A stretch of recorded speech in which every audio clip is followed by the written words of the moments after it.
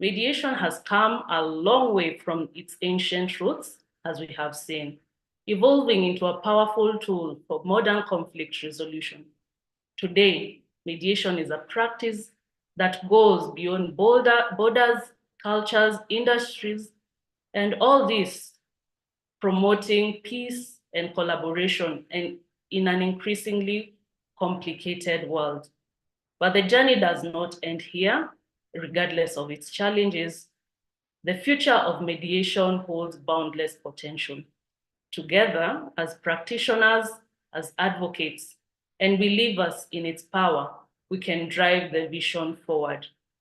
So join me in raising awareness, in sensitizing. Let's work together because mediation holds potential in our world. Thank you so much for your time, your commitment to this field, and your shared belief in the power of dialogue. I look forward to many ways we will continue to advance mediation and build a more harmonious future for generations to come. Thank you so much.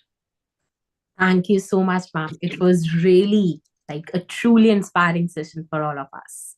Thank you. So, your comprehensive overview of mediation, its evolution, the challenges, the opportunities that we would be facing in mediation is truly invaluable.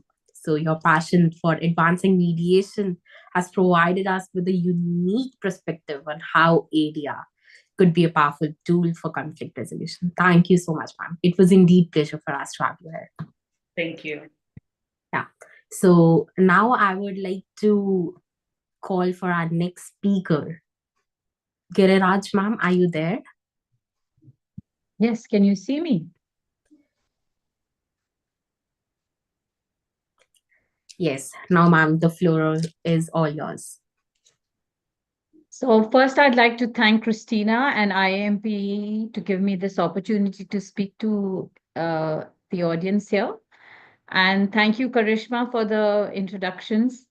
I also welcome my co-panelists, Faiza and Louis, I'm very proud to share this panel with you and have this discussion. I thank Louis for a lovely presentation on mediation. Um, I'm actually quite enthused by the thought that was left by Christina, which says, are we building bridges or barriers? I think it's very important. And I'm going to talk on co-mediation, where there are co-mediators which can help break many barriers which we don't realize um, till we are in the midst of our mediation process. So I'll talk about what is co-mediation and how co-mediators can collaborate and help parties find solutions to the dispute. So basically, what is co-mediation? There are two experts who collaborate for a greater impact. It's a collaborative approach to dispute resolution. It is generally seen we use co-mediation as a tool in mediation in where there are multiple issues or there are multiple parties that are involved and they're complex disputes. Co-mediation is an efficient management of multiple party conflicts, as well as people who are, involved in cross-border transactions and disputes where they come from different backgrounds and jurisdictions. It's a powerful tool in cross-border dispute resolution, basically because it helps in cultural and language barriers. It helps to address those kind of issues. Next presentation, next page, please. Now, how do we define co-mediators? Co-mediators are both professionals and they come together to assist each other in resolving the dispute and the parties. They actually complement each other with their skills. The goal is common. The co-mediators create an environment of cooperation, creativity, persistence, and problem solving. They work in tandem with each other to create a positive environment so that it's a safe place for the parties to communicate. The core objective is to create a balanced environment where all parties feel they have been heard and understood. Since there are two mediators, I think there is much more time and ability to handle this process. The co-mediators can take turns and they can give each of the parties more time and also share the responsibilities towards the parties. Since they're co-mediators, automatically there's a scrutiny in the system. The mediators follow this code of ethics and the promise of confidentiality. When there are two people working together, it's harder for anyone to violate the code of ethics or the rules in the system. In next slide. Yeah. What does co-mediation do? What is it exactly? So it demonstrates teamwork, and because they're two professionals who come from diverse backgrounds, they come together to co-mediate. Both the professionals or the co-mediators, they come from different backgrounds, so they have different approaches. That's why they have diverse approaches. And they can very well complement each other, because one could be specialized in mediation skills itself, and the other could be an expert of a technical background or a domain expert who also has mediation skills, and they can collaborate and complement each other in the skills. This enhances the expertise, and as the expertise improves, it increases the efficiency of the process. It's also very cost effective, as both mediators can distribute their time, they can share the responsibility, so the process is much faster and thus it's more cost effective. Also, it balances the powers. If there are any imbalances of powers, the two individuals can help to mitigate that imbalance. For example, there's a corporate and an individual on one side, or so there will be an imbalance maybe. Now, a co-mediator can speak to them separately and help them balance out the powers. And as I said earlier, it reduces the time and cost. This can be more efficient and a cost-effective way of handling the dispute. Next slide, please.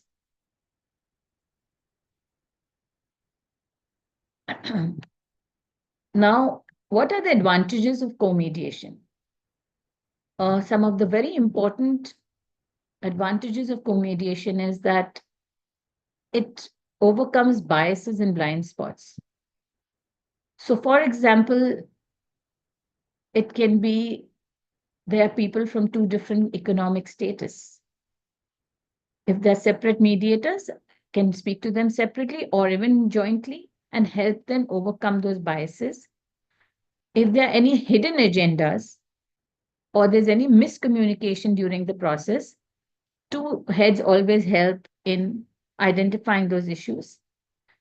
And also it reduces barriers and establishes a rapport with the parties. So for example, there could be language barriers. In a cross-border dispute, somebody could be from India and somebody could be from Europe, or it could be from the US.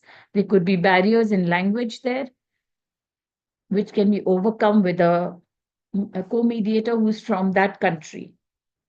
And similarly, also any cultural biases that may occur, or their cultural issues that need to be understood during the process, can be overcome with the help of a co-mediator. It's pedagogy and skill transfer. So it's very helpful for mediators to co-mediate because they learn a lot from each other, coming from diverse backgrounds and diverse knowledge and experience. There's a lot to learn from each other, and that helps the process, and it makes it more exciting and motivating for the mediators to work on the issues. It also helps in quality control and emotional support because two persons automatically enhance the quality control as against one. The mediators can cover the maximum issues over the time period that is allotted to them, and nothing is really left out.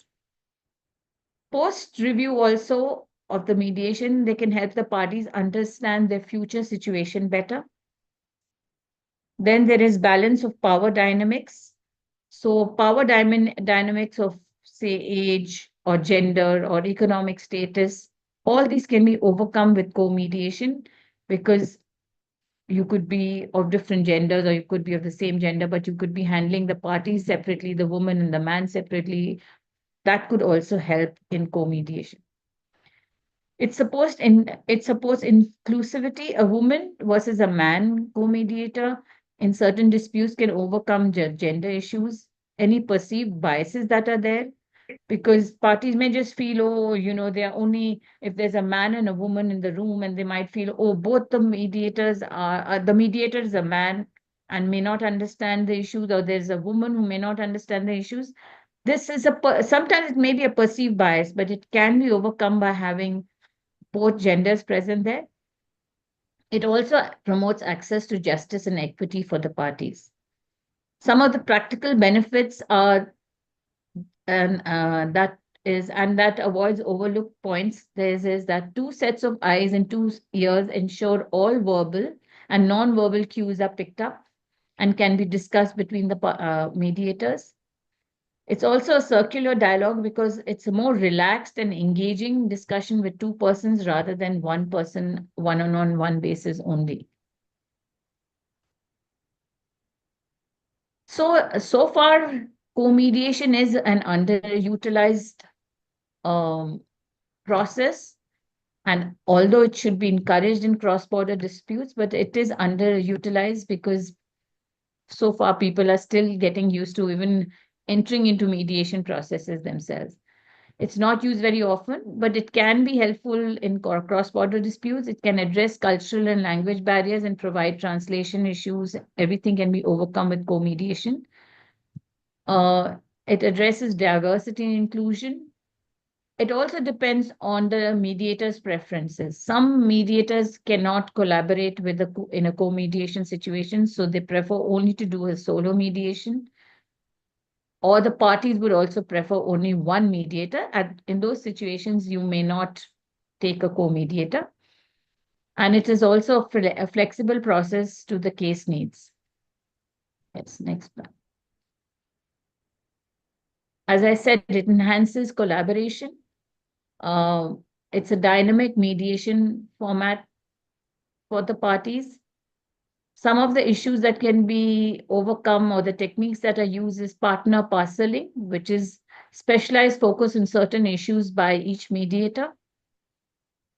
Then it is shuttling, where alternate rooms are being used by separate mediators, and they can manage complex dynamics separately and complex issues separately. Then there's concurrent caucusing, where both the mediators can take each party in a separate caucus room at the same time, so that one party does not feel and wonder what is happening with the single mediator and what is going on. If they are engaged in a co-mediation simultaneously, in a caucus simultaneously, I think it helps the parties. Yes, next. So co-mediation is generally used in multi-party disputes and multi-issue disputes, because there could be multiple jurisdictional issues as well. A lot of disputes cover different jurisdictions.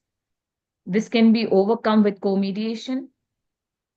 And it's, as I said, it's cost effective, it's more efficient. The parties get more focused attention from the mediators, and it is simultaneously, it can resolve many issues. It can resolve financial issues, it can resolve technical issues simultaneously, because the mediators could take each of the issue with the parties separately and resolve them.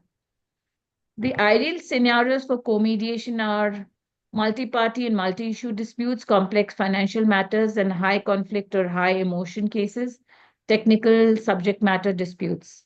Some examples of complex issues are dealing with assets or children-related matters where parents' dynamics are strained, or patent technical issues, construction disputes, cross-border transactions. And some examples of expert mediators could be therapists for managing emotions, financial advisors for complex assets, professionals for specialized issues. For legal issues, you could have a mediator co-mediating with a lawyer who can help in the process, and also the terms of the settlement agreement. In insurance mediation, when claims professionals aren't present, co-mediators with insider expertise help navigate the technicalities. And complex subject matters like construction, multi-party disputes, specialized co-mediators offer relevant technical and evaluative insights. And so the parties can also use effective communication between the parties. This could be also by using different techniques under mediation. They could use, the technical person could use evaluative methodology, whereas a mediator, a skilled mediator who's without technical background could be using more analytic and more facilitative mediation techniques. So it helps in skill building in the mediation process. And the impact is far beyond the mediation because the parties feel more understood, more heard, and also they feel that the complex issues are being understood when there are two people putting their heads together. It can be a huge healing process for the parties who are disputing. So there's no one size that fits all. There could be different ways that can be used. It could be single mediation or co-mediation. It all depends on the parties and the mediators.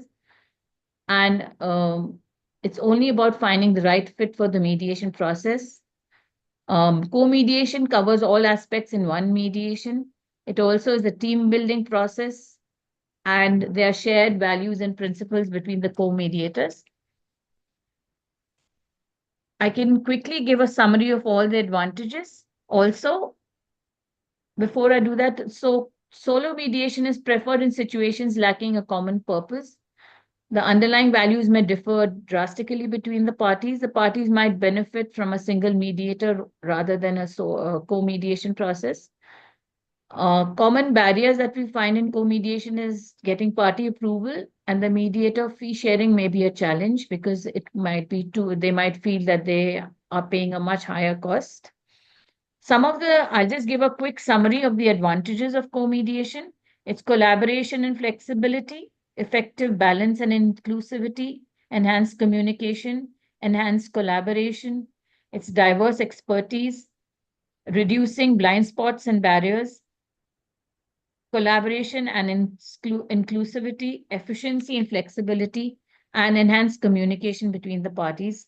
Those are the advantages of co-mediations. The biggest negative of co-mediation is if the co-mediators don't get along, then the parties are completely doomed because then there is really another disputes that growing up. And also when one mediator might get opinionated or get stuck on their own opinion, then it could be a disaster for the mediation process. So thank you very much. So I think co-mediation does exponentially help the parties in resolving the disputes. Thank you very much. Thank you so much, ma'am.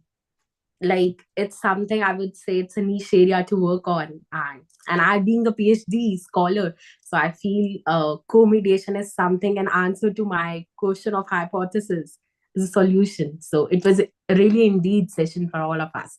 So like, I would say that how mediation works out with the co-mediation, a deep understanding of the global trends is area we all have to explore. Like, it's first time I heard about it, but it was really an insightful session, and you shared incredibly thoughts on it and inspire all of us about this evolving trend. Thank you. Thank you. So now I would request Faiza ma'am, now the floor is all yours. Thank you. And you can represent your thoughts. Well, thank you very much, Karishma, Christina, and my co-panelists. I'm very pleased to be with you today and participate to this great event. So yeah, thank you very much for all the work behind the scene. I think, Christina, you mentioned it, but it's important to stress how much work is behind organizing such an international event. So the topic I wanted to cover with you today during this short session was about balancing peace and justice aspiration in international dispute resolution mechanism. So the purpose of the session is really to inspire ourselves in our work as mediator in different fields, inspire ourselves from peace mediation process, and understand some of the dynamics that take place in this particular field, and how some of the dilemma and challenges and questions that peace mediator face impact the way we define our work as international mediator. So some of the key questions that I've put in there, and I hope you will contribute to some of the answers that we could provide, and that I will try to address during the session, is how can aspiration for peace and aspiration for justice coexist in a deeply polarized society? How does neutrality and mediation interact with the need for accountability? Is negotiation with people having committed horrific crime even possible? What is the role of mediators in international criminal justice? And is there an ideal model? So the tension between peace and justice, next slide, please. Some of the key concepts down there. First of all, peace is about the cessation of violence and about rebuilding relationships and creating stability. Justice is about holding perpetrators accountable with sanctions, addressing past wrongs. We can obviously see the tension here. Peace requires compromises. Justice demands accountability. In deeply polarized and conflict-ridden society, tension between peace and justice stand at the heart of negotiation and post-conflict reconciliation. Aspirations for peace, justice, and the role of mediators, especially in relation to international criminal justice, are interconnected and very complex. Next slide. So one of the key reference I wanted to share with you is a book written by a professor called Pierre Hazan, Negotiate with the Devil. Pierre Hazan is a peace mediator and a special advisor at the Center for Humanitarian Dialogue, and he's been involved on the field in a number of cases. And this book is really about stressing some of his personal experience and defining how he considered some of the key dilemma he's been confronted to.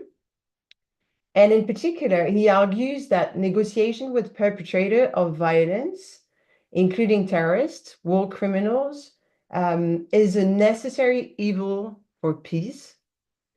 The neutrality principle for mediator can be heavily challenged in peace mediation, and we'll see how a bit later. Mediation must navigate a moral and ethical dilemma. Should they remain neutral when facing extreme violence? Professor Hazan recommends a pragmatic approach. Negotiation with perpetrators may be essential to ending violence, but does not mean endorsing the perpetrator's action. Next slide, please. So speaking about neutrality and mediation, we all know as mediator that mediation relies on very fundamental principle. One is neutrality, and the second one is impartiality. So in our position now as mediator, we facilitate dialogue without taking interest in the dispute, nor having prejudice against any party or a possible outcome. It's not for us to decide, it's for the party to create their own solutions. Obviously, there are many challenges to neutrality today, and to Christina's point earlier, social media, unconscious bias, online hate campaigns have a direct impact on neutrality principle and the level of awareness about what neutrality means, how it can be deployed, and moment when neutrality is challenged is extremely important for the mediators that we are. In peace mediation process, the challenges are even higher. As when atrocities are involved, neutrality can be seen as a complicity in injustice or indifference to the injustice. So mediators should not ignore the moral responsibility of those who have committed extreme violence. And they may, I'm not saying they have, but they may have a role to advocate for justice. Atrocities should not go unacknowledged or prevent the pursuit of justice in the long term. So it's about defining precisely where we draw the lines. What are the goals? What is the scope of this discussion? So one example of the ethical dilemma, next slide. Yeah, thank you. So the ethical dilemma is quite easy to understand when we talk about terrorist groups. There are and armed groups. There are a very large number of armed groups throughout the world today. And the question here is, should mediator even engage with terrorist group? Can they engage? Are they authorized to engage? Is it ethically acceptable to do so?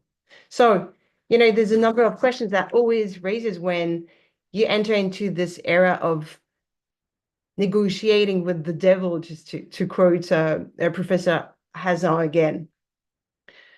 It is to be noted that today, mediation is challenged by international sanctions framework. And because of the existence of the sanctions, it has made very difficult for mediator to continue to engage with armed groups and terrorist groups and maintain dialogue. And one example is about an NGO that was sanctioned by OFAC in the US for a fine of $2 million for delivering a training on democracy to students aged from 15 to 28 in Gaza, during which people from listed political parties were present. The name of this NGO is Norway People Ed. It's a case that you can find if you look for some further information. So this issue just gives an example of the complexity to be acting as a humanitarian NGO, as a mediator, and continue to engage with some of the groups, because some of these groups, we have to remember that some of the armed groups may also be politically elected in a country and have been legitimate by the population's vote. So the local complexity should probably not be undermined in light of the international framework. And we see that there is here a very big tension on international sanctions framework enacted by the UN, by the US, by the EU, and many other countries, and the realities on the ground. And peace mediators are always trying to build that bridge, just to keep that sentence that you have used in your panel previously, which is a very important vision of what mediation work is. It's about building bridges, and sometimes in the most complex places in the world and most complex tensions involved within the population. If you're interested in the subject, I advise you to go and have a look. Next slide, please. To the ICRC website, where the ICRC has been advocating for neutrality and impartiality in their work since the very beginning.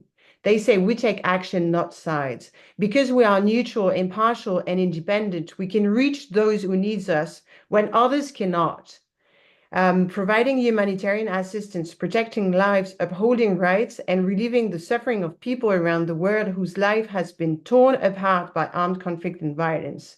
So ICRC takes the position that because of the neutrality principle, they are in a capacity to enhance their humanitarian support on the ground and sometimes negotiate on access for certain populations that are in extreme suffering or under extreme hardship and violence, and make sure they have access to the minimum resources that they need to survive. So it's an interesting approach, and ICRC is also communicating on how challenging it might be because of some of the hate campaign that they are going through on social media and other sources. So again, balancing thing is not easy, and the ethical dilemma is major. We may face also in other fields than peace mediation, we may face the same type of dilemma when we are in a position to negotiate with some people with very aggressive position or bias that are in favor of racist ideas or things like that. So, I mean, I'm using the peace mediation word, but I think this question is also a question to be asked in every different fields of practices for mediation. One of the ways to deal with it, and it's the next slide, thank you, is how to balance those two aspirations, peace and justice for mediators. Integrating justice and peace mediation can happen through process design. So how? We have to bear in mind the mediator's role, facilitate dialogue while balancing both justice and peace. Process design may be aimed at having a precise goal, precise objective, and a very clear understanding of the needs. And without defining key milestones that are required in order to progress in the mediation, identify some of the key stakeholders who are essential to a successful outcome. And when I say a successful outcome, the ideal outcome for a mediation is to have an agreement, a settlement agreement that is enforceable. And it's enforceable because the parties have committed to building this framework and are committed to enforcing it. Without the presence of the court, without enforcement action in the court process, because they think it's a fair deal and it reflects their aspiration in the negotiation. So mediators have a duty to work hard on the process design that they see and they identify with the party as the best suited design for a successful negotiation. I've taken here an example of the peace process in Colombia, where women groups and community have been extensively involved, and some of them were victims of sexual violence by the FARC armed groups. And this is today seen as one of the very successful negotiations that took place because of the effort throughout the negotiation that have been going on for a long time, but the effort to keep key stakeholders involved, but first to identify them and to keep them involved in the possible outcome. Now the question of, the two perspectives, mediation and international court, such as the ICC, but other international tribunal. There is also a question here on how those two systems may work and interact together. ICC and other international tribunals were created with the goal to prosecute the most horrific crimes perpetrated, like genocide, war crimes, crimes against humanity. Sometimes ICC pursuit of justice can conflict with some pending peace negotiation, particularly when accused leaders are involved in the negotiation. Well, obviously, we can see here how things might become extremely challenging because no one is above the law. At the same time, do we favor accountability or do we favor peace and forward-looking principle? So peace agreements may include amnesty or reduced penalties for leaders involved in the perpetration of the crime. How is this accepted by the population, by the international community? It's not easy to accept, that things can move forward. So again, process designed, understanding the needs of the population, bearing in mind that 10 years in international conflict may be seen as a very short amount of time because reconciliation takes time and, people need to be heard. They need to have an opportunity to express. They need to see justice happening. But justice does not necessarily mean sanction and jail. It may mean other things to people for them to come back to their country or be capable to live and rebuild on some of the chaos. So CPI system sometimes is also perceived as extremely political and preventing long-lasting peace efforts. We talk about weaponization of the CPI. One other mechanism that I think you heard, this message in the previous slide already, but just to mention that restorative justice mechanism is obviously another component of how mediator can build long-lasting dispute resolution processes. And obviously, the CPI has used restorative justice extensively with the Truth and Reconciliation Commission. One that is very famous is the South African Commission. They called it Reconciliation Commission because it was not just about finding the truth or telling the truth or understanding the truth, but also about reconciliate. How do we find ways to progress, move forward, live together again after everything that happened? So it's a focus on healing, on building dialogue and searching for reparation. There may be some financial indemnization that come into play, but there's kind of different pillars in a restorative justice mechanism. The reason why I'm that interested in restorative justice is because I see that in the context where we are in with environmental issue, human rights violation that involves now business activity, so all the ESG framework, I think there is also a space here to build better processes that would involve restorative justice to make sure that the place of the victims are heard in the context of environmental damages, contamination, and issues like this. So, of course, a restorative justice process can be implemented at any time. So there's always an open door, and there might be the right time for this process to be engaged. So it's also something for the mediator to consider.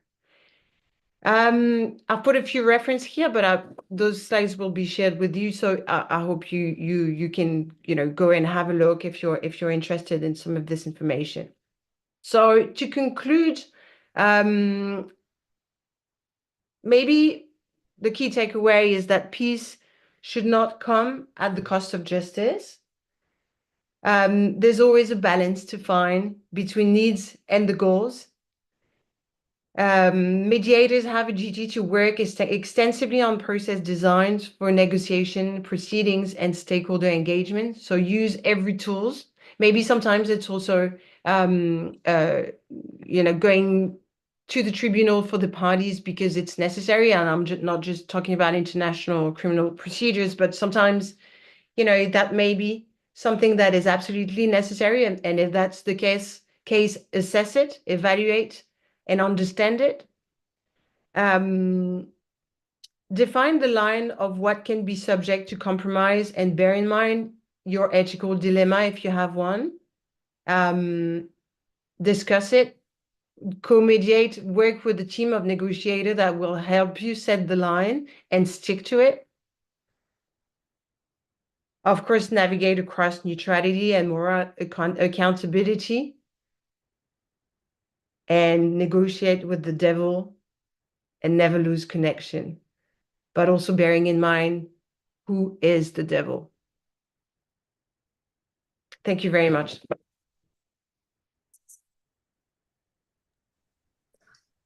Thank you so much, ma'am. It was such a presentation that would definitely enhance the bandwagon of knowledge for all of us. So, how business law works out, how law compliance is, or how international relations or perspectives could be worked out. That was such an enlightful session for all of us. Thank you so much, ma'am. Thank you. So now I would like to request all the attendees, in case they have questions, they can just drop to the chat box.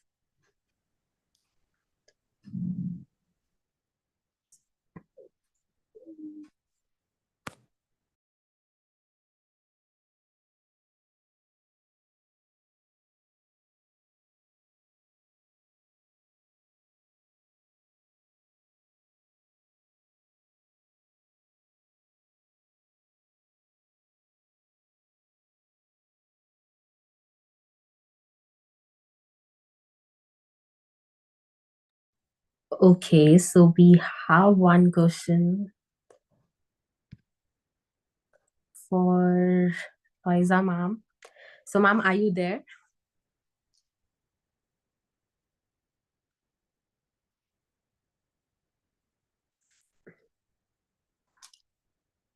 Hello. Ma'am, are you there?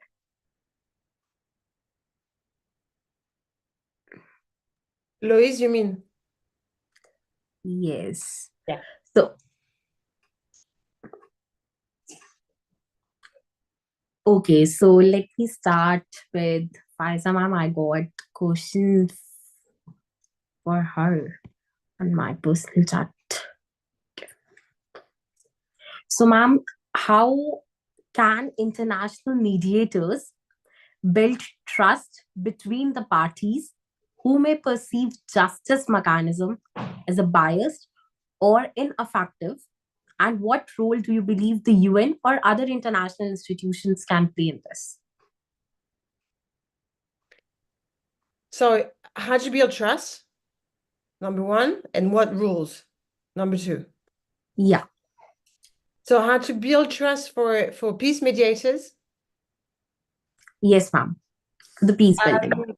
Well, it's so the comments that are kind of received from peace mediators today is really, and maybe there are some peace mediators in the audience, so open the discussion, but it has become extremely challenging to continue to interact with certain armed groups and make sure, as I was saying, like taking the example of ICRC, to continue to keep the bounds without being exposed under sanctions framework, for example.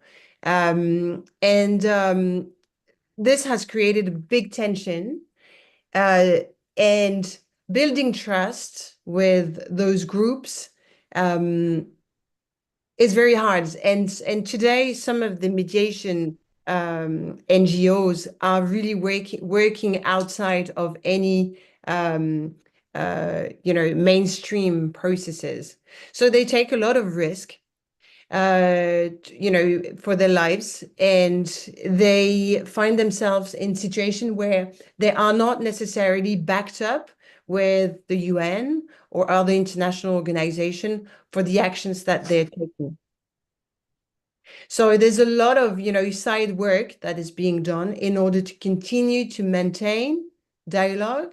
And some of those networks heavily rely on like local mediators, just to make sure that the language, the understanding of the political context locally, the understanding of the culture, of the background, of the needs, of the realities, all this requires a very in-depth assessment in order to be credible. I think, of course, if you send someone that is completely outside of the country, it's going to be very hard for that person to build rapport and to create a certain level of trust that is absolutely needed to engage in those negotiations. But it takes years, and the work that peace mediators are doing is really amazing, and I think it's very important that we become aware about what's going on the ground and the commitment to build this dialogue in the interest of saving lives and humanitarian action, because the context is extremely tense and difficult. And in terms of rules, it would be the Geneva Convention and humanitarian law that would drive their action, but within the boundaries that we know, and all the political context as well. When we say the CPI is being weaponized, it's also because the court has been used extensively by many countries to leverage on a position and not always to seek for justice. So, the tool itself sometimes is not necessarily used the right way. I hope that answers the question. Thank you so much. Yeah, thank you, ma'am. So, Giriraj, ma'am, we have one question for you in the chat box. So, ma'am, are you there? Yes, I'm there. Okay. So I think if we go back to, I mean, this question is dealing with political interests and diplomacy. So if we go back to the drawing board and to the basic principles of mediation, I think we can tackle any kind of mediation and any political issue as well. The basic rules are that you have to be a neutral mediator, you have to be independent, and you have to maintain confidentiality. So there is a contradiction. You cannot maintain transparency here. It has to be a confidential process. And even if it's politically charged issue, you can handle it with a lot of candor, and maybe with being just, I mean, you being judicious about this situation, that what can be revealed and what cannot be revealed, because there will be many, many sensitive issues. And if anybody, any party is coming for mediation, they have to feel that this is a confidential process. So transparency cannot be the point of issue there. And if at all there has to be transparency, it has to be with the consent of the other parties, all the stakeholders involved. And it can be only some portions which are required to be stated can be done with the consent of the other side. Otherwise, this would completely ruin the whole process if there is over transparency in the process. And how do you maintain equitable status? I think, as I said, maybe co-mediation helps, because there could be neutral mediators who have no interest in the political situation of another country or another situation. So you could be neutral parties and help the parties resolve the disputes. Thank you. Oh, yes, ma'am. So, like, it's a question from my side, indeed, an additional one. So, ma'am, there could be certain situation where we can find that there are different approach which both the mediators would follow, like a rift between both Different what? approaches, both the mediators. Like Yes. in co-mediators, we have two mediators. One Yes. would be saying one approach, the other would be saying the other one. In that case of rift, how spectacle we could solve the situation? Like, So because when we you have go two in people. a co-mediation situation, there is a management process as well to this, where the co-mediators meet beforehand, they have discussions, they understand each other better before they get into the mediation process with the parties. So at any stage, they do not show any contradictions to the parties. They could use different techniques, that's fine, but it should not be contradictory to your co-mediator. At all Yes, times, the goal is the same. The goal is the same for both the mediators, which is to help the parties find a resolution. So keeping that in mind, they could use different techniques. There's no problem in using different techniques if the ultimate goal is to mediate and to help them. resolution. Yeah. Yeah, thank you so much, ma'am. Now, I would request Loisa ma'am, we have one question for you in the chat box. So, ma'am, are you there? Yeah. Okay. So, in your view, how does mediation differ in situations of internal conflict versus international conflict? And how does this impact the approaches you employ too? Sorry, I didn't hear the first part. Sorry, Christine. Ma'am, it's for Loisa ma'am. Okay. Yeah. Is she back? Is she back or? Yes. She's there. So in regards to this question, mediation in regards to the internal conflict, so mediation often focuses on restoring relationships within the shared cultural or organization framework. This is fostered by the empathy and the mutual understanding more readily. So the approaches that are used in internal are the ones I earlier mentioned. They are listening and tailored interest-based negotiation strategies that are used to address the modern day-to-day issues. So, which is very contrast to international conflict, where you heavily rely on diplomacy in solving the different issues that might come up. These issues might include the historical grievances or vested international interests. So here, mediators' approach leans heavily on being diplomatic, neutral, and the emphasis is usually majorly based on building trust between the parties or the countries. So it also involves establishing principles and shared goals to create the basis for meaningful dialogue across the different divides that may be in conflict. I hope I answered according to, I hope I responded to your question. Thank you so much, ma'am. So we would be just taking one more question because we have certain time constraints. So Faiza, ma'am, it's for you. Yeah. Yes, ma'am.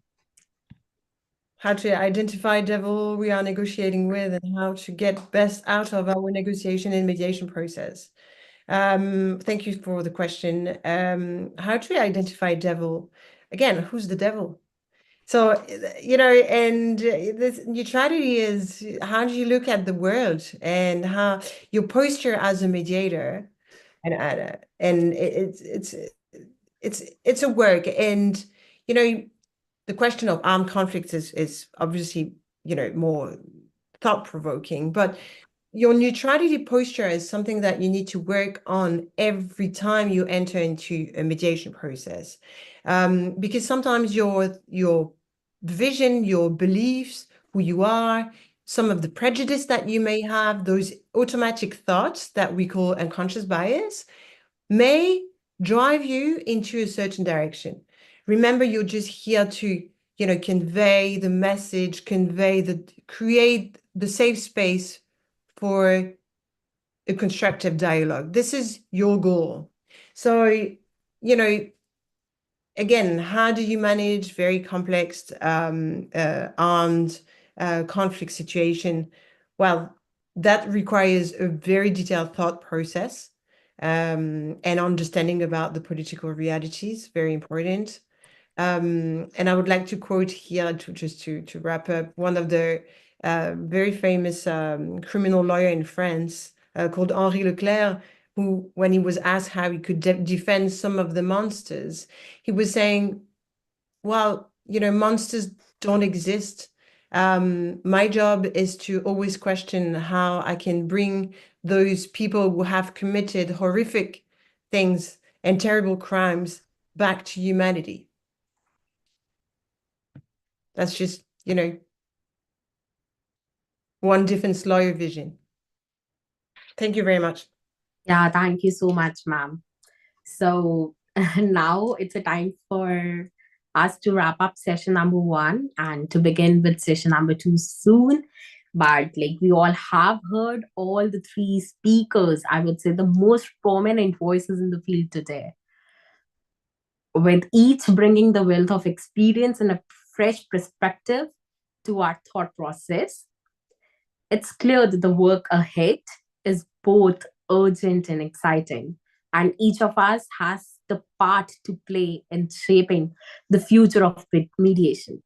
So I would like to express my deepest gratitude to all the speakers for sharing their knowledge, and to all the attendees for being such a thoughtful engagement and a patient listeners.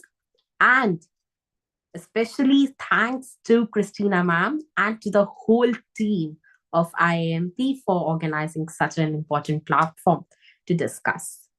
Thank you so much, ma'am, and to all the speakers, all the attendees. So let's move towards the second session. And for this session, anyone have any of the queries, they can just drop us through email and we can contact with the speakers and address the same. Thank you. Thank you very much.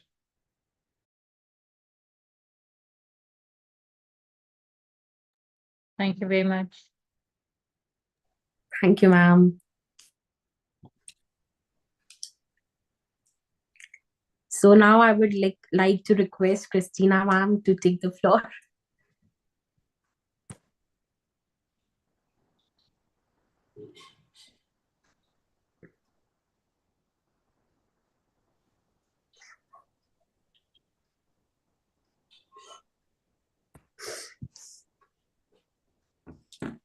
You need to unmute yourself. Okay. Thank you very much to all of you. It was the pleasure to witness this, and thank you very much for all of you, Louise, Girija, Faiza. So we are moving to the session 2, and this panel session which introduced the EU, UN, and other organizations who are leaders and represent globally the mediation diplomacy. So we are waiting till we are waiting our diplomat who will represent his first speech. I want to introduce our first panel speaker. I'm honored to introduce Mohammed Hadi.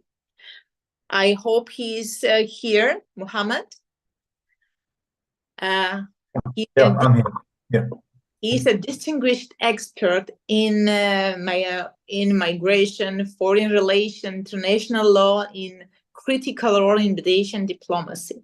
Mohammed has spent years working on these front lines, and he's practicing lawyer. Holds master degree in public law and executive program in negotiation and strategy leadership from the Harvard University. He is a certified mediator and arbitrator in the courts of Jerusalem and Ramallah. He is well known in the mediation and arbitration centers affiliated with the Chambers of Commerce and Industry in the Hebrew and Ramallah. He served as a mediator and arbitrator in over 50 cases involving civil, commercial, and family disputes. So he was the first to develop a guide for the mediation and arbitration in one of the processes in Palestine in the Arab regions. And I can say about this speaker a lot. He's working, he's a researcher, trainer, expert, and mediator in conflict resolution and peace building. He's a founder of the Mediation Arbitration Center, Conflict Resolution Center in Palestine, a non-profit organization. So he's working, and he's also founding a Center for Political and Strategy Study as a member of the advisory board Bridging Insights to Foundation. I am really grateful to introduce our first speaker. Please, Mohammed, stage is yours, and we are all in ears. Thank you, Christine. First of all, I would like to thank you for all the effort that you put during the last weeks to make it as we are seeing and working together today. I'm very pleased that you put me with all these professional mediators from all over the world, and I would like that I'm trying to focus on the issue of the war in Gaza from a new perspective from me as a researcher, actually, and I will start by, and I will raise a lot of questions during this presentation, but I will start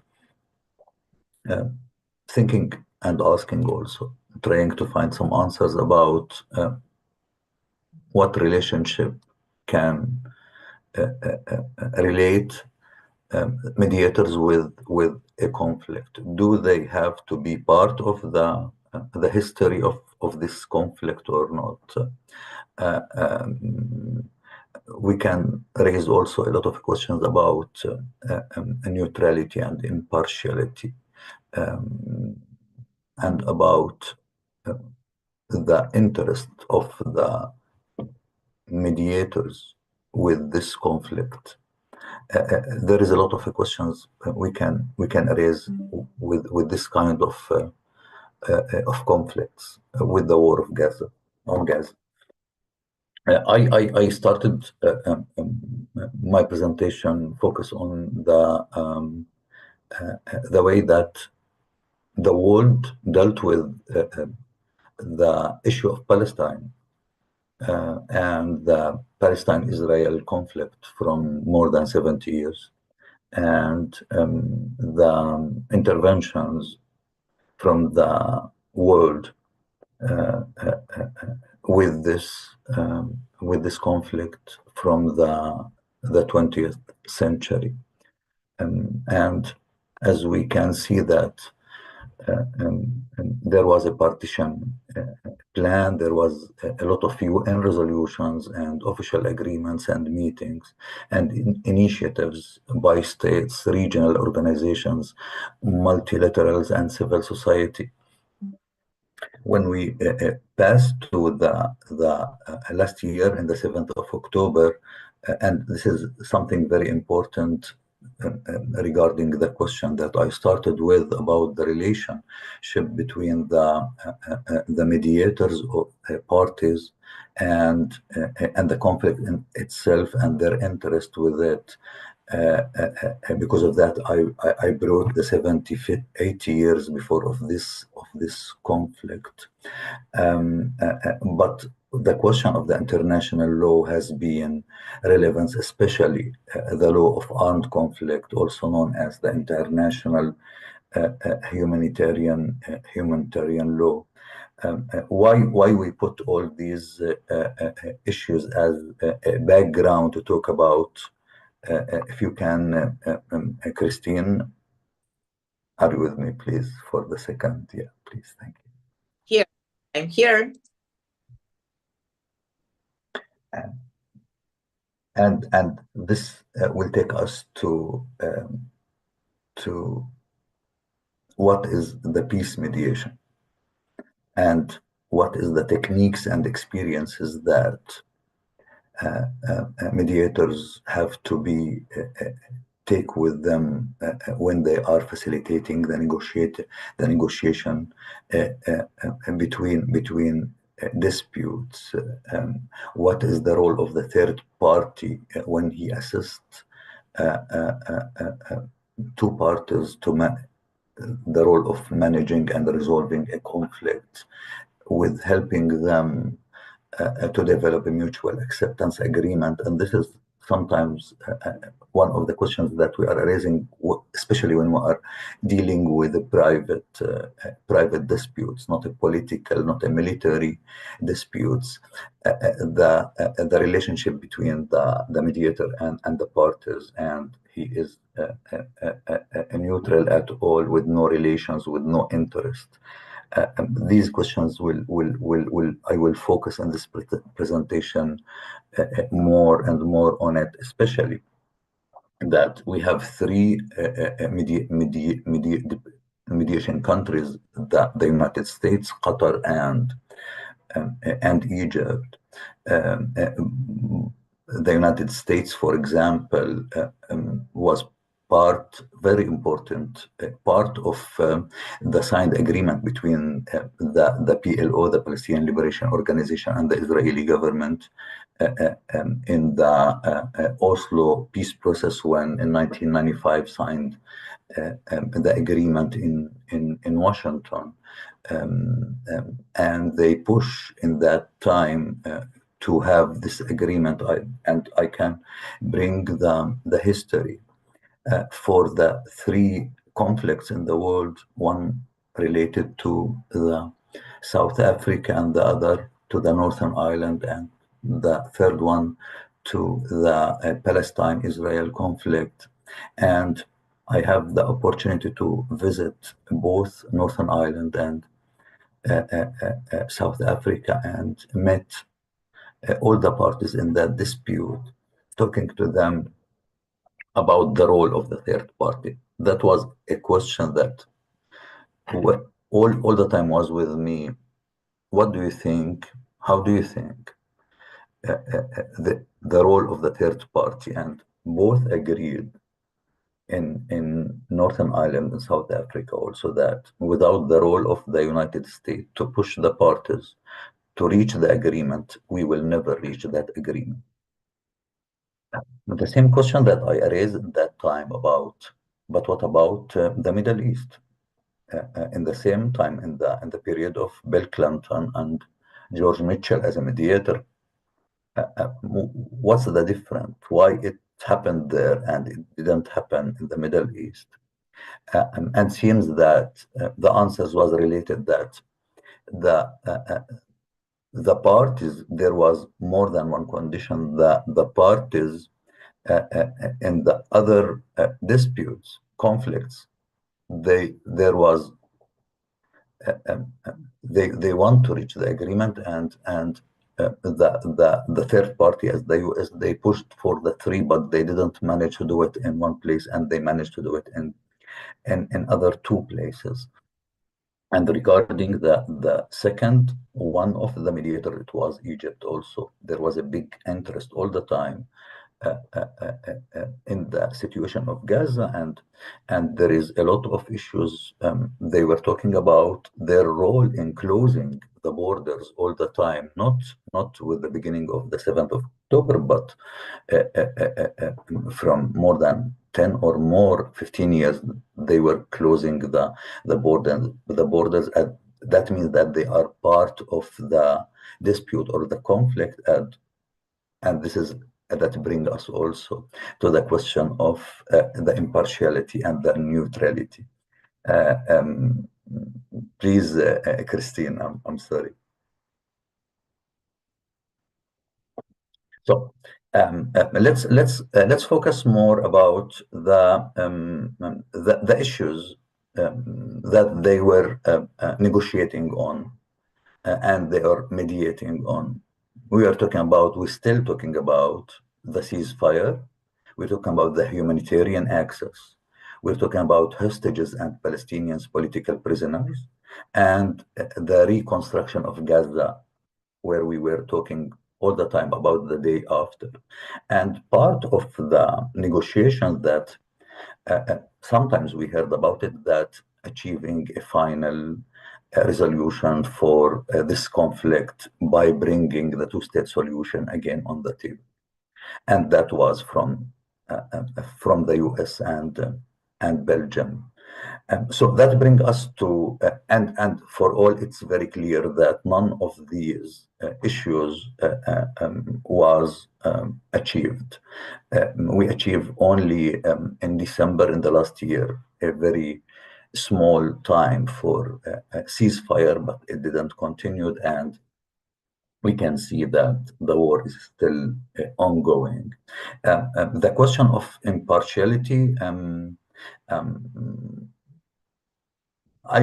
we have another question of motivation. I think that we answered. We tried to raise some questions about the question of impartiality, but it also brings me, before talking about the new mediators and especially the role of Qatar, talking about the motivation and the motivation for me. I believe it's part of the continuation of the war till now on Gaza, and it's more now in the other places, in the refugee camps in the West Bank and also in Lebanon, and who knows to where it will continue. But the issue of the motivation for the parties, and does that affect the role of the mediators? I believe yes, in a way or another. In this situation, I believe that the motivation of the parties affect a lot, especially that one of the parties, and maybe that can took us for the presentation of a lawyer and mediator Faiza before. I'm not sure that if it is relevant or not, but Hamas, it wasn't on the table. this is one of the issues that all the time during the last year, the negotiation were between the United States, Qatar, Egypt, and the Israelis didn't sit with Hamas. Hamas didn't sit with the Israelis. They met with the Qatari. They met with the Egyptian. They met with the United States individual. And for me, I believe that I'm not talking and checking with the devil, Shayza, but I believe that doesn't matter who is, parties should sit together in a way or another, and doesn't matter when, but should talk to each other. And we all knows that it's a very, very, very difficult, complicated issue, but this is one of the issues that we should think a lot about and deeply about it. I think that one of the roles that maybe it's very important to focus on it.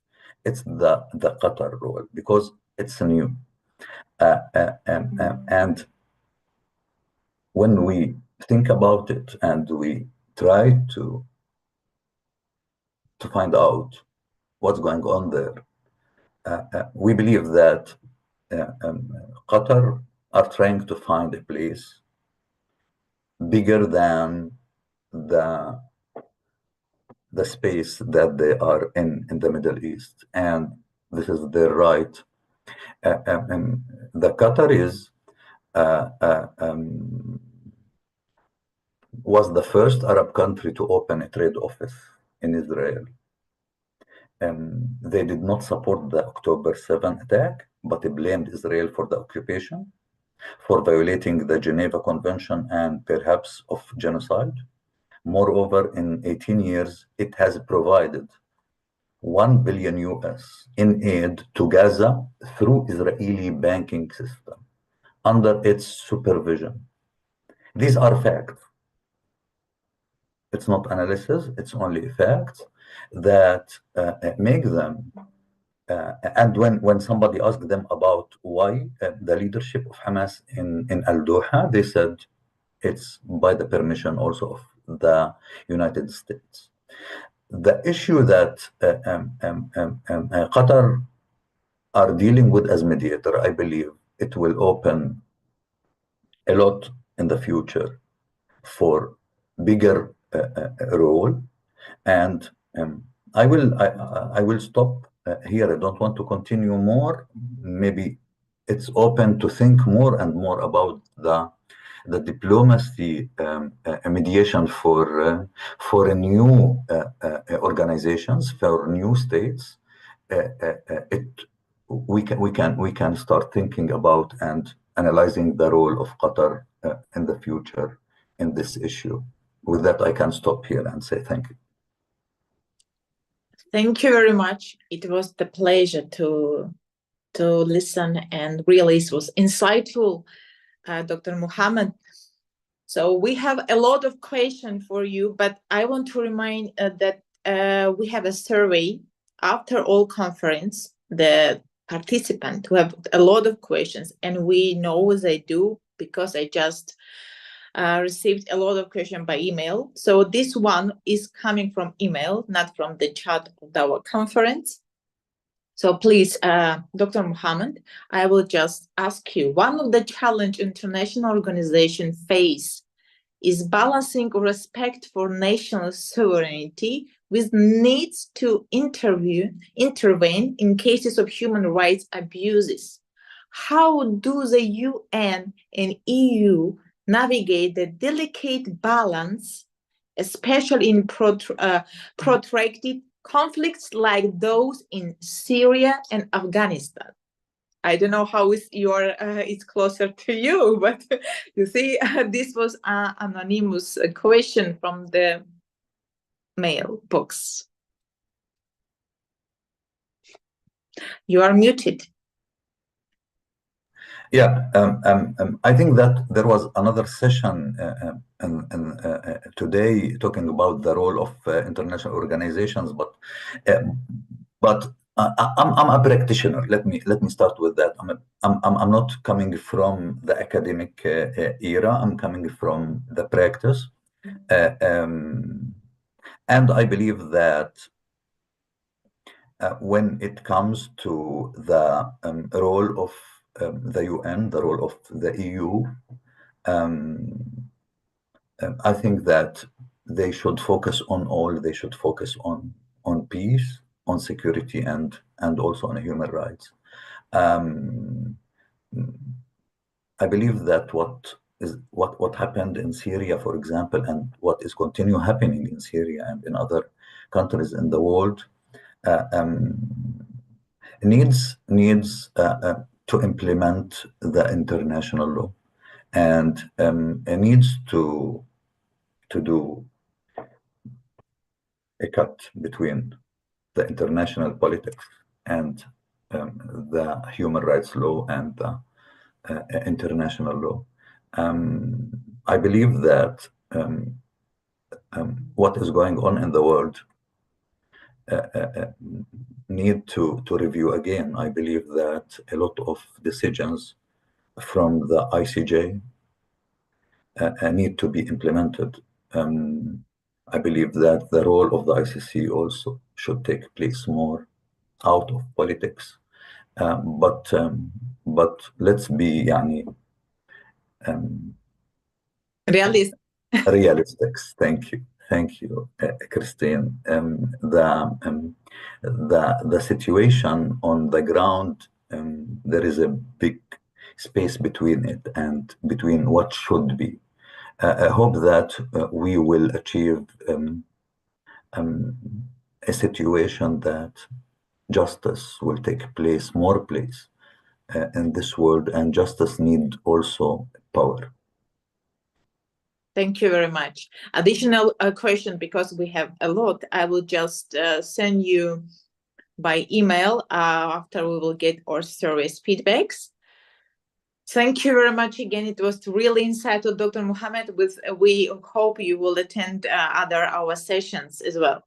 So it's the great pleasure, dear participants, my guests and esteemed speakers, to introduce our next esteemed speaker, Karen Gazarian. Please, Karen, you're here. Yes. Perfect. So I will introduce you shortly and you can start. Karen Gazarian is a PhD researcher in political science, Yerevan State University. Is LLM in International Governments, Geneva University, Master of International Relations in Diplomacy. He is really one of the esteemed diplomat. And Karen Gazarian is a foreign relations specialist in the Parliament of Armenia, president of OBO and NATO, USENG, lecturer in parliamentary diplomacy, foreign relations and public diplomacy, and he is a trainer in political gesturation, work and leadership and time management. I think you have more credentials and it's a lot in the list, but I think I will give you the floor, dear Karen, and please, stage is yours.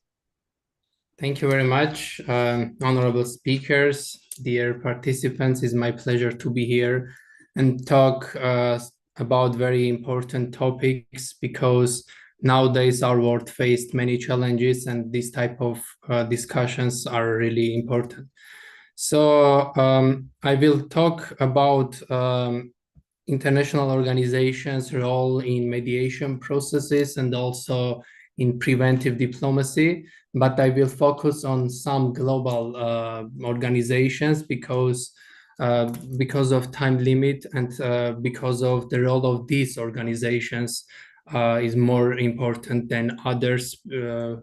So let me start to talk about United Nations, because we know that international organizations are provincial in providing platform for dialogue and negotiation, enabling mediators to engage the diplomatic effort. but the United Nations, with its broad mandate, plays a central and crucial role in facilitating conflict resolution and preventive diplomacy. Now I would like to focus on UN bodies and the role of UN bodies on preventive diplomacy and mediation process. So first of all, of course, I will talk about Security Council. The Security Council's ability to convene quickly and respond to crises is essential. Its authority to deploy peacekeeping forces and enforce resolutions allow for timely intervention that can de-escalate tensions. The second is General Assembly. The UN General Assembly provides a forum for all member states to voice concerns, to promote dialogue, fostering a collaborative environment for conflict resolution. The third Peace Building Commission, this body focused on post-conflict recovery and reconciliation, helping nations build sustainable peace through development and governance initiative.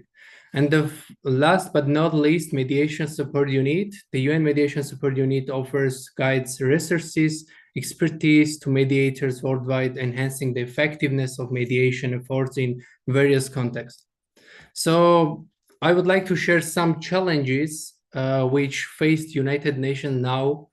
So the first is diverse interest. Nations often have varying political, economic, and cultural interests that complicate mediation. The second is power imbalances. Like mediation can be hindered by these parties in power, making it difficult for less power parties to be heard. Lack of trust among the states, historical grievances can lead to mistrust among parties, mediating open dialogue. And resource limitation, many international organizations operate with limited resources, affecting their ability to mediate effectively. And I think this is it is also very important to think how we can improve and develop UN and United Nations bodies to be more effective, to be more useful for these processes, to prevent wars, to prevent crises in many regions. So the first recommendation, which is not only my recommendation, we had the discussion with our lectures, with other speakers, with other colleagues about this topic. So this is some recommendation from our side, which will help the United Nations to improve activities and to be more effective for preventing some crimes against humanity. The first recommendation is related P5. P5 member states that exercise their veto during discussion on critical issues such as crimes against humanity should be required to provide a public explanation during United Nations General Assembly sessions. So I would like to be focused on this.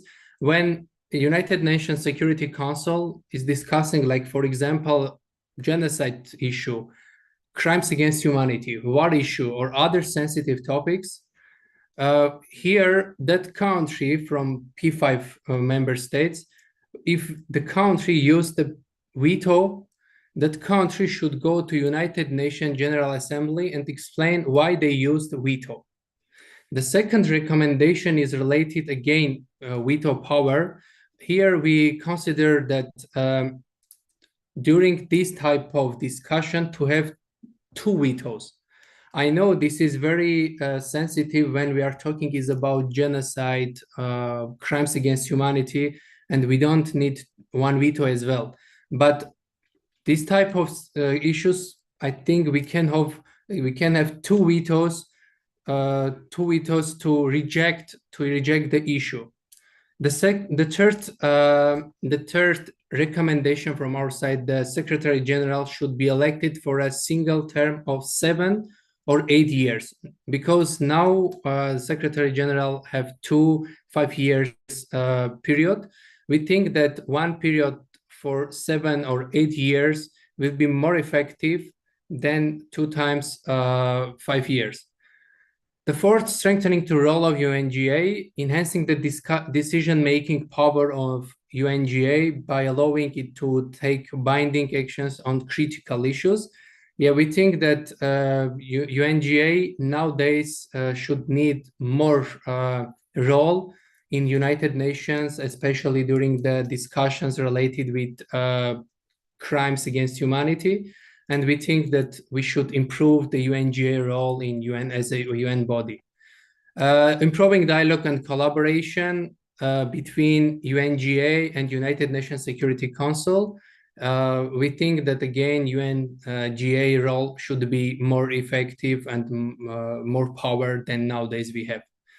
And also the last recommendation, encourage the development of preventive diplomacy strategies with the UN framework, and also involve civil society organizations for these processes.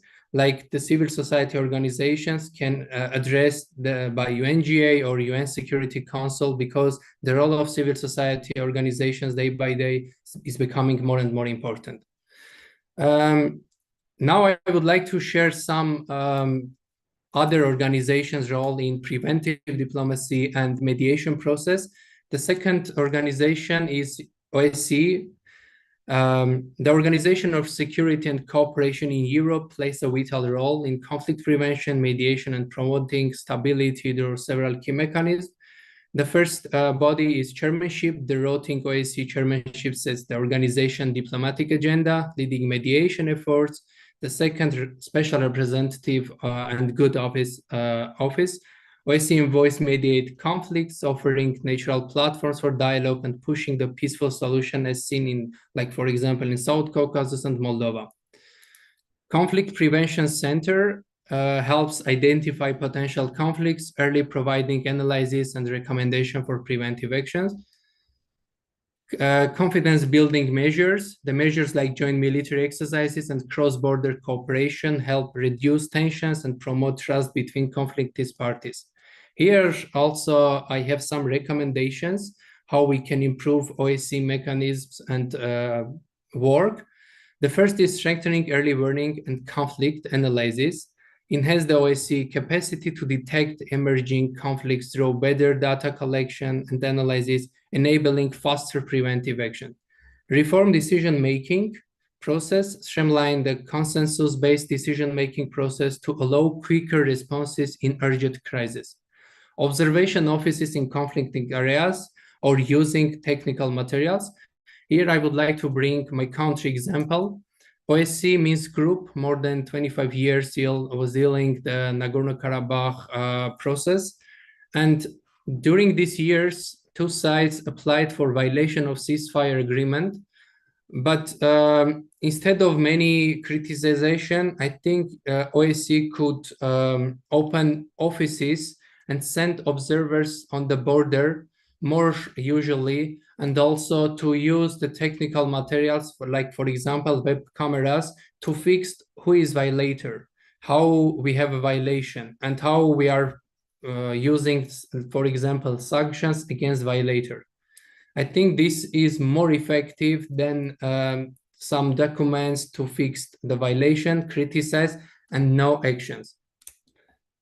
Again, another recommendation is related enhanced cooperation with other organizations, like, for example, strengthen partnership with the UN and the European Union and other organizations to create more coordinated, impactful mediation, include civil society in peace building, address non-military security threats. So these are very interesting and important recommendations to improve the mechanism and work of OSCE on preventive diplomacy and also in mediation process. And I would like to talk about other organizations' role, like in nowadays, European Union has very specific role in mediation process, African Union as well, NATO and other non-governmental organizations as well. So about the European Union, nowadays, we know that the European Union has other direction interest. But again, my country example, nowadays, European Union sent observers to the border of Armenia and Azerbaijan. We have more than 200 observers there. They're fixed and observing the border between two countries. This is also is having impact to prevent some violation of ceasefire agreement, violation of other documents, agreements. So the role of this organization and the European Union and other organizations also day by day is becoming more and more important. And as a conclusion, I would like to say that the role of international organizations, particularly like, for example, United Nations, OSCE, European Union, NATO, and regional bodies in mediation and preventive diplomacy is indispensable. By recognizing the challenges and effective mechanisms, we can work together to shape the future where conflict resolution is not only possible, but sustainable. And I think we have enough resources and we have enough mechanisms among the international organizations to prevent wars, to prevent crimes against humanity. But the problem is to use this mechanism and to avoid double standards. If we have a crimes against humanity, doesn't matter in which territory we have this. The United Nations, first of all, and other organizations should address the problem and to prevent other crimes against humanity, because sometimes we are focusing on recovering after the crisis, but we need to do our best to prevent crisis, not to think after the crisis, because time to time it's becoming impossible to restore some things, especially when we are talking about human lives. That's why we need to prevent crisis, not to think how to solve the crisis situation after the crisis.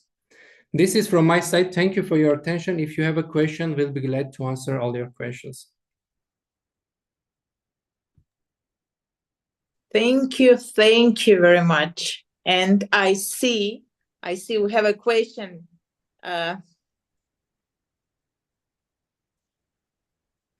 Yes, thank you. It's do you think the international mechanism sufficiently take into account local needs and realities? Ask Faiza. The problem is here, international organizations have supporters, financial supporters. Let's imagine one day X supporter is doing violation, and the United Nations depends on that supporter, financial support. So of course, this is very, very, very serious problem. When the country is giving money, financial resources to the organization could not actively act against that country. And nowadays we can see in many regions, like when the countries are violating international norms, humanitarian norms, they are doing crimes against humanity, but we have problems. That's why during my speech, I told that to avoid double standards, we should think, if we really want to prevent wars, if we really want to prevent other genocides, we need to address the issue, we need to fix the violator and act against that violator.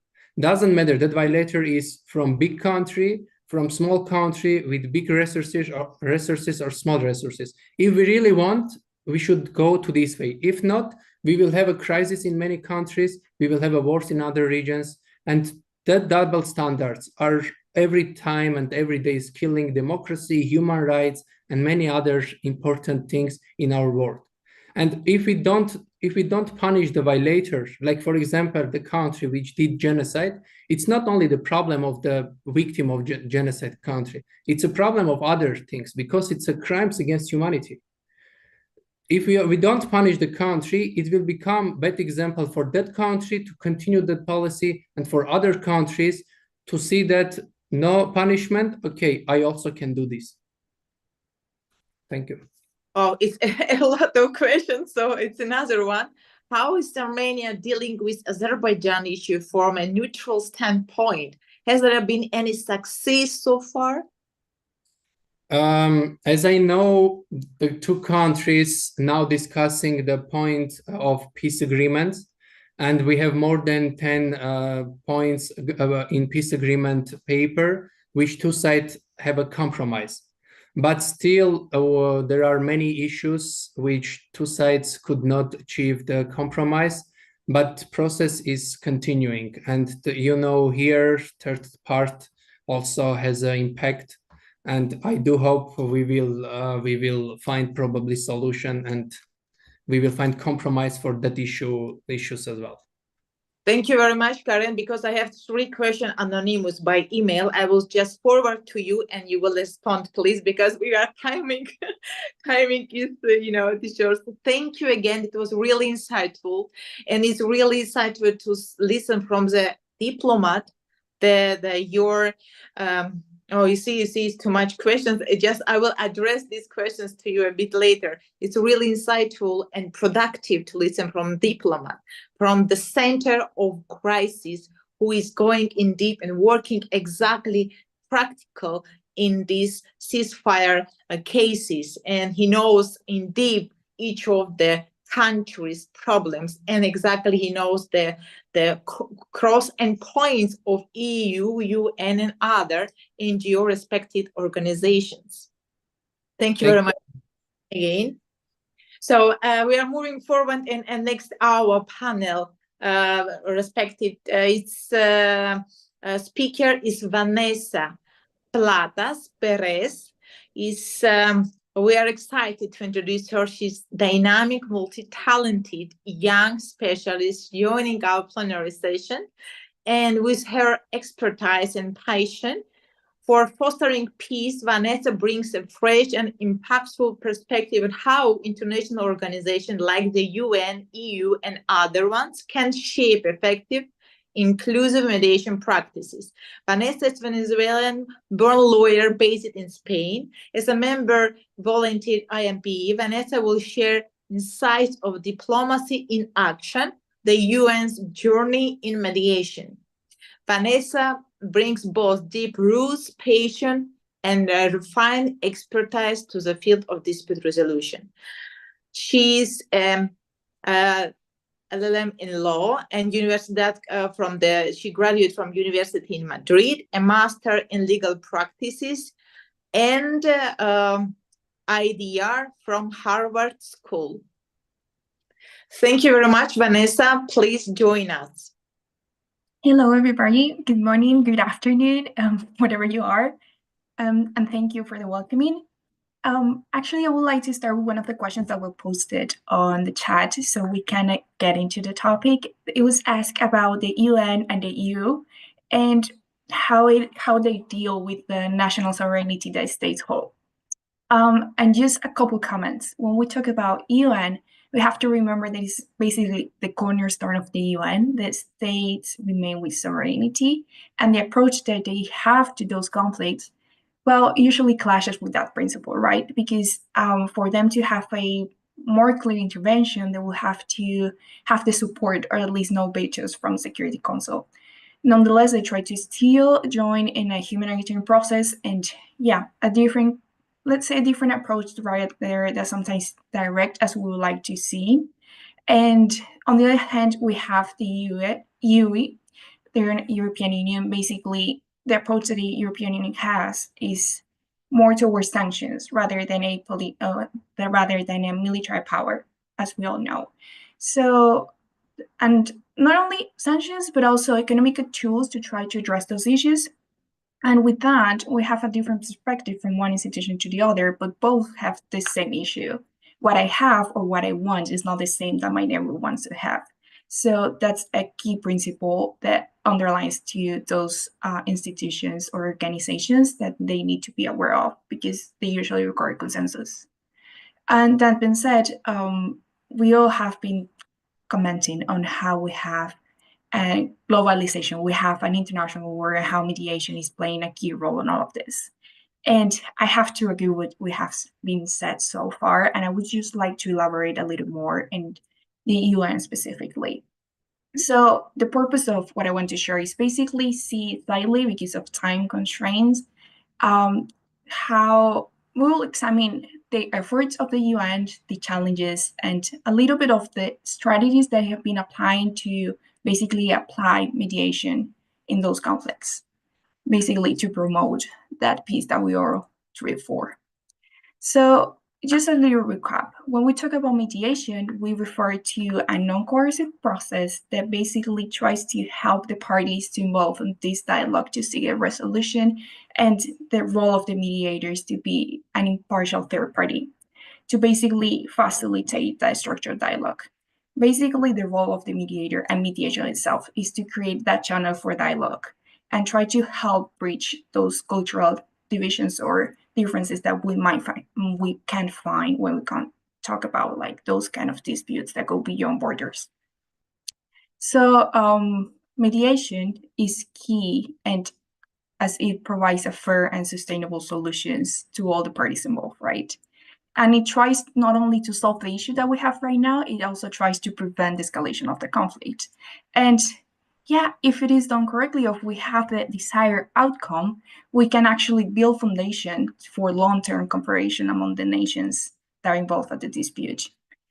But what are the challenges that the UN has throughout this process? As we said, of course, the national sovereignty the states hold is a key problem or constraint. But we have some more, actually. We have inherent challenges, but we have also structural limitations. On one hand, when we talk about inherent challenges, we can say, well, conflicts usually in those cases have long-standing historical givens, they have political mistrust, they have, ingrained aversions between the parties, which makes conflict resolution harder, clearly. And this trust usually undermines the efforts to build a collaborative environment. And yeah, we can mention two examples. One is Syria, that there is clear effort, there have been efforts from different international organizations and states for mediation processes, but full settlement has not been reached. And another clear example is Israel and Palestine. There have been efforts, but it's not been as we would like it to be. Another point is what happens when one of the parties reaches the process with rigid instances or hidden agendas, right? That basically destroys the process of the mediation itself, because there is no transparency, there is not really that key point of compromising to reach an agreement. We also need to be aware that UN mediation takes place in a changing world political context. And with that, we'll say that geopolitical competition among the powerful actors that plays a role leads to the UN mediators having little but soft power. So if the security members, like the Security Council members, are not united, that could create a constraint. The structural limitations is somewhat similar because it's not something that is unknown to any of us. Yes, we know mediation is not inherently binding. We know that it's voluntary. We know that it lacks enforcement power. And once again, it is connected to state sovereignty. So this can be seen as a strength, but also a limitation when we talk about the flexibility it has, because some parties might disregard the agreement that could be reached or has been reached once the conditions changes. So let's say I'm party A and my conditions are this, and this is what I want to achieve throughout the process, and maybe we reach an agreement, but tomorrow my conditions changes, so I'm switching. My conditions are not the same, so this agreement might not be too interesting to me anymore. So then we kind of have a problem there. So we also have to mention that when conflicts are centered on national interest or ideology, identity, it can resist resolution. And an example is Israel and Palestine, obviously. But we have seen a lot of things that are not too positive. But let's focus on what they're doing now, what the UN is doing now. So the UN have created bodies like the International Mediation Institute, and basically they are promoting and hosting seminars, workshops, and training worldwide. And basically what they want to achieve is to prepare mediators that are not only skilled in negotiation or mediation, but they are also culturally and politically aware. Additionally, and by promoting international norms of mediation, the UN sets standards, right, that ensure consistency and fairness that will help build trust through the process of nations. And that is connected to the unique position that the UN holds. as they have a near universal legitimacy, neutrality is a critical element that helps to achieve consensus because they are able to create frameworks for mediation that are commonly accepted. And now let's just see 2 successful cases of mediation with the UN involved. So in Syria, in 2014, in a specific city, Homs, if I'm not mistaken, the UN worked alongside local leaders to negotiate a ceasefire. And basically, they allowed humanitarian organizations to deliver aid to civilians and facilitate safe evacuation throughout the process. And basically, they reduced the immediate suffering that they were going through. That illustrates the UN dedication to reducing that human suffering and stabilizing those volatile areas, even if only temporary, even though that's not the key point. Of course, they want long-lasting agreements and results, but even if it's just temporary, it is worth it.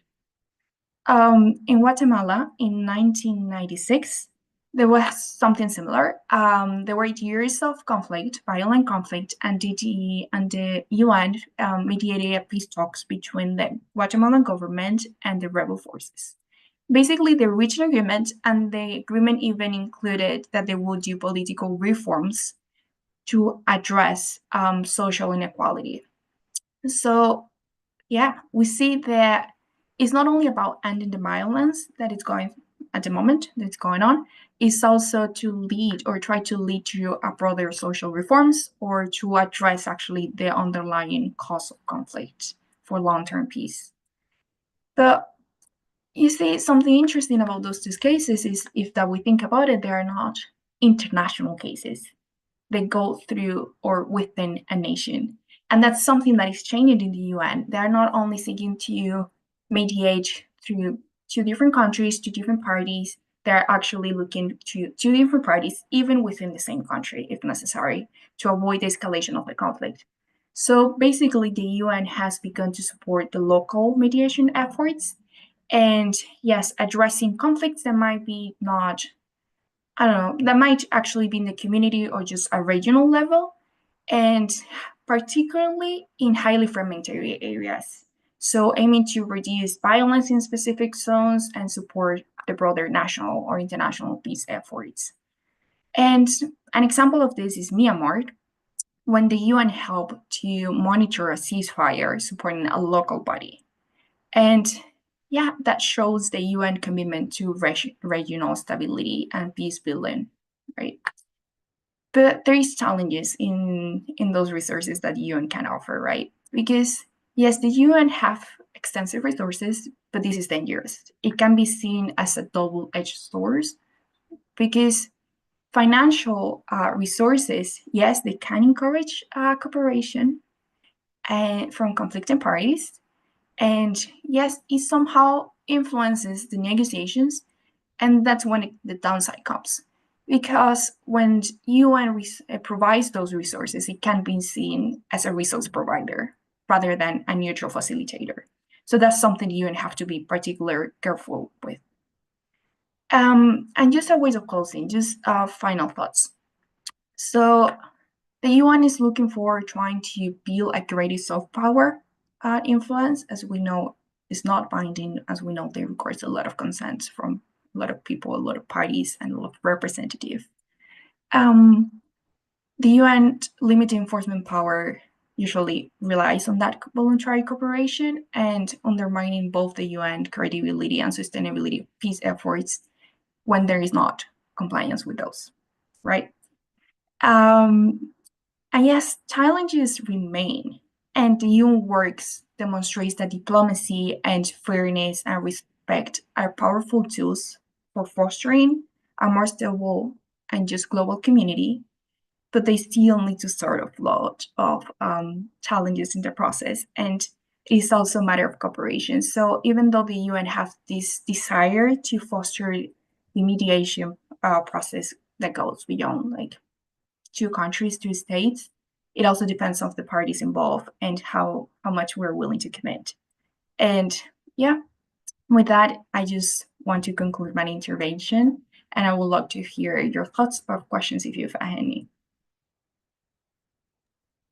Thank you very much, Vanessa.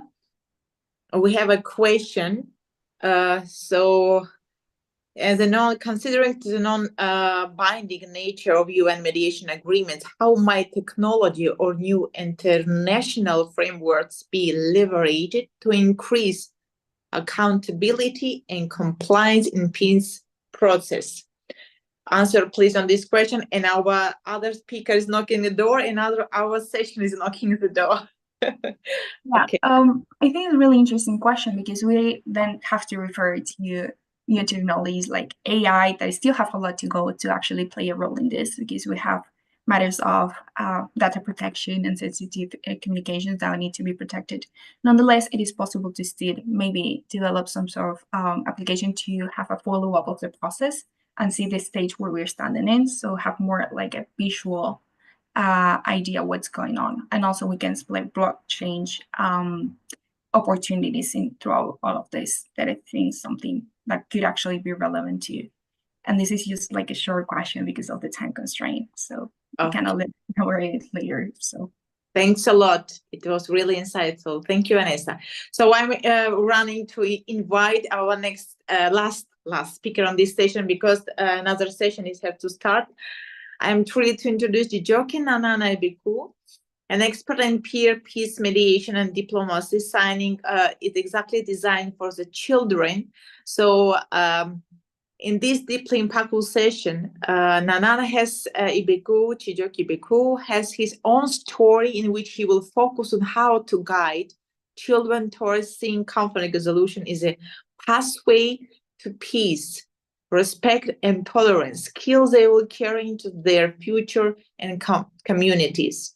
He's a founder and principal partner of 3Cs Med International Institution of Mediation and Negotiation, Counseling and Conciliation, founder, principal partner of the Center for Peer Mediation in Nigeria. Your stage is yours, dear Chijoke.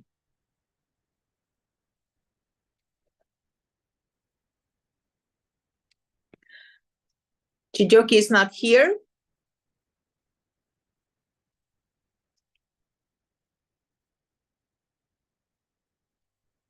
Okay, if it's Chijoke is not here, I'm really with great pleasure, because we are running out of time. We will give him a floor. I hope we will find, because we are running. I will give the floor for this next session, and I want to see the moderator for the plenary session 3.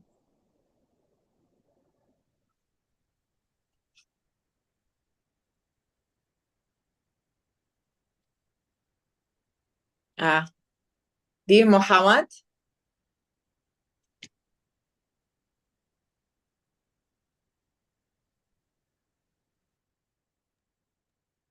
Yes. Oh, stage is yours.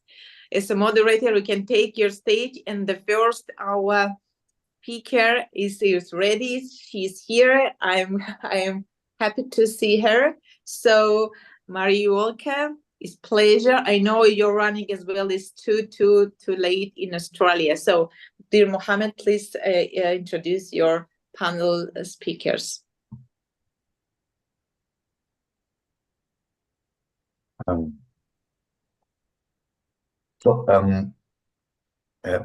Please welcome with me Mary Walker from Australia, and she came with a big and a huge experience in mediation and conflict resolution. She will talk about today, present the issue for me, I believe, and for everybody, about the culture diversity in mediation diplomacy. So we are all, Mary, looking forward to hear from you. Please. Thank you. It's a great pleasure to be with you today. My topic, as you know, is cultural diversity and mediation diplomacy. But in Australia, it is our custom to acknowledge our traditional owners of the lands from where I speak to you today. So I am going to go through that process, if you don't mind. I acknowledge the traditional owners and custodians of the lands of the Gadigal people of the Eora Nation, their elders past, present, and emerging. I also extend that respect to the Aboriginal and Torres Strait Islander peoples. And I think I might move to the next slide, if I might. One of the things that I think is very important, because all we can do today is give you some insights, is context. So context is the information that frames something to give it meaning.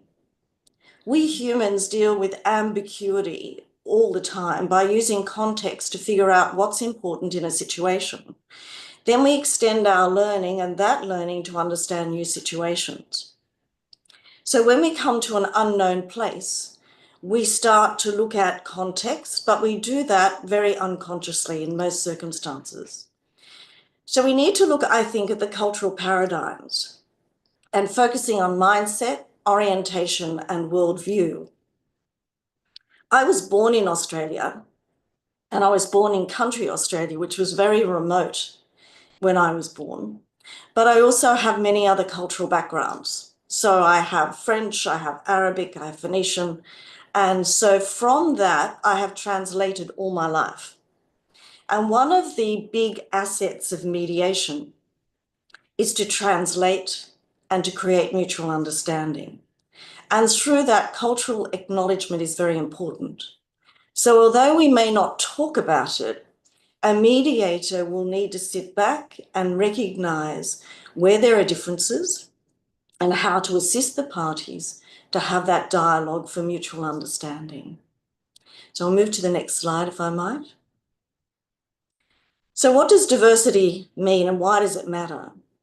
And I think a better understanding between different cultures, beliefs, life experiences can help make our world a more stable, peaceful place and can help us develop as a society, as a whole society of humanity. Without understanding or putting yourself in the position of those on the other side or on those who have a different worldview, it is very difficult to progress to have a mutual understanding or dialogue.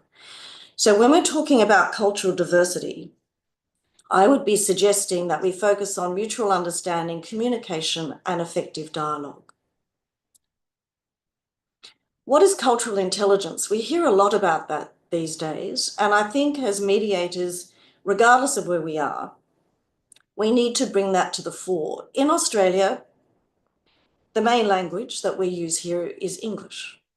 But I have people in mediations from different states and territories. I do a lot of cross-border disputes, investor-state, et cetera, and big community matters. And although you might think that, I might be in Sydney and I have people from Melbourne and Brisbane, there will be no difference. There is a lot of difference. And I think we need to sit back and begin to understand how that works. So my suggestion is that we look at different communication styles and different values and different negotiating styles. And I'm going to focus for a moment on values. I think we're moving into a place in the 21st century where we have what I call polycentric disputes, value-laden disputes.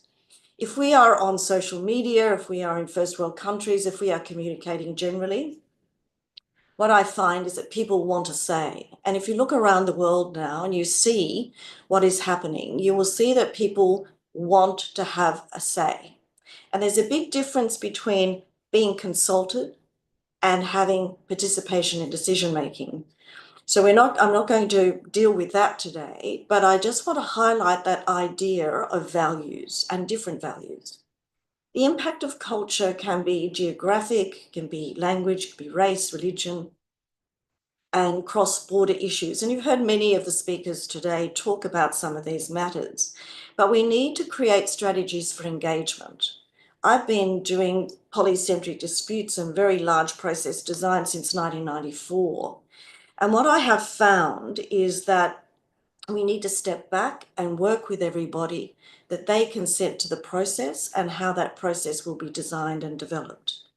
And we're bridging cultural gaps, understanding orientation, sometimes focusing on tasks, relationships, respecting hierarchy, if that is within a cultural paradigm that needs to be taken into account, emphasizing tolerance, patience, listening skills, reframing and translating. So if you get anything from me today, the whole idea of translating dialogue and asking people to put themselves in the other party's position to begin to have insight, I think is very important. And mindset affects behavior, which affects outcomes. Might I go to the next slide, please?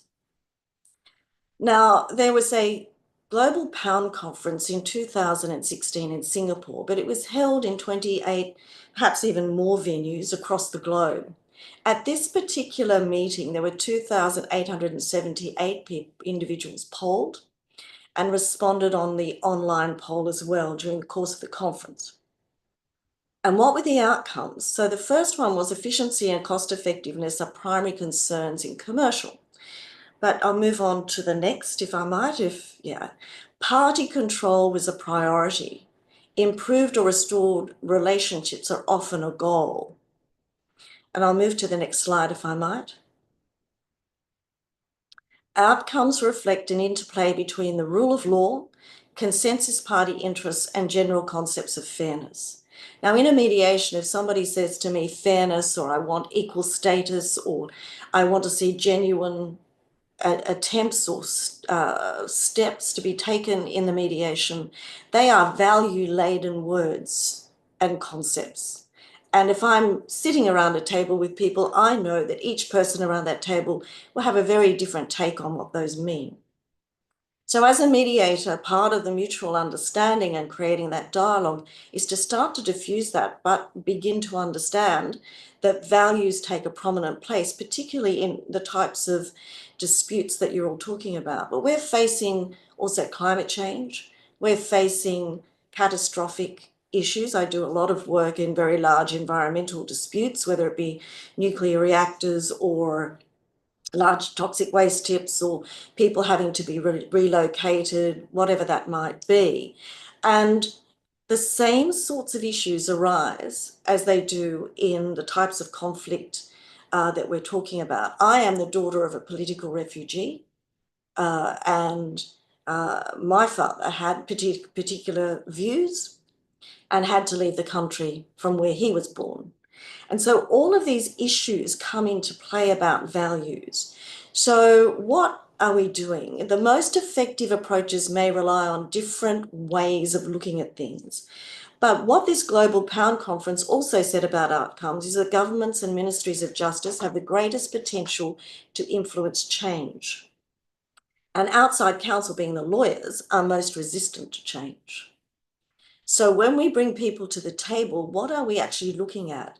And when we're dealing with multifaceted polycentric disputes, often we're going to have institutions, we're going to have governments, we're going to have policies, regulations, as well as all the other stakeholders that come into play.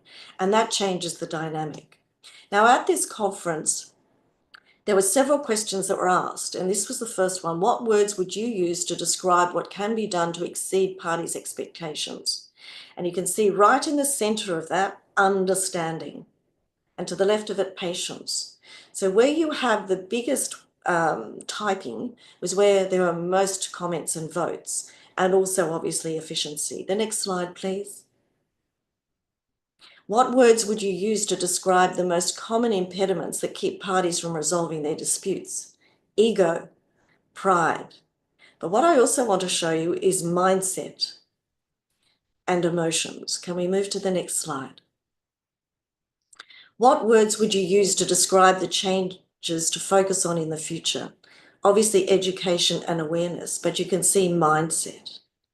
Can we move to the next slide as well? So I wanted to talk about some examples, the micro and macro, if I might, and mindsets. So if I were talking to lawyers, and I often train lawyers and teach them or write papers for them, but often the mindset, and I come from a common law jurisdiction, is predicated on adversarial processes.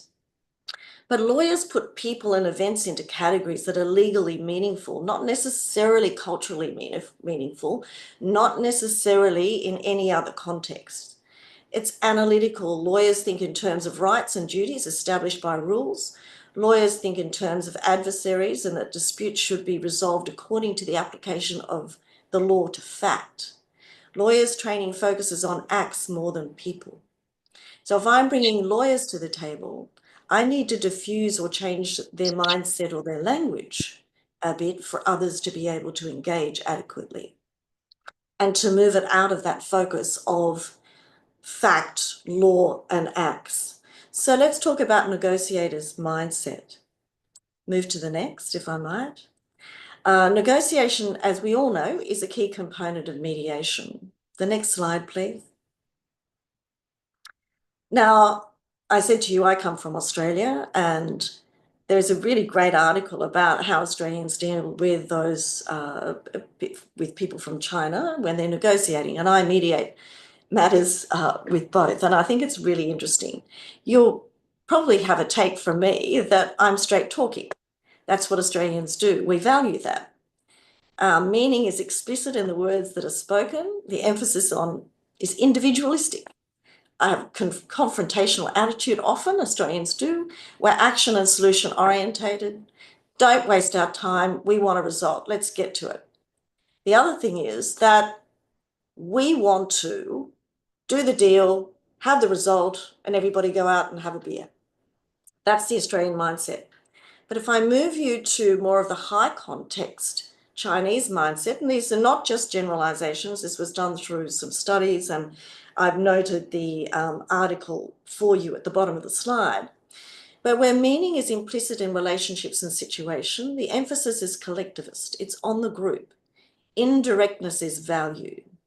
A non-confrontational attitude is terribly important, and face and relationship orientation is key. So before Australians or those of Chinese background walk into a room, we are completely polarized. So we don't even get to sit to the table before we have a lot of misunderstanding. And here's an article from one of our major newspapers in 2021 during COVID. Our Prime Minister upset President Xi Jinping, and perhaps he would say that President Xi Jinping upset him. And this was our Prime Minister, Scott Morrison. And you'll see the topic at the top said, they are speaking the dialogue of the deaf. So because they have different cultural engagement in negotiation in the way that they communicate, they weren't listening to each other. And what emanated from this were trade embargoes, tariffs, a whole range of outcomes due to a lack of being able to have a purposeful understanding and dialogue. And what it says here is Beijing's decision to suspend a high-level economic dialogue with Australia had no practical effect. And that was true because it was suspended in any event, but it conveyed important information and it continued the conflict. And so to diffuse this conflict, it really didn't change until our Prime Minister changed. Not that he was at fault or that President Xi Jinping was at fault in whatever the dialogue was between them. It's just that there was no mutual understanding and it was very difficult for them to have a dialogue which was productive. Next slide, please, if I might. So might I move to another concept of ethics and trust. Is ethical conduct crucial for the development of trust? Are the concepts of ethics and trust reciprocal? And what is ethical conduct? A self-imposed requirement to think and act in an ethical way. So when I'm talking about culture, I also talk about ethics, because I think the development of trust is crucial to the capacity to have dialogue, particularly when there are differences. It's also a reminder I want to put on the table, but I think was spoken about by other speakers today, and that was unconscious cognitive bias. And as I've shown you, the mindset that you bring to the table has impact upon behavior, which has impact upon outcomes or whatever the resolutions, if they can be found, are implemented or engaged with.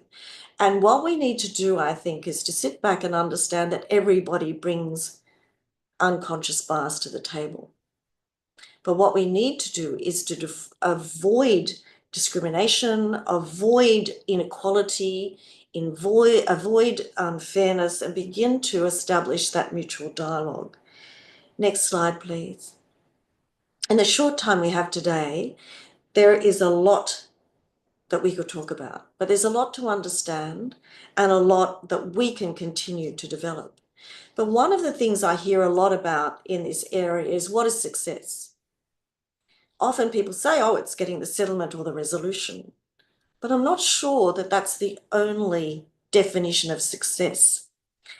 There's an attitude of willingness that can create dialogue, and skills and knowledge, whether it's utilized within an ethical framework, removal of bias and discrimination, reframing conflict, creating space for parties to listen, and capacity for parties to listen, and reminding everybody of the miracle of patience and kindness.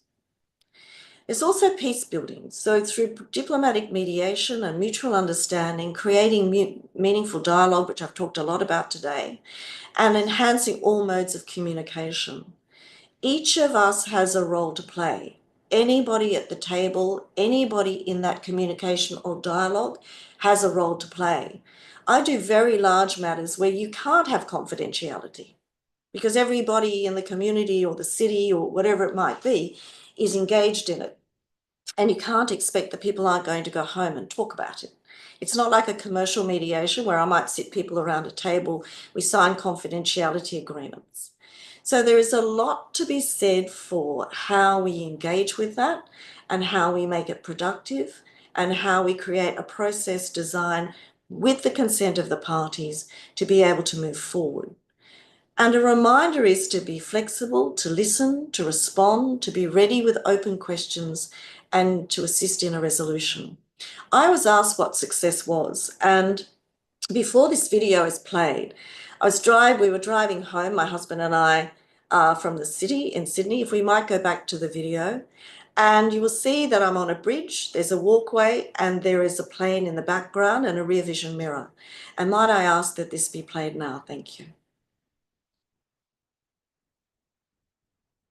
I'm not sure you can hear that, so I will read to you what ought to be the audio on this. Success to me is the accomplishment of an aim or purpose. Here you see a bridge over water, an aeroplane in the far sky, a walkway, and a rear vision mirror of a car crossing a bridge. Dispute resolution processes often look at the past, engage in the present, and look to the future, and building bridges or travelling over troubled water. In my field, the aim is to successfully navigate the myriad of processes for dispute resolution. How one travels or from what generation one hails does not matter, as long as the bridge or means of travel allow for resolution. The accomplishment of an aim or purpose within an ethical framework and the creation of understanding, that to me is success. And I think it's really important when we're talking about these big concepts with huge numbers of stakeholders and existential threats, that we sit back and we say, how can we engage effectively? What can we do to move this forward? And how do we help everyone else do this as mediators? Thank you. Well, Mary, thank you. Thank you a lot. It was really a very rich presentation that for me, and I think all my colleagues don't want you to stop. Really, it's a wonderful presentation. Maybe I'm very interested in the issue of the culture and the role of mediators dealing with culture diversity and culture sensitivity. We'll be back for sure for you for more questions, but in this session we have a lot of speakers and Viraj is waiting for us and we will go right now to South Africa, to Johannesburg. Mary ended describing us. She was waiting on the bridge with a wonderful, beautiful photo. But Viraj will start in bridging cultures, how cultural diversity shapes negotiation strategies and diplomacy? Please, Viraj, we're all waiting to hear from you. Thank you much. Thank you, Mary. It was indeed quite interesting to follow a video on bridging and talking about bridging cultures. So it's my honor and pleasure to be here. Thank you, Mohammed, for the introduction. And thank you, Christina, and the organizers for including me in this conference. So I'm going to discuss very briefly one of the most significant mediation efforts in modern history. And the case study I'm going to use to illustrate this element of cultural diversity in negotiations is that of my own country, South Africa, transitioning from an apartheid era to one of democracy. And I will be diving into this topic that sits at the heart of diplomacy, one that's essential in our increasingly interconnected world: the impact of cultural diversity on negotiation strategies. In a world where borders are blurred and economies are intertwined, negotiation is often the only bridge between different interests. However, cultural diversity, including ethnic divisions and language barriers, can create a challenge as well as opportunities in these processes. And I will illustrate the negotiations that ended apartheid in South Africa, which is a momentous journey towards peace and reconciliation in a diverse and divided society, as a diplomatic art and practice of building and maintaining relationships and conducting negotiations with people using tact and mutual respect. So in the next slide, please. So we know that mediation is a key dispute resolution forum for African disputes, and it has been for centuries in South Africa used as a dispute resolution forum. However, with colonization, this dispute resolution forum of mediation, the process was not acknowledged and ignored for the favorable adversarial litigious system. When used properly, the process of mediation goes beyond mere dialogue, and it allows parties to work together on solutions that consider their respective needs and grievances. So in South Africa, when we had the mediation process used to transform from apartheid to democracy, the Western-style mediation process was used, and it served as a bridge between conflicting communities, facilitating understanding and empathy, which were essential in such a diverse nation. And it provided a structural environment where the African National Congress, which is known as the ANC, and led by Nelson Mandela, past president of ours, and the ruling National Party, the NP, led by previous president as well, F.W. de Klerk, could work towards peace despite their differing visions for the future. Now, a bit of background about apartheid in South Africa. And you can see in the graphic the conditions people were living in. After colonization and its entrenched laws of inequality, apartheid took over, oppressing the non-white population of South Africa even further with added brutality. Now, in Afrikaans, apartheid means apartness and was a policy enacted by the then governing NP party in 1948 to enforce this racial segregation. And it created a hierarchy structure where the white minority held dominance over the Black majority and other racial groups. By the 1980s, South Africans were on the brink of a civil war after decades of civil unrest. And the apartheid regime faced both internal resistance and international criticism. The African National Congress, the ANC, and other anti-apartheid movements, having gained global support, were now intensifying their efforts to end apartheid. And amid escalating violence, the urgency of a mediated negotiation process became quite clear. And this system led to an urgent need for mediation to resolve the conflict and prevent a civil war.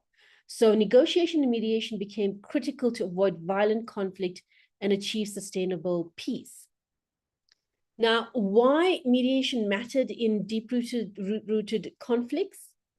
We know that mediation enables conflicting parties to find common ground, especially when trust is low. And in South Africa, mediators were essential to help each side recognize the legitimacy of the other's concerns, moving away from a zero-sum mindset. the mediators provided a way to develop mutual understanding between communities divided by institutionalized racial bias, essential in a country where cultural diversity was quite apparent.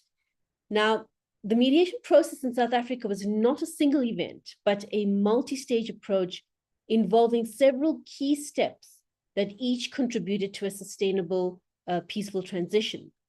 The efforts began in the 1980s, and during this time, the government representatives and the ANC leaders engaged in secret talks or confidential talks. These discussions helped establish trust, laying the foundation for official negotiations to end apartheid, and the government explored possibilities for a peaceful resolution. Now, the challenges faced by the mediators and negotiators were overcoming cultural diversity and historical trauma. So while cultural diversity shaped the negotiation process positively, it also posed significant challenges. Mediators and negotiators faced the task of bridging deep-seated mistrust and sharing with each other. The communities had high levels of resentment. Now, non-white South Africans who had suffered severe oppression were wary of negotiating with the rural NP party, which had upheld the apartheid laws for years. And similarly, many white South Africans feared revenge and retribution in a post-apartheid society. So negotiators faced challenges rooted in historical distrust, vast power imbalances, and the deeply ingrained belief among some white South Africans that their privilege and security were at risk. Mediators had to acknowledge this trauma, facilitating trust-building measures and promoting reconciliation as foundational to the peace process. One of the most difficult challenges was balancing justice for past abuses with the need to forgiveness and national unity. While many non-white South Africans demanded accountability for apartheid-era crimes, others advocated for forgiveness to foster unity. And so we had the Truth and Reconciliation Commission, which exemplified this balancing act by allowing perpetrators to confess their crimes publicly in exchange for amnesty, provided they disclosed the truth fully. Linguistic diversity was another challenge, as negotiators had to ensure clear communication across different languages and dialects. Translators and cultural liaisons played an essential role, ensuring that nuanced messages were not lost in translation and that all parties felt fully engaged in the process. So early informal talks and attempts at mediation started with these private discussions, and mediators included religious leaders and international activists. Next slide, please. For any negotiation to succeed, both parties must be willing to compromise in some instances. So the critical negotiation strategies used were with the parties. On the one side, you had people who were worried about conceding in order to protect certain economic privileges. And on the other side, you had people who knew that they had to concede to avoid civil war and violence. So this willingness to compromise on both sides was crucial. To move to the next phase of the negotiation, the parties had established that their shared vision and goal, the overarching outcome would be a peaceful transition to democracy. And the dialogue to achieving this had to be constructive. So rather than focusing on past grievances, Mandela steered the conversation towards a future where South Africans of all backgrounds could coexist peacefully. Now, throughout the negotiation process, what President Mandela used was a framing technique, which is a powerful technique to keep the focus on the future rather than on past grievances. And he framed the new South Africa as a place where equality and freedom would be the guiding principles, appealing to universal values rather than divisive ones. And this approach encouraged people to envision the benefits of unity and equality, promoting a collective identity that transcended racial lines. You can go to the next slide, please. Now, the open dialogue, looks like we've gone quite far. The open dialogue and was based on honesty and trust, and was based on incremental trust building. At first, the negotiators focused on smaller practical issues like easing political restrictions and releasing prisoners, and these actions signaled a commitment to peace, creating a positive environment for addressing more complex issues later on. The negotiations also included representatives from different racial and ethnic groups, ensuring that all voices were heard and gave legitimacy to the process, assuring each group that their interests would be considered in the new South Africa. So the achievements of the mediation process. The mediation negotiation efforts led to eventual dismantling of apartheid and the establishment of the democratic elections in 1994, where all racial groups could vote for the first time. This monumental achievement symbolized the end of apartheid and the beginning of a new era with the creation of a multiracial parliament, and that was a significant milestone in a united South Africa. The Truth and Reconciliation Commission was established and afforded a platform for addressing human rights abuses and ensure that both victims and perpetrators could confront the past in a way that prioritized healing over retribution.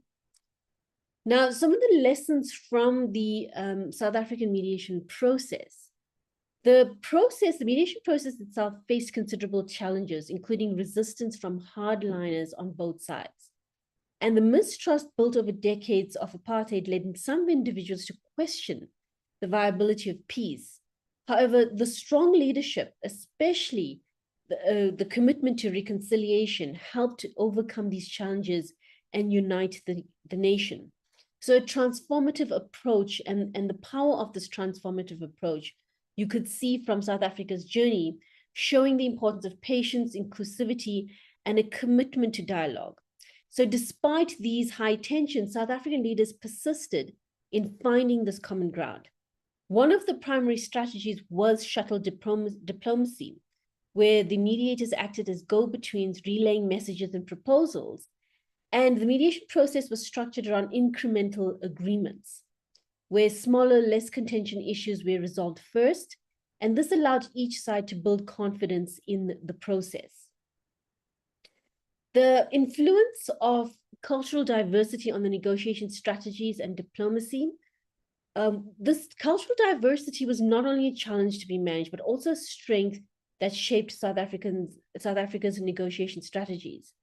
Negotiators recognized that lasting peace would require understanding and addressing the unique perspective and grievances of each cultural group. Consequently, the negotiation process became a blend of diplomacy, cultural sensitivity, and respect for South Africa's diverse communities. The South African negotiators needed to tailor their strategies to reflect the diverse cultural values represented.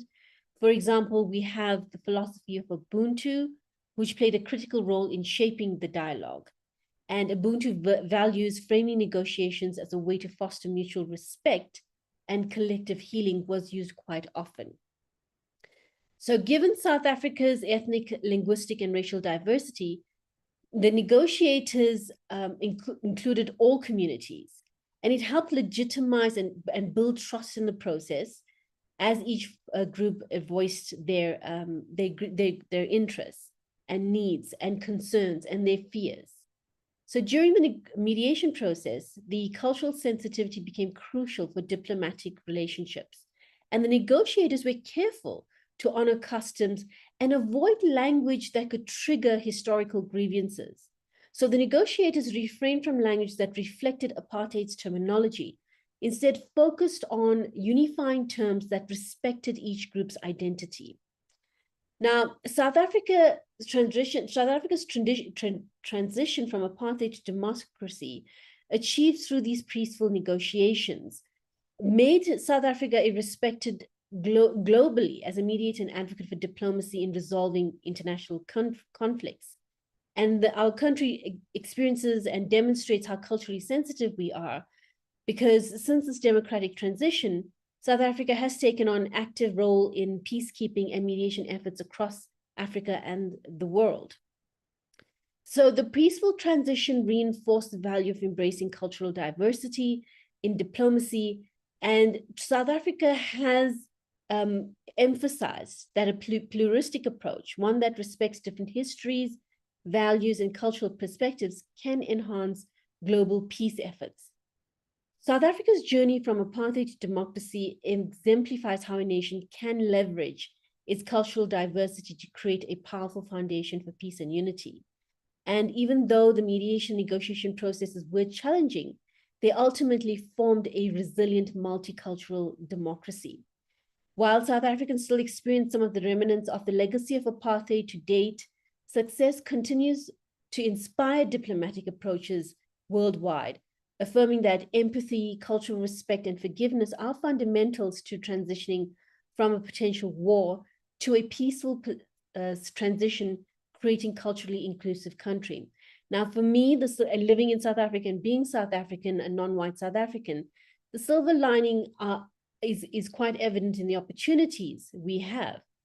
And also, since the negotiations to end apartheid, South Africa has proudly embraced its diversity as a strength, with 11 official languages and dozens of ethnic groups that are identified. Diversity is now enshrined in the South African Constitution, which is among the most progressive in the world, and it guarantees rights and protections for all, regardless of race, gender, or culture. I know that my time is limited. I know that we are running behind time, so I'm going to just cut through everything else that I was going to say and say thank you, everyone, for this opportunity to speak and to represent my country. Thank you, Mohammed.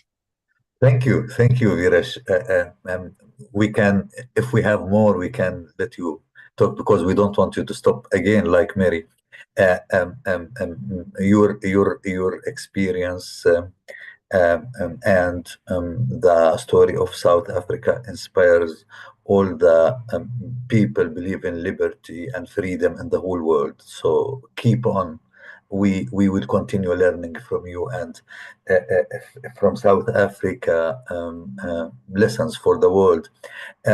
From South Africa going to another diversity, from Brazil to Italy, where we started, where the experience learning us more about football between them, more about beauty, but also we have to learn now. We have the opportunity to learn more about conflict resolution from Professor John Carlos Dal Bianco. It's our honor, Professor John.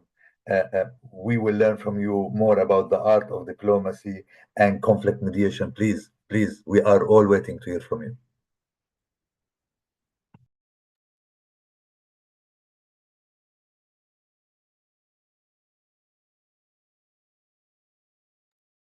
Muted. Now it's okay? Can you hear me okay? All right. So let's go. Thank you so much, Kristen. Thank you all. Mohammed, thank you. It's a pleasure being here with you. And I'm very delighted to hear so good words. So good. That sounds for me so fantastic. But I would like starting not talking about the diplomacy or conflict mediation. I would like to speak about us as a mediator, as a diplomat. My question is, for me, every day, do I inspire people for peaceful world? Do people see me as a mediator, as a diplomat? My behavior contribute for peace? I have been talking about peace more than 40 years. I'm 65. And this is my question every day when I wake up.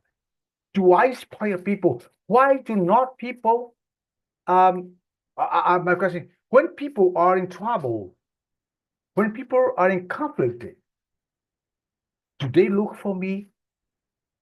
If they have a problem, they think, oh, Giancarlo is a mediator, he's a diplomat. I need to answer this question every day. So I needed to behave as a mediator. My walking way, my speaking way, my thinking way That's why we are here today. That's why we are making this chain of peace. The art of diplomacy and conflict mediation. That's why I chose it, the art, because art is the soul of the world. Diplomacy and mediation are discipline of nuance and patience, built upon centuries of human history, and it's shaped, as we all talked about, by cultural exchange, by philosophical science, and of course, I could not do not speak about the negotiation practice. And when we are talking about these mediation and diplomacy, we have to talk about empathy. We all speak about empathy all day long. And empathy and in diplomacy and mediation, we cannot say that's merely about acknowledging the emotion of the others. No, I'll be in the position of the other. No, in my opinion, it requires us to see the world with the lens through their eyes. We have to see side by side of that, to see the world, how they see the world. This for me means real empathy. To grasp experience, values, and constraints, and if they were our own. A diplomat without empathy maybe deliver the message. A diplomat without empathy, a mediator without empathy, maybe deliver the message, but a diplomat, a mediator with empathy can open doors to trust and connection. If people do not trust us, there's no connection. And only there is connection when people look into our eyes and say, I trust in you. Personally, we have to build trust. And trust is often the foundation upon which peaceful solutions are built. If there is no trust, there is no solution for peace. And building and preserving trust is the currency of diplomacy. It's not given lightly, nor should it be taken for granted. In my opinion, this is my Giancarlo's opinion, trust is painstakingly built through consistent actions, honesty, integrity.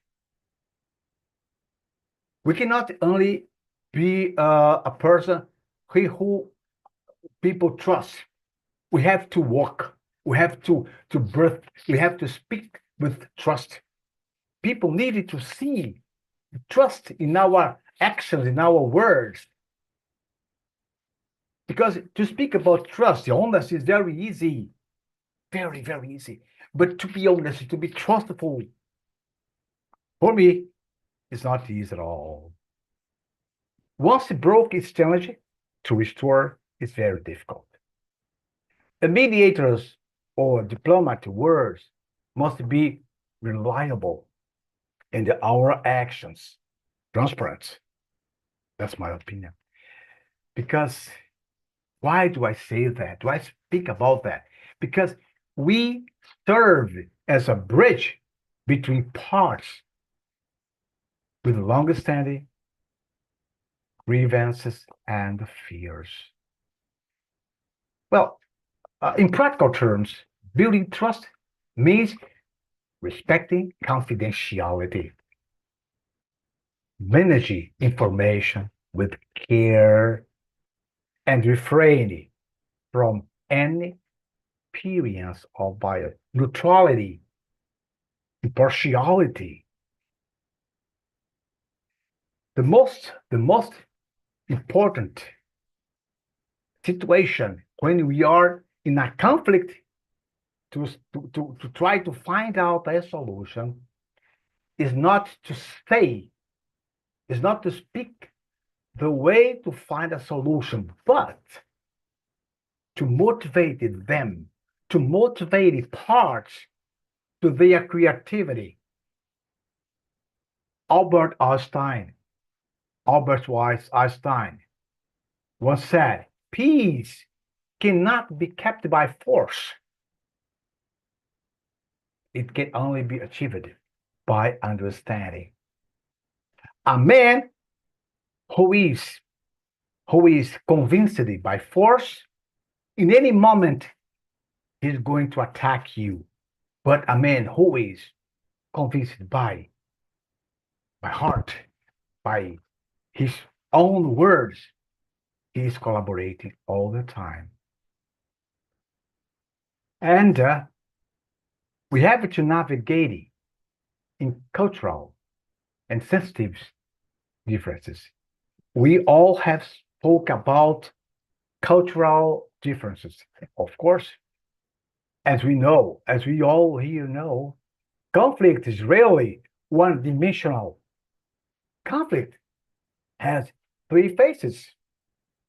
For example, the conflict, how I see the conflict, how you see the conflict, and how the conflict really is. Because we are talking about point of view. Thomas Campbell have already talked about that. The principle of wisdom is when we know that there are different points of view. What we see is not really what really happened, because we interpret, our comprehension is motivated, but many interferences. What you hear depends on who is speaking. So, successfully, diplomats and mediators are cultural navigators who understand the significance of symbols, tradition, well, I say body language is very important. And all this knowledge enable us, diplomats and mediators, to design a solution that resonates across cultural divides. We are talking about inclusion. We are talking about do not have prejudice. But the question is, do you really believe in this? I always ask myself, do I believe, do I practice this? For example, in certain region, the notion of, for example, face saving is a paramount. To look into the eyes of, but in other country, in other region, is not good at all. And I believe that mastering the language of the language is a compromises. Compromises, as we know, is not synonymous with weakness. Sometimes people think that because you are a mediator, you are weak. I'm a lawyer, and once person spoke to me, oh, you are very calm. You are a good man. They confuse it, they mix it up. To be a mediator, to be a reasonable person. And compromise instead with the languages of, after all, is the progress of diplomacy. We have to understand the nuance of that country, the culture. How do they express their feelings, their emotion, their way of life? And it requires, my opinion, require us to balance assertiveness with the flexibility.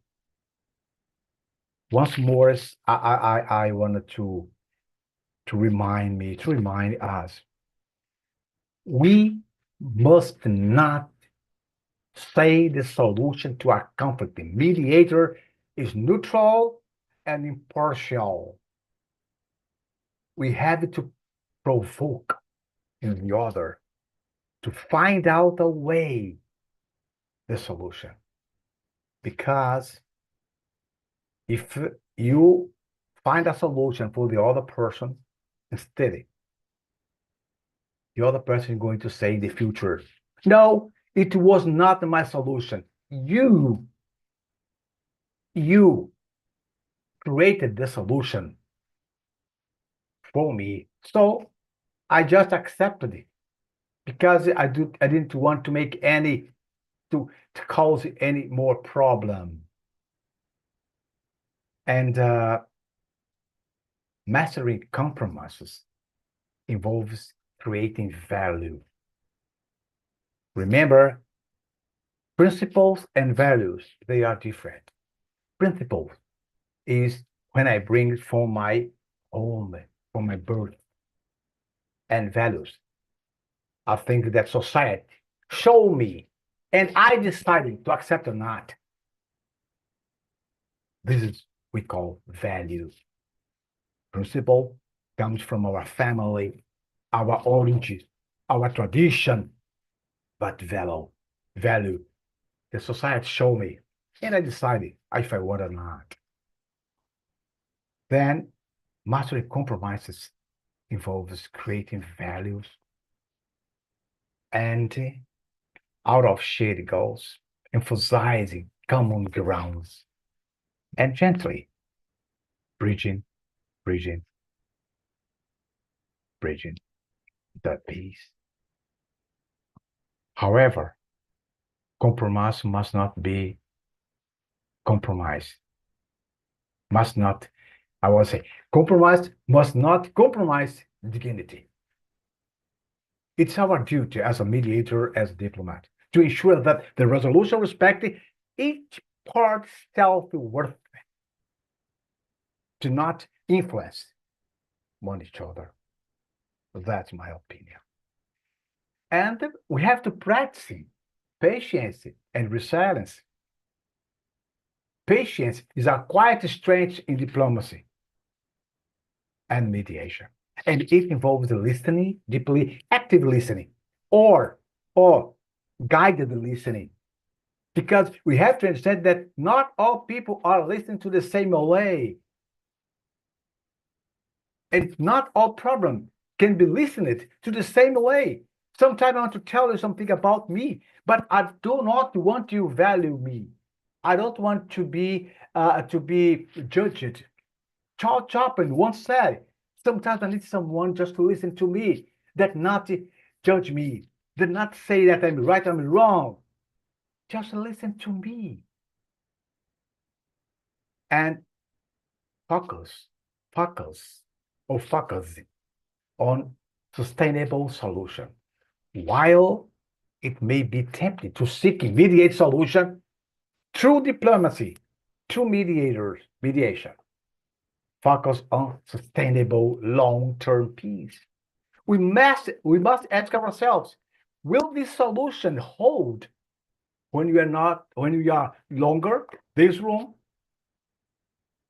Our role as a mediator, as a diplomat, is not merely to end a disagreement. Oh, this disagreement is finished, but we have to lay the foundation for enduring cooperation. We have to inspire hope and have to inspire vision. We must never underestimate the importance of inspire hope. That is the key of mediation and diplomacy. And my final considerations. Please. Let us remember that the art of diplomacy and conflict mediation is above all the art of humanity. Thank you very much.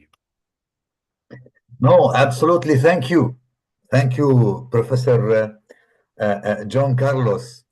I wasn't wrong when I said that we learned from Brazil and Italy a lot about beauty. You continue that with a lot of wisdom and philosophy. Really, thank you. But we Grazie want mille. we want to go now to Morocco. If I'm not wrong, to Atman Ouawi, talking to us about the future challenges of the international mediation diplomacy. Uthman, are you with us? Yes, yes, Muhammad. Hello, everyone. تفضل, you are welcome. Thank you. As you know, Muhammad, I have a low level in English. That I prepared my presentation in French. We heard a lot of English. That it will time to switch to French, if is it possible. You know, so I will lose because I'm very sorry that I don't have the French language. But please. Yeah. Okay. Sorry. My presentation is in French, and especially to understand your questions, I will speak French. I will share my screen, or you will do it, Mohammed?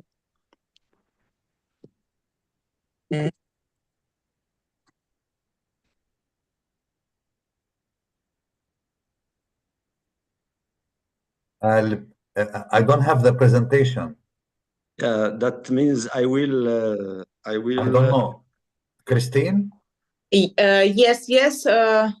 You. I can share my screen. Yes. We gave you access.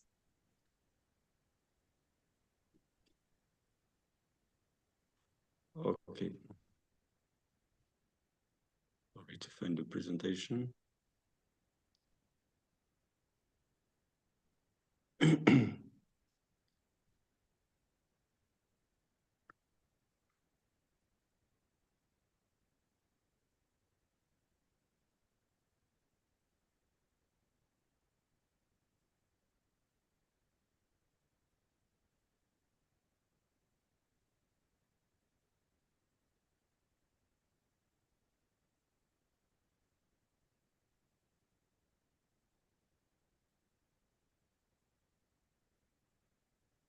It's okay?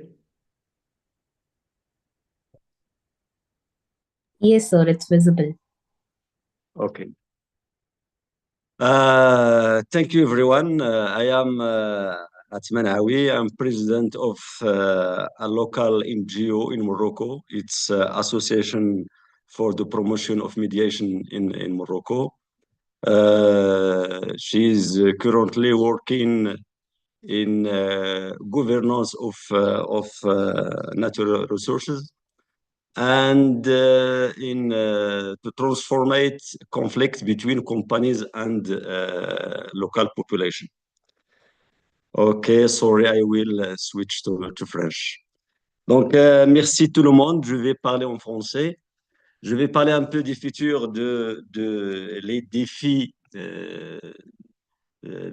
futurs de la médiation internationale et de la politique de la médiation internationale.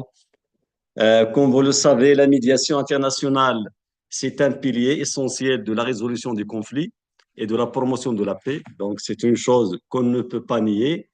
Elle offre un cadre neutre permettant aux parties de dialoguer et de résoudre pacifiquement les tensions. Cependant, cette discipline doit évoluer pour répondre aux défis modernes. Donc, elle est confrontée à divers défis et elle doit évoluer pour confronter ces grands défis. Comme vous le savez, et vous êtes des experts mieux formés que moi, donc la médiation internationale est légitimée par quelques conventions internationales. Je vais citer la Convention de New York en 1958 jusqu'à la Convention de Singapour sur la médiation en 2019. Et je vais revenir sur le mot-là de médiation pour la Convention de Singapour. Il y a la Charte des Nations Unies en 1945, surtout l'article 33, qui stipule que les États peuvent résoudre leurs conflits d'une façon pacifique. Il y a la Convention européenne pour le règlement pacifique des différends, l'acte final d'Helsinki, même si ce n'est pas une convention, mais c'est un acte qui est finalisé. Et vous avez enfin la Convention interaméricaine sur l'arbitrage commercial international au Panama en 1975. Donc, là, c'est le cadre légal qui légitime la médiation internationale. La médiation internationale, elle présente beaucoup d'avantages.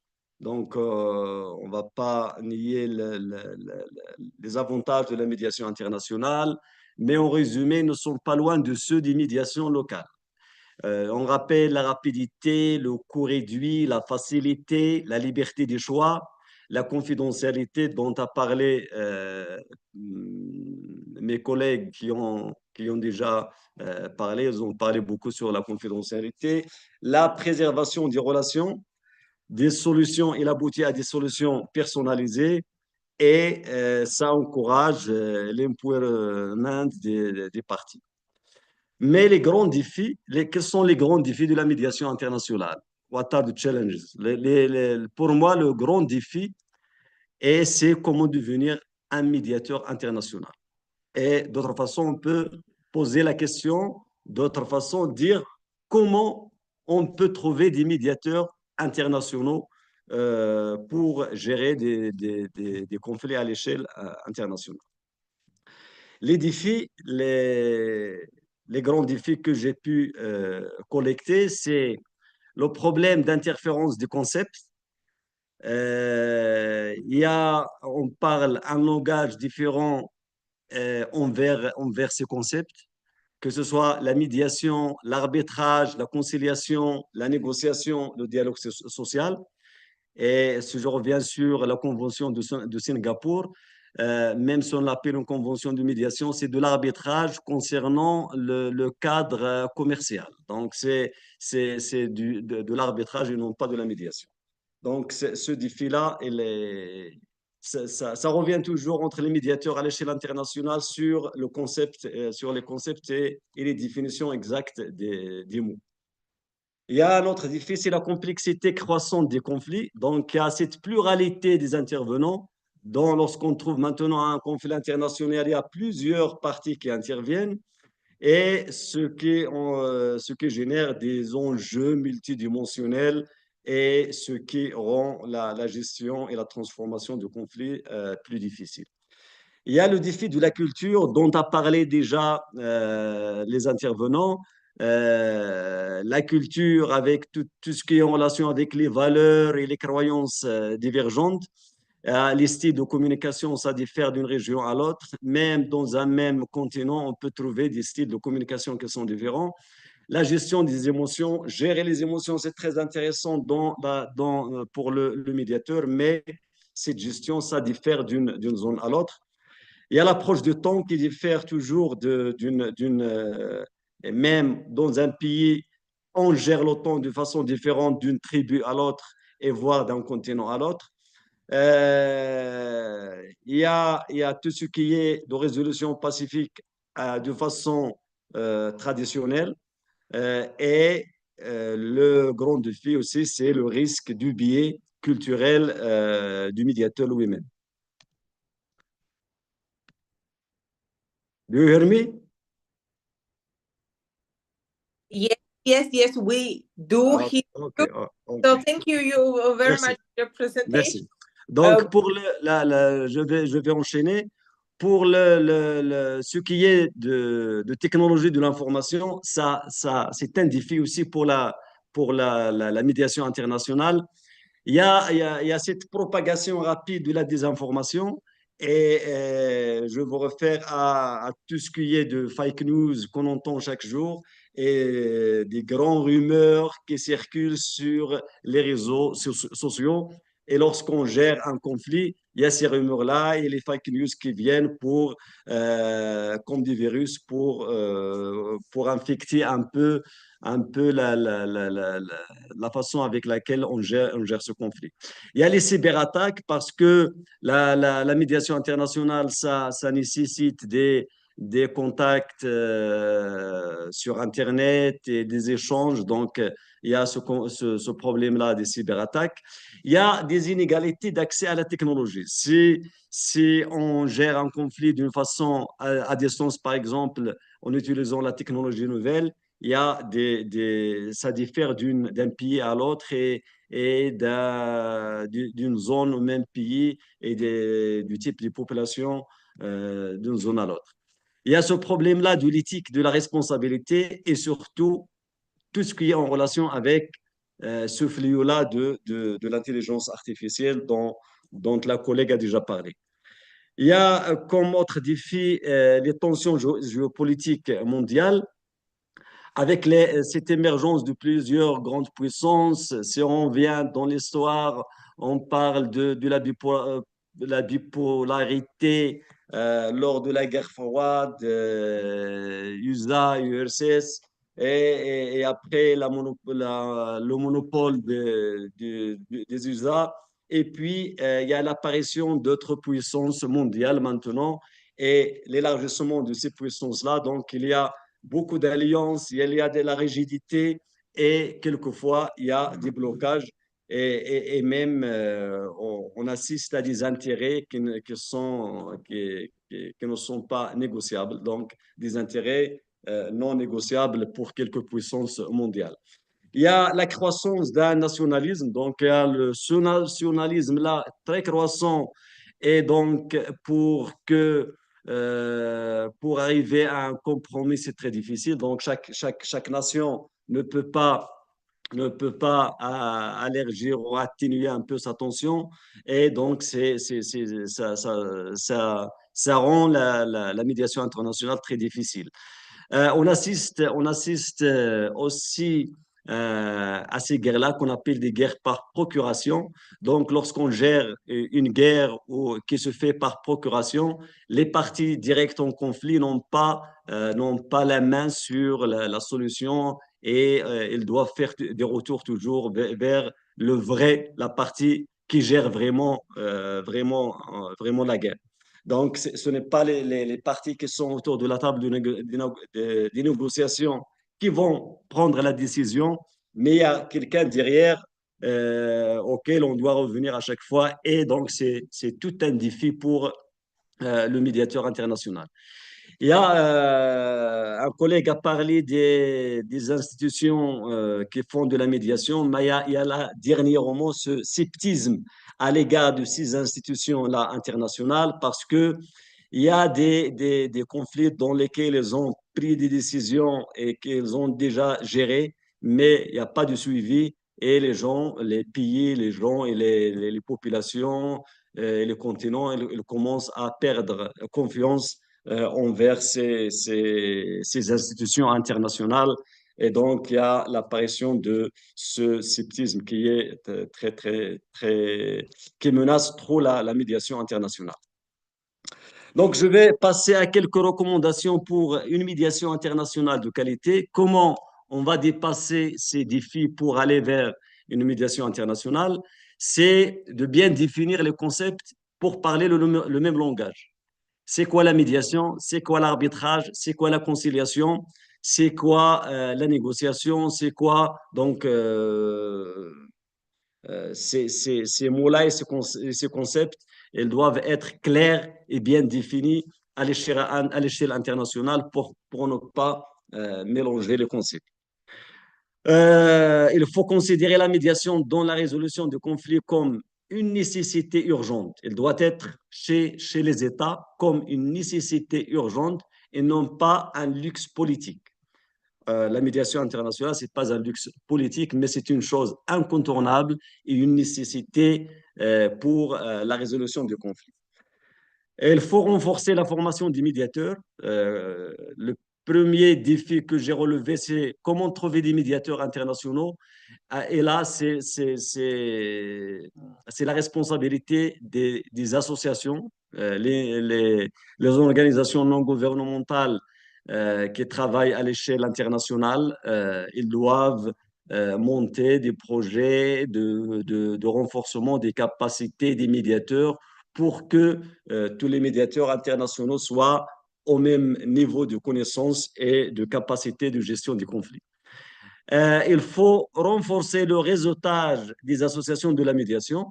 Donc, il faut travailler sur le réseautage, surtout dans les pays où la médiation est bien connue.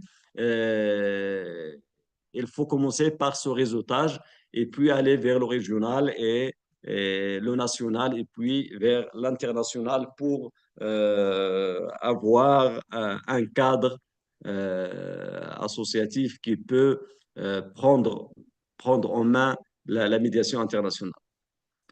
Il faut capitaliser. Ustaz Othman, I'm very sorry, but can 2 we minutes try or to, 3 minutes?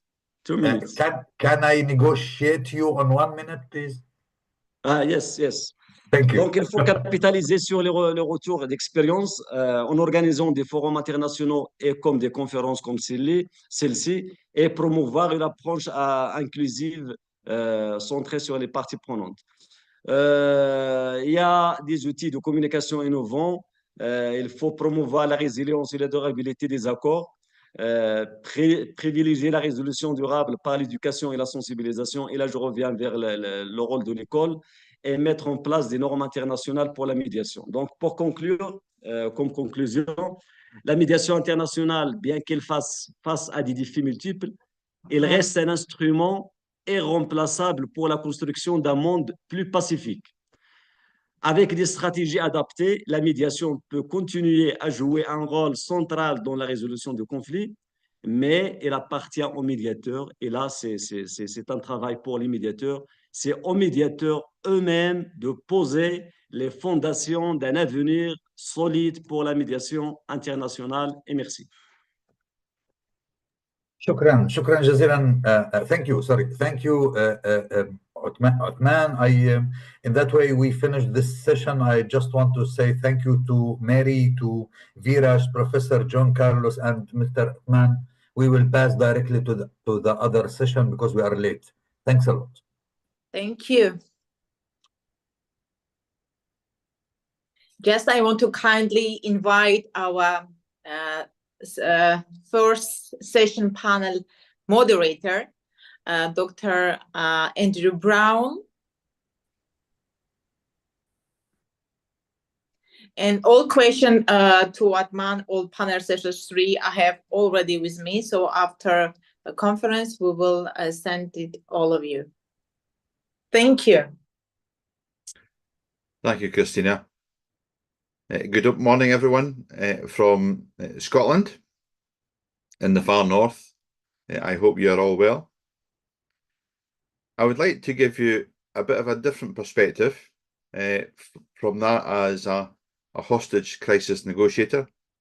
I've been doing this now for over 25 years, and I want to give you some perspectives in terms of what I see in terms of mediation and negotiation, and particularly some of the diplomacy challenges. Next slide, please. So I wanted to step back in history. Like many countries across the world, we've all been in conflict. And in Scotland, almost 300 years ago, we have talked about, or we experienced, the defeat of the Jacobites at the Battle of Culloden in 1746. And then what followed was repression in terms of a number of laws to ban the wearing of Highland dress, ban the wearing of tartan, ban the playing of bagpipes, and importantly, the Gaelic culture. So there was a concerted effort to try and wipe that culture from the face of the earth. And then there followed the destruction of the clan system. So like many countries, Scotland is based on a tribal network of clans. And that clan system was systematically dismantled and the lands that they belonged to destroyed.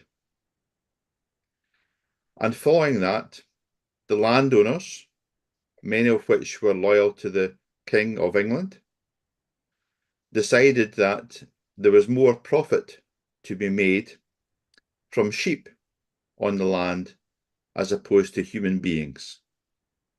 And then we saw the mass migration of Scots people, mainly from the Highlands, to the south of the country, to the Scottish borders, but also overseas to the United States, to Canada, and to Australia.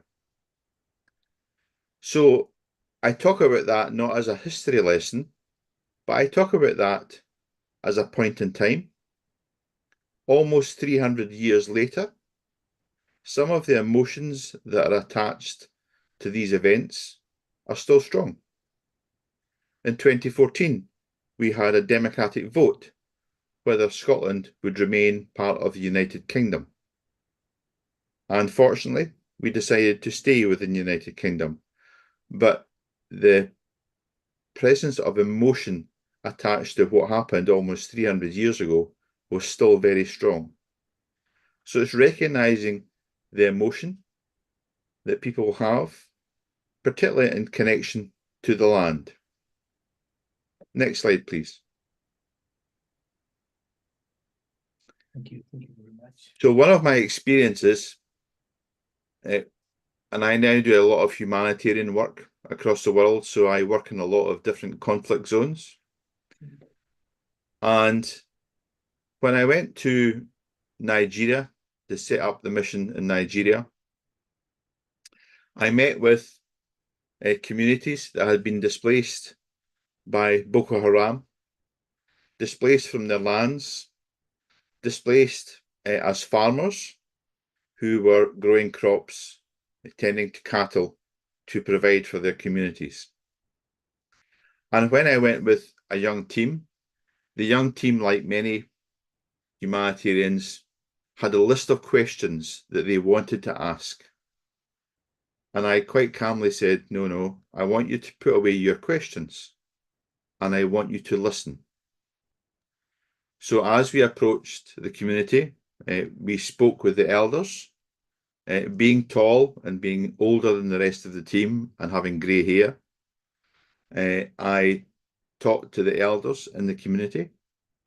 I introduced ourselves and I talked about family, the importance of family, the importance of community. I talked to them about farming and I shared my own experience working on a farm and some of the challenges around working on that farm and how difficult it was. And then they were able to share some of the pain that they had experienced in terms of being removed from their lands. And in that way, you actively listen to them. They already know why we are there. They knew that we had come to that community to set up a school to educate the children and educate the children on the basis that we can eventually bring peace to the community through education. And one of the things that I thought was rather beautiful was that in having that conversation, I never asked a single question. And then when I concluded the conversation with the elders, I handed over to the team leader and I explained, I said, I will hand over to my team leader who is here to explain why we have come. And the elder said to me, I know why you have come, because I have prepared all the information that you need. And he handed over a piece of paper with the names of all the children, all their different educational levels, and on the back of the paper, all the teachers within the community and their qualifications. And the team leader looked at me and said, Andy, you've managed to get the information, all the information we need, but you've never asked a question. And that, for me, is the power of active listening. I think respecting the culture and the community, as Mary talked about earlier, I think that is massively important. It is our ability to empathise. Go back a slide, please. Our ability to empathise, to build that rapport with people. And that is sometimes quite difficult, because as a white man going into Africa, I'm not there to tell them how to do it. I'm there to listen. And if it's appropriate, I'm there to help them to problem solve, not to provide solutions, because if I provide a solution to them, I own the solution, as we've heard from previous speakers. So you need to guide them to find the solution for themselves. If they do that, then they own the solution and are more motivated to do something about it. And humility, I think, is one of the most underrated traits that we can have as mediators and diplomats. As a father, I sat with a mother. I had taken a small football so the children could play football and learn the rules of the game. And the children were playing football, and I sat next to a mother who had been displaced from Borno State, and she was crying. And I said to her, I said, I hope these are tears of happiness. And she said, yes, Mr. Brown, these are tears of happiness, but also tears of sadness. Tears of happiness because my boys are playing football, and I'm so happy to see them full of joy and full of energy, enjoying the game. But also tears of sadness. Sadness because I had two daughters who were killed by Boko Haram just for going to school. So that, for me as a father, is the humility to just remember the culture you're dealing with, respect the community, but also respect the humanity. We are all God's children right across this world. We are all from one species. And I think sometimes we forget that because we want to have division and we want to have different identities. Next slide, please. So I have worked a lot in Afghanistan. And one of the things that Mary touched on in terms of that cultural communication is massive. So for me, again, it's not about me flying into a country to tell people what to do. It's about how do you empower local communities to negotiate resolution. And I want to relate to you two different circumstances. So in Afghanistan, I have dealt with the Taliban. I've dealt with terrorists who have kidnapped people. And it is very much a business negotiation. Part of the challenge as a negotiator is that you need to emotionally separate yourself from the hostage. And that is a really difficult thing to do, especially if you know the individual, because you are emotionally connected to them. But the hostage is used as a commodity. So it's like any commodity in a business transaction. If you remove that humanity, it becomes a little bit easier to navigate that negotiation. We need to distinguish, and nowadays this is more and more challenging, the difference between information, because there is masses of information out there nowadays, and what I would call intelligence. What do we know to be true? So information that we can rely on directly. And in the world that we have nowadays, particularly with social media, we are now seeing across many conflicts the use of misinformation as a tactic to divide communities, to separate different parts of communities, to cause friction, to cause conflict. So that, for me, is key at the beginning.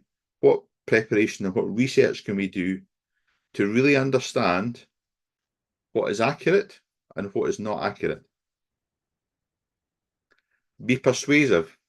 So throughout history, we have used storytelling to pass down history, to pass down information from generation to generation.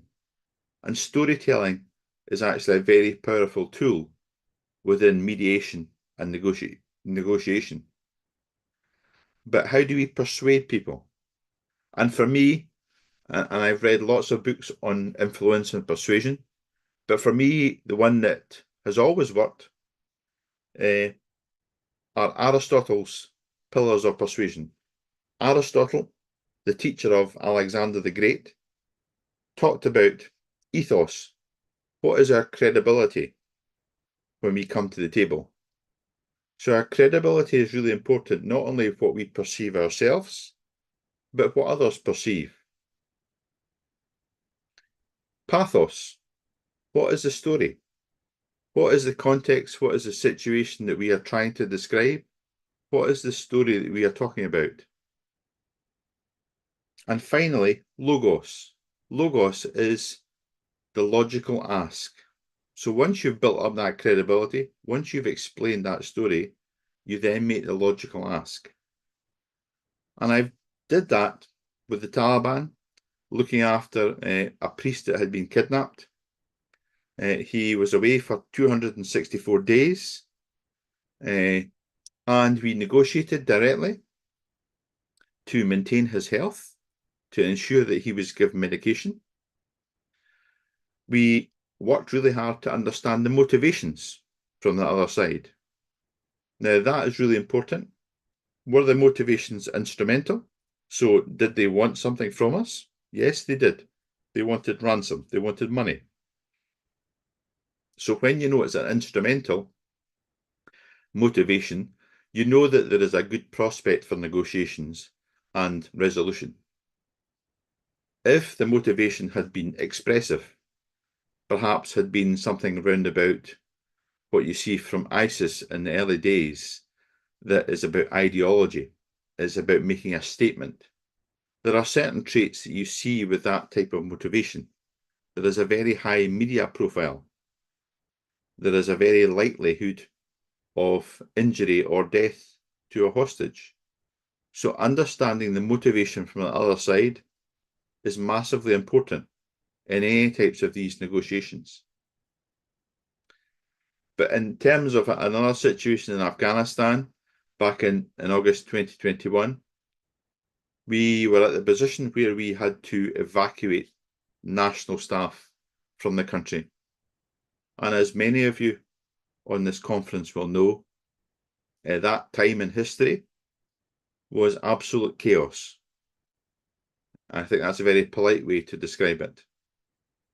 And the challenge that we had, like many other people working in that sector, was how do you get national staff inside an airport to fly them out of the country into another country? And how do you support them in terms of staying in that country so that they can eventually get residency and start a life free from persecution? And that is difficult, let me tell you. You have to navigate policies, procedures, organizations at quite a significant level. And what I learned was it's based entirely on relationships, nothing more. You can have all the paperwork under the sun, but it's entirely based on relationships at its very foundation. And at its very foundation, we were able to have a very strong relationship within Rome at the Holy See. We were able to directly speak to the military at Kabul airport. And because of that, we were able to safely evacuate our staff from the city that was in chaos inside the airport and fly them out to different countries. Of those that we couldn't get out, and that included young women that gave birth in the crowds that were screaming to get out of Kabul, I moved them quietly into a neighbouring country. And I moved them across borders illegally, without papers, because I went back to the basics. What was the right thing to do? The right thing to do was to help to save their life, because culturally, They were from a tribe that had been persecuted by the Taliban for centuries, and had they remained in the country, they were more than likely to be killed, and that included all of the children. So for me, it's grounded in your values as a negotiator and a mediator, and not being coerced or worried about some of the laws that different places create to be obstructive in terms of trying to save life. Next slide, please. Next slide, please. Thank you. So, lessons learned. What have I learned for over 25 years in this space as a negotiator? For me, it's about building relationships. And these are relationships that are genuine, that are honest. Honesty for me is paramount. If we are honest with people, and sometimes that is a difficult conversation to have, let's face it, people respect that. If we tell lies, the problem with telling lies is that it's very difficult to remember a lie, whereas it's actually really easy to remember the truth because we've actually done it. We've all been blessed with 2 ears and 1 mouth, so we need to use them in that proportion, to actively listen, to understand, to use that empathy. We don't know what it's like to be displaced from our land, from our home, unless we've actually experienced it. So to say to somebody, I completely understand, no, you don't. You don't understand. So empathy is massively important. For me, you negotiate everything. I always have done. And I think that is very important because not only does it bring value, it can bring peaceful resolution. And sometimes that's really hard work. Having a positive mindset is really important, as well as that not giving up.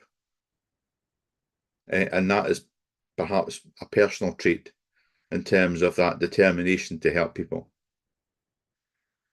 Self-management. Self-management for me is key. I have to work by myself a lot. So when you deal with significant pressure, when you're trying to save human life, during the midst of a crisis or a chaos, and we'll have some input in terms of what that is like in this session, you need to look after yourself as a mediator, as a diplomat, as a negotiator, because your self-management is really important. If you are not fit, both physically and mentally, in that role that you play to perform your function, then you can make mistakes.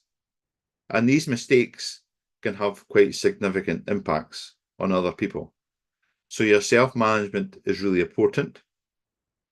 And we all need to manage our stress in different ways. So learning how to manage your stress and taking time out to do that is massively important during times of high pressure. I'm blessed that I am very calm during high pressure. And I feel very fortunate for that. But also your support network. So your family, your loved ones, your friends, your colleagues, as a support network, because you need that. When you are dealing with terrorist organizations or armed groups, and you know that if you say the wrong thing or pitch the wrong context, that can have an immediate physical effect on people, where people are harmed. That adds a lot of pressure because you need to carefully craft your words. And as we've talked about in some other presentation, it is an art. It's both a science and an art in terms of how we negotiate and how we mediate with these groups. For me, I strip away all the labels because I am negotiating with another person, whether it be a man or a woman. I'm negotiating with another person. I research their background in terms of the group that they're with, so I can have some understanding of what their values are. But importantly, as a negotiator, I get them to tell me, and I listen, so that I get a better understanding of the motivations that they have and where they're coming from. But really important is having your support network, because in this world, as a diplomat, mediator, negotiator, there is a lot of pressure on you to bring peace. And bringing peace is actually quite challenging. Going into conflict is easy, but bringing peace for people that are disagreeing or at war with each other is actually a real challenge. Next slide, please. So I'm happy to take any questions. I put up this slide and this picture in two words that I think are really important: harmony and hope. And I think that's something that we shouldn't lose sight of.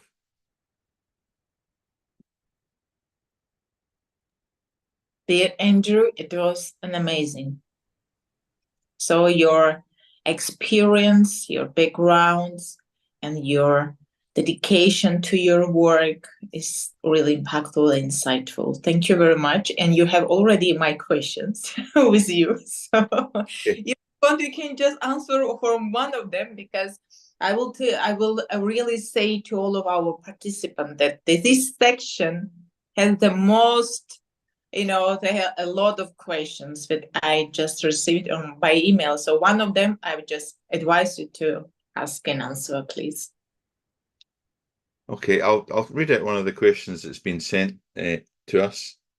So trust is necessary for mediation, but it is often lacking in protracted conflicts. In cases like Palestine, Israel, or Armenia, Azerbaijan, how can mediators restore trust between parties that have gone through cycles of conflict?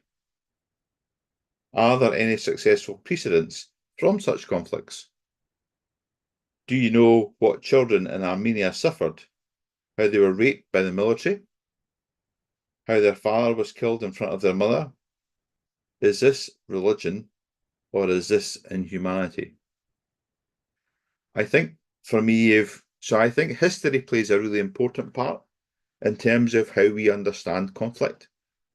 If you look at Scotland as a country, we have lots and lots of castles, because as a tribal culture, as a clan culture, we fought with each other for centuries. The Romans tried to invade Scotland but didn't succeed in doing it. And the Scots throughout history have been known in terms of their ability to fight. But as a country, do we now live in peace? Yes, we do. Do we respect our differences? Yes, we do. So I think what I said in my presentation is really important, that we take time to research. And I operate on what I've put together over the years as a negotiator. So preparation is really important. So researching, understanding the history, planning. If you're going to do a mediation or any engagement, how do you plan that? And that's not only plan some of the dialogue and some of the points you want to make, but it's also the setting. Where do you have your meetings? Is it in the country that's at conflict, or do you take it to a separate country? We need to look at the psychology. Psychology, from a medical point of view, gives us a whole lot of different insights in terms of human behavior, characteristics and traits that we might see, but it also gives you some insights in terms of how to negotiate with these types of different personalities. Practice, and this is something that I don't think we do enough of. Practice. We should be able to sit down as mediators and diplomats, and before we even have a meeting with the 2 or 3 different parties, is to practice that engagement so that we automatically start to map in our head some of the challenges that we might face. We've talked about patience. Patience is massively important because as human beings, we all move at a different pace. So understanding is different. And for me, and this was to my core, is my mother always told me that I was thrawn. Thrawn is a good Scots word for being strong-headed and determined. So persistence, I think, is really important, particularly in conflict negotiations, because it takes time. It's taken Scotland hundreds of years to get to the point where we are now. And I think that's why we need to educate children as part of that process. Thank you very much, Andrew. Now you are the boss of the panel session. So now of you. Okay, I would now like to introduce Professor Pablo Banchino from Argentina. Pablo, the floor is yours. Thank you. Thank you very much, dear colleagues. Good morning to all of you. Thank you very much for the invitation to participate in this important panel. Many thanks, especially to Christine. Thank you very much with my heart. And I sage auch, Angelika, liebe Angelika, guten Morgen, and all of you. First, I would like to make 2 clarifications, a kind of disclaimer. The first one, because it's very difficult to talk about these important topics, is another language, for which I apologize. And second, we cannot talk about migration and refugees without mentioning the dramatic context of the situation that is under the eyes of all the world. As my connational Francesca Albanese, United Nations reporter, has said, the world is witnessing the first genocide shown in real time by its victims. And another countryman, Pope Francis, said, this is not war, it is a genocide. And that's happening right now as we speak here. That is why my presentation will be short to listen, who are most important to listen to, the colleague from Rwanda, Burundi, Lebanon, and Palestine. But what I want to tell you is that after the horrors of the Second World War, by both sides of the conflict, all of humanity set out to establish norms and create international organizations to prevent that tragedy will happen again. This is how the United Nations was created, as a continuation of the Society of Nations. And in 1945, after of the San Francisco Conference, the United Nations was founded and approved the subsequent Universal Declaration of Human Rights 3 years later. However, the first act of the new organization marked the beginning of the greatest genocide since its foundation, because in the same year, 1948, it created an artificial state by taking violently the land from the native population, and that fact produced the scroll of 750,000 refugees.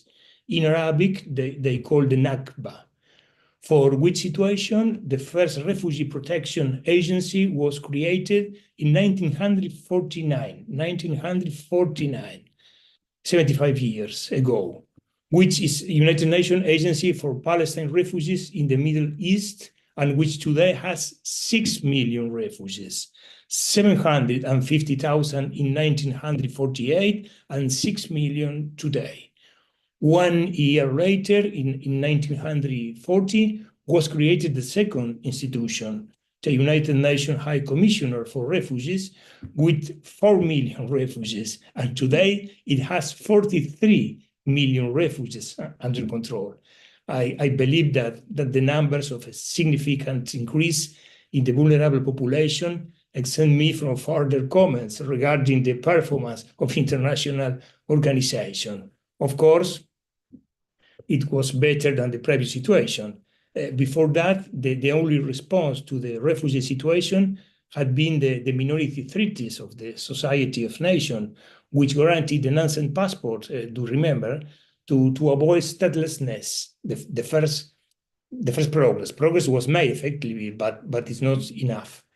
Regarding treaties and agreements, the Universal Declaration of Human Rights was followed by the Declaration on Civilian and Political Rights, the Convention relating to the status of refugee on 1951, the Protocol relating to the status of refugee of 1967, allowing refugee status to be applied globally after the so-called Six-Day War, again, the same reason and the same guilty, and all the rules of humanitarian law, the Geneva Convention, and its additional protocols, crimes against humanity, and the creation of an international criminal court by the Rome Statute on 1998, a kind of permanent Nuremberg tribunal to justice this type of crime, together, of course, with the International Court of Justice of The Hague. I cannot deny that we have here a colleague from Burundi and Rwanda, where a court was formed and with its lights and shadows, but I can give an opinion. It's very difficult to give a theoric opinion about the reality of others. For example, when people say things about Argentina or Italy, I say, Mamma mia. But also we have here a colleague from Palestine. I want to express my greatest solidarity and also my deepest regrets regarding the futility of so many organizations and so many treaties.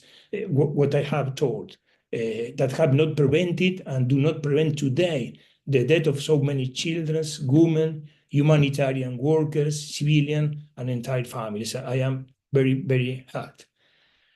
Of course, to leave a message of hope, we can say that the situation of refugees and human rights can be linked in the context of diplomacy through an approach that balances state control with respect for the fundamental principles of human rights. Some key points to connect it with the objective of this conference.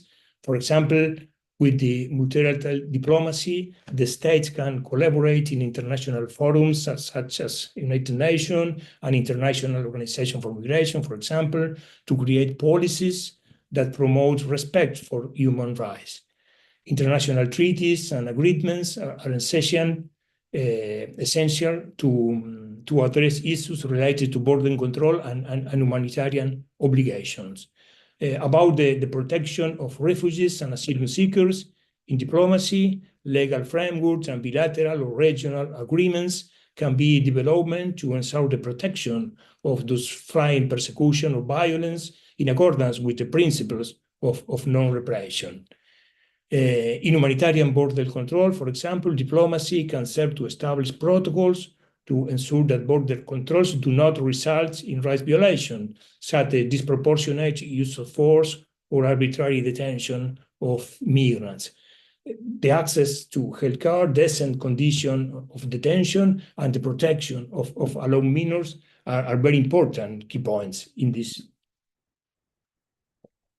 field. Finally, preventive diplomacy can also focus on addressing the root causes of forced migration, such as conflict, poverty, and environmental disasters. Through international cooperation, humanitarian aid and development policies can be established to reduce the need for migration. To conclude and open the way for the important colleagues in communities with real refugees, I can say that diplomacy can be a key tool to balance border control interests with imperative to protect and promote human rights, involving coordination between migration policies, human rights, and security at the international level. This is my desire and also my hope. Thank you very much to all of you. And Christine, again, thank you very much for this important opportunity. Thank you, Pablo. It was great, insightful speech. Thank you very much. Thank you, Pablo. Thank you, Professor Andrew. I come from an immigration country. There are a great community of Scots. My football team was founded for Scottish, and the colors as the flag of Scotland. Yeah, that's blue very and true. white. Very true. Yes. It is very true. Thank you. Thank you very much. Thank you. You are welcome. Okay, now we hope to have a short presentation from Lama Audi. Lama is currently in Lebanon.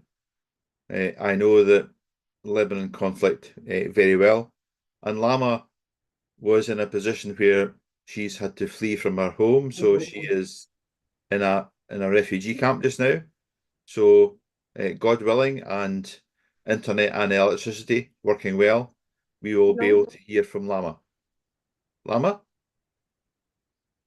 Yes, I'm with you. Did you hear? We've got you now. Yeah. Welcome.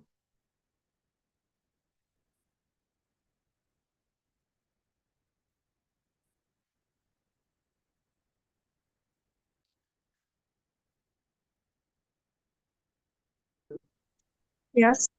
Can you? Yes, we can hear you.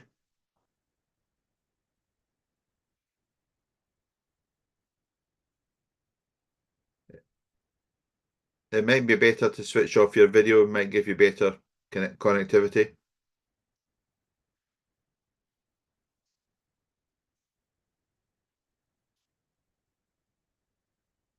Can you hear us? Confirm the placement here, file and manage it well, whether in terms of shelter centers or in terms of providing various services in light of the absence of any emergency plan to deal with the versions of the war, including the placement. And we are facing here, we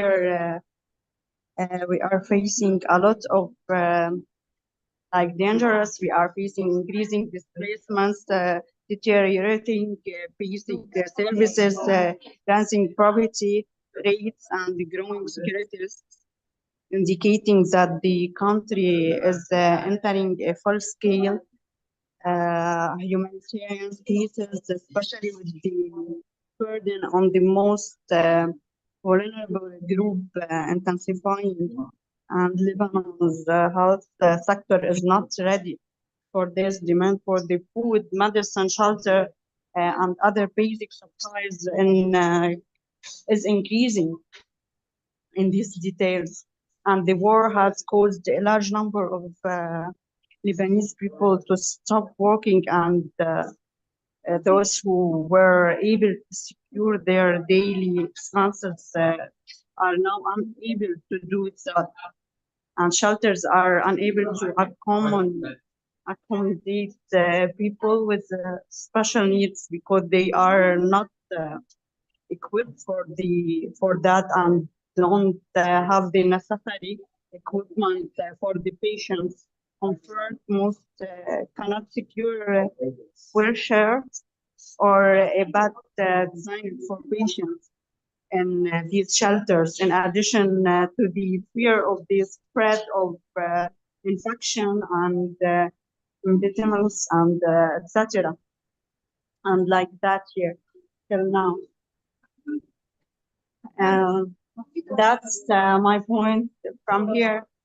I hope peace will prevail soon, and the greetings for all organizers and their friends.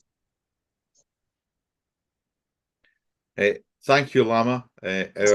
Our thoughts are with you at this really difficult time. And please stay online if you can. The main thing is that you have been in a position where you've been at home and then suddenly you've had to leave your home because of conflict. A conflict that is not in de-escalation, but in escalation. And we hope that all the efforts globally to try and de-escalate the conflict in the Middle East are successful. So thank you. Thank you. I appreciate. Thank you. Thank you.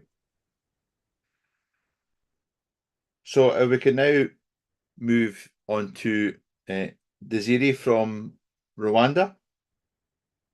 Are you there? I think we have to just switch them with Vasu because she has some problem. Okay. Vasu, are you online? Yes, sir. I'm there. Okay, I will hand the floor over to you. Thank you. Okay.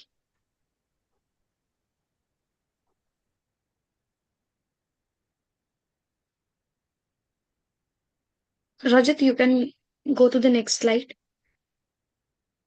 Okay. Thank you, everyone, for gathering here today. You can go on to the next slide also. Okay. So first of all, I would like to thank you all for being here and also giving me this opportunity to share my insights about the Kashmir dispute, how mediation can help the people who are being moved from their homeland to some another place. How can mediation play an important role in that regard? I'm going to talk about it. Now, Kashmir Valley, its scenic beauty, rich history, deeply interconnected communities, was decade ago a cultural place, richness and harmony where traditions were as vibrant as the nature beauty surrounding them. Yet we all know that this land, celebrated for its diversity and unity, has endured displacement and upheaval, leaving estimated about 60,000 Kashmiri Pandit families without their ancestral homes since 1990s. And for these families, displacement has created a profound void, a loss of not only physical space but also they have lost their kind of cultural identity and community bonds. So today, as we discuss the pathway toward repatriation and reintegration, we are not simply looking at policies or legal frameworks. We are exploring way to restore their lives, rebuild their communities, and reignite hope for those who for too long have been distanced from their homeland. The essence of mediation, I think, in this context is to go beyond the technicalities of the negotiation, and it is to offer a space for reconciliation, one that respects Kashmir's unique cultural heritage as well as the diplomatic challenges also. So today my focus will be a pathway forward, one that integrates Kashmir culture wealth into each step of the mediation process. Now, Rajat, you can go to the next slide. Now, it is important to understand a little bit about the history of Kashmir dispute. So, to begin with, we must know that the diplomatic complexities that are unique to Kashmir. One sec. This is not a simple dispute between two sides. It is a nuanced multilateral challenge involving that is India, Pakistan, and in some areas China is also involved. The roots of Kashmir conflict lie in the 1947 partition of India, when princely states were given the option to join either India or Pakistan, but both states now claim that they own Kashmir. These divergent views have rendered the political compromise extremely challenging. And Kashmir's geographical location also adds to its strategic importance, sharing that it shares both border with China and Pakistan. The trilateral complexity complicates the bilateral negotiation between India and Pakistan and also make it international mediation efforts more sensitive. So we have to look into more the cultural sensitivity and identity of the people while doing implementing mediation tools in Kashmir. So I would also like to now when we Rajat, you can go to next slide. When we are talking about cultural sensitivity, it is critical that we acknowledge and respect the regional sensitivity that are unique to Kashmir. As mediators and stakeholders, our task is to develop frameworks as rich and varied as Kashmir itself. It means that we are going to beyond the conventional strategies. That is, we should truly resonate with the people of the Kashmir. We must deeply understand their history, their traditions and practices, to make it more applicable and have a better solution rather than making only a paper full of sheets of strategies. Now, Kashmir is not a homogeneous region. It encompasses diverse ethnic, religious, and cultural communities, as you cannot see on the screen. So, next slide. Now, we move further into this discussion that it is essential to remember the individuals at the heart of this crisis, the families, the elders, the children who knew Kashmir only through the memories shared by their parents and grandparents. Displacement, as we know, is a journey measured not in miles but in loss of homes, identity, and connections also. So, for many displaced families, the pain of migration extends beyond physical boundaries. It affects their generations, creating a sense of placelessness that is deeply disorienting. So, effective mediation therefore goes beyond the property dispute or legal displacement. It is all about restoring their dignity, fostering their resilience, and ultimately rekindling hope in them. So, consider the impact of initiatives that can facilitate the cultural preservations for displaced families. We can imagine young Kashmiris from different backgrounds collaborating to revitalize like Kashmiri arts, their language, their tradition. These projects are not merely cultural, they are bridges reuniting communities and a sense of identity. Next slide. Now, I would like to share some real world strategies for repatriation and reintegration. Now, how can we incorporate this vision? What steps we can take to ensure that these strategies are fulfilled? So, there are various ways in which we can use mediations. For example, for security negotiation, safety is a foundational need. Mediators can facilitate agreements on the security protocols, incorporating local stakeholders to create a reassuring environment for all the communities. It can be anything like building consensus on security, or it can be engaging third party observers to ensure that peace and accountability. And in cases of economic reintegration, now sustainable peace requires economic stability. What we can do as mediator as we can enable cooperative economic initiative. We can we can suggest like shared businesses or public private partnership which can help both returning and resident communities rebuild together. Now, in case of social cohesion and community projects, like years of separation have fostered, we can see mistrust between the resident also, returnees also. So here, what mediators can do is we can promote structured dialogues like collaborative community projects.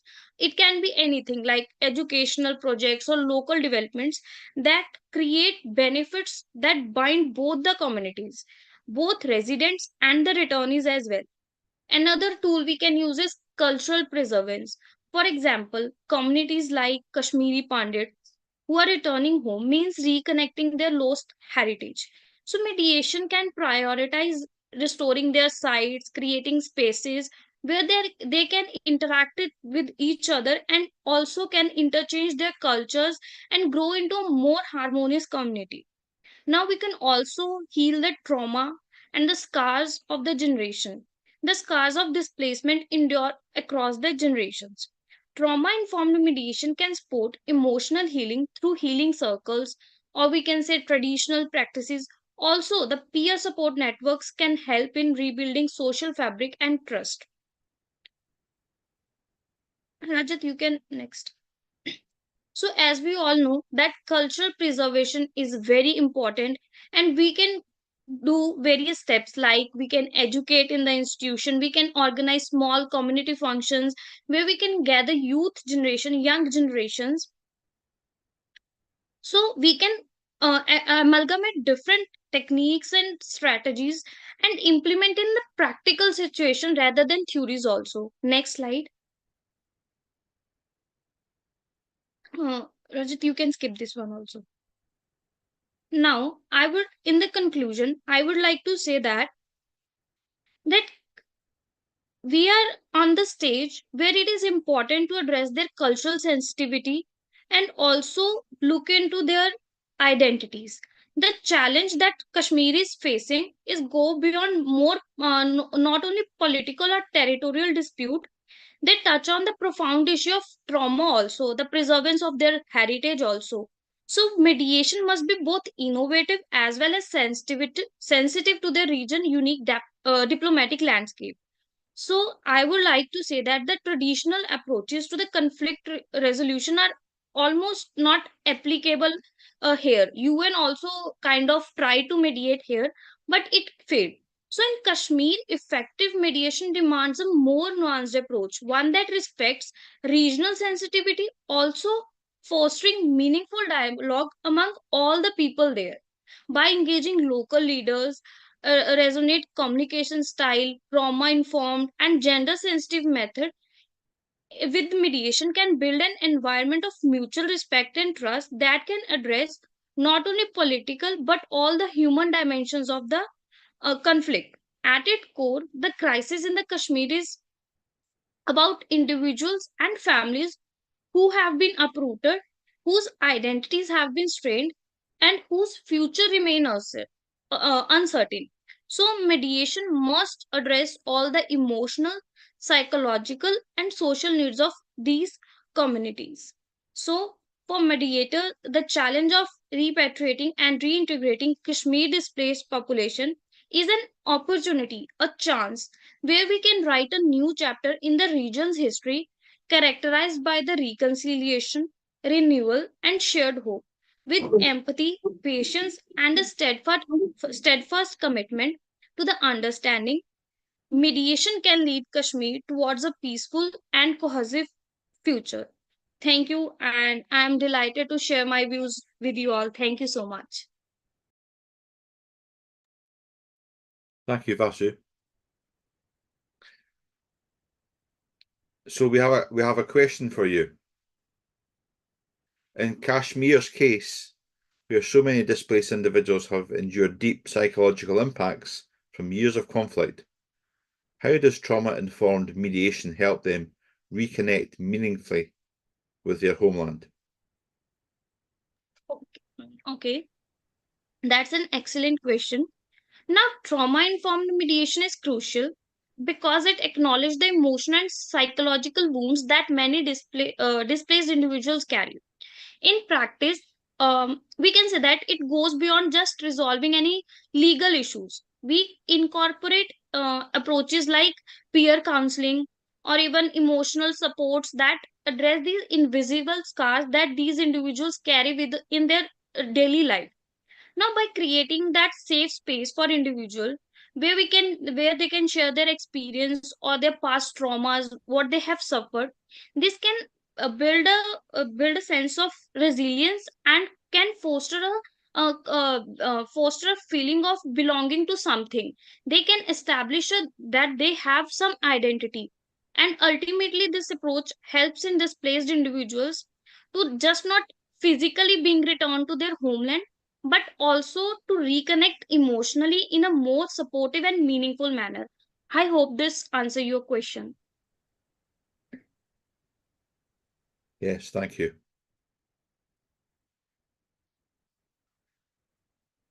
Okay, if we have no more questions for Vasu, we'll try and move on to Desiree from Rwanda, if he is online.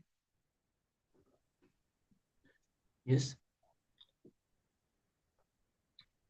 Good afternoon, the floor is yours. Good afternoon. I'm fine. My name is Polimpa Desire. Do you hear me? Yes, we can hear you well. Okay. I'm from Burundi, but now I'm a Burundian refugee in Rwanda, and I have finished the legal studies in law, and now I'm a mediator for a program, Justice by Mediation program in Mahama refugee camp, in order to promote peace, good cohabitation between refugees, because we are from different countries You can, okay. JME Pro Limited stands for Justice by Mediation Program. It is a peace building program designed to promote unity and good neighborliness between Burundian, Congolese, Afghan, Sudanese, Lebanese, and other refugees in the camp. Mediation techniques, because there are techniques we use.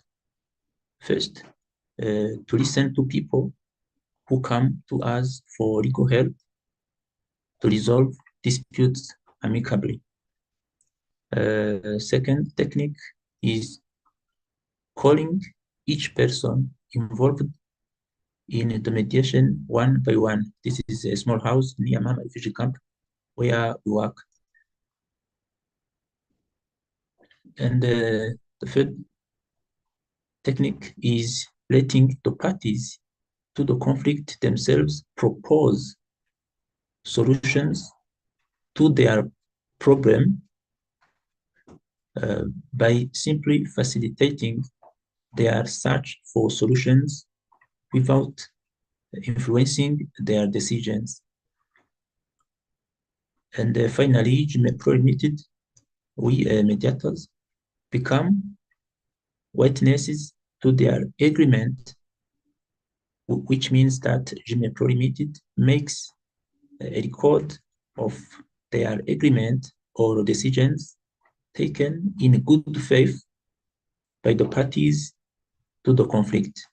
JME Pro Limited keeps one copy and the other copies signed by each party are kept by them. Our mediation project helps refugees to strengthen our good cohabitation, because I'm a refugee too, and avoids unnecessary cost and expenses of going to court. When you are a refugee, it is very difficult to go to court. Can I go on another slide? JME Pro Limited works on a voluntary basis, free of charge. We do not yet have any financial support, such as grants. Any financial or material contribution to our good work of mediation is welcome. Those are our contacts, and can I go to another slide? So this is the house where we work, near Mama refugee camp. And this is the logo, JME Pro Limited, Justice for All. Yes, it is a display, just a communique to tell refugees and the non-refugees like Rwandans that they can come to benefit from our support. And I thank you very much, because this conference is very important. First of all, for me, because there is network, and also together we can promote peace in East Africa. We know refugee Congolese, we know Burundian refugees, other refugees in East Africa, because there are problems related to geopolitics. But I wanted to promote mediation in the refugee community, because we have with different cultures, and some have money, others no. When you are in such situation, of course, there must be problems, social problems, some unnecessary conflict. So to resolve those conflicts amicably without going to court, it is made for me one way to promote peace as we can.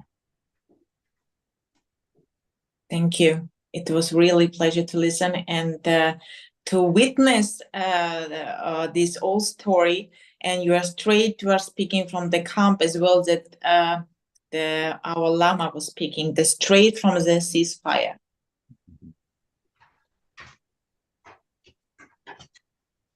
Thank you, Desiree. If I can ask a question, what examples do you have in terms of mediation within the camp?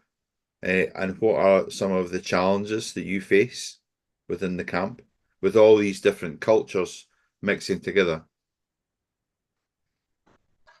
Yes, thank you. For example, here in Mama refugee camp,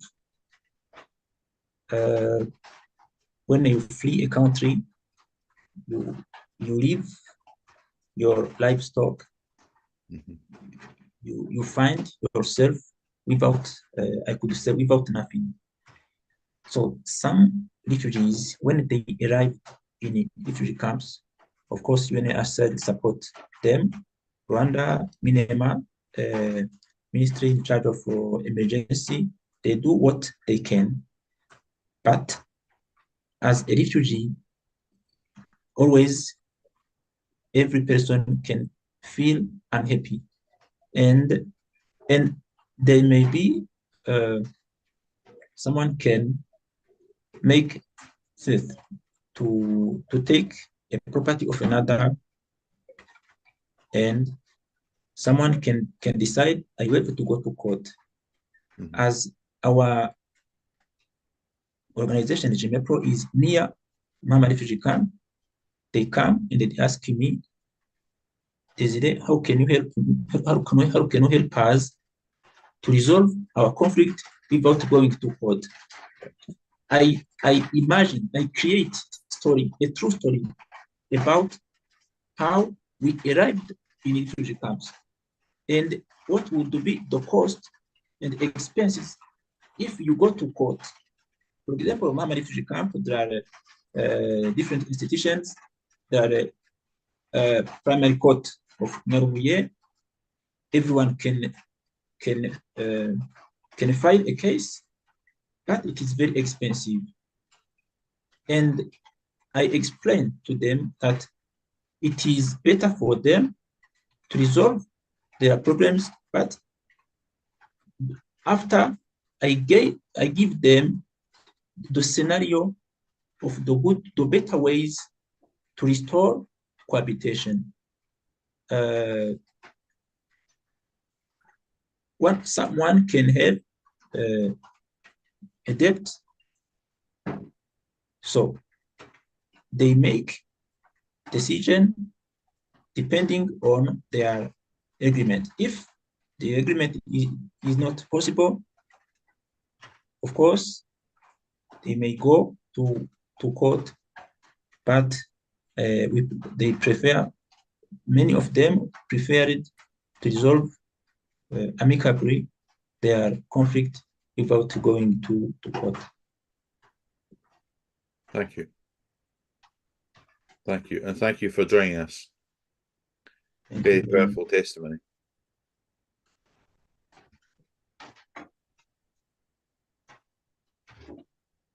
Okay, if we have no more questions for Desiree, we'll move on to our next speaker. Our next speaker is Dr. Amoris Pramodo from Cyprus, a country I know very well. So, Doctor, if you are there, I will hand the floor over to you. Hello, hello from Cyprus, and I'm glad to see people from Scotland, a place I really like. Been 3 times. Okay. Wonderful. I come to Cyprus every year. Wonderful place. And should I share my screen from here?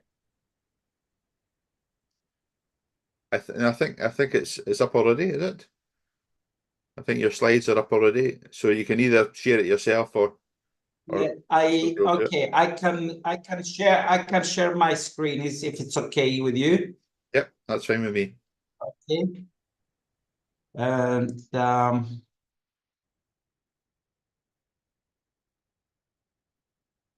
okay, I think you can see my screen now, right? Yes, we can. Thank you.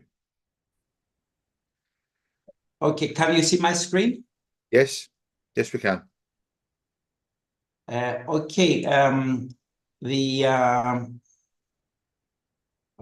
Okay. Let me. I think. Just 1 second, please. I think. Okay, you can see the front screen now. Now, do you see the map? Yes. Okay, now, now, well, my background is not. I'm not a diplomat. Okay, I come from. I have a business background. Okay, and sustainability and all these issues. But politics is something that I have always been involved in and been very active. So. You know, the Cyprus problem is one of these issues that that have been going on for too long, and the question is that how can these problems not be resolved, and what is the role of diplomacy? What are the issues related to this ongoing dispute, which is a violation of international law? And I don't say this from a national point of view. I say this from as an academic, okay, which wants to identify why this problem cannot be resolved, okay? Personally, I come from the area up the top where the top circle, you know, where my village is. And in 1974, when I was nearly 2 years old, we had to move to Paphos, as the north part of Cyprus was invaded, and according to the resolutions, where the country, the northern part of the island is not recognized by any other state in the world other than Turkey. So Cyprus, the case of Cyprus is quite interesting because, as you see in this screen, we are in the middle of 3 continents. On the west, we have Europe, okay, up here. On the north, we have Africa, with Egypt being the closest point to the island, and on the east we have Asia. So this creates kind of a very interesting point of talking about Cyprus. So I wanted you to see the geographical point of Cyprus, which is directly related to the actual conflict, because Cyprus is the history of Cyprus has been a history of occupation, okay, from thousands of years ago until now. So the root now, the island has been divided since 1974, and despite that, we have several EU United Nations resolutions. Despite that, Cyprus is full member of the European Union, and according to the European acquis, the European law, the entire territory of Cyprus is part of the island. The island, a part of the European Union, is under occupation, and this brings up the question: what is the point? What is the role of European Union in this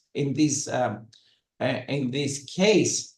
So the roots of the causes of the island. I wanted to start what has not been the last point. Religion, interestingly, religion in Cyprus has never been a source of conflict between the 2 main communities: the Greek Cypriots,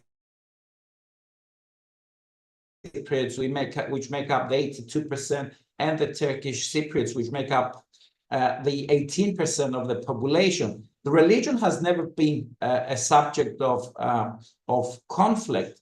The roots of the island's division is, first of all, the strategic geographical position of the island. As I explained, we're only 30 minutes away from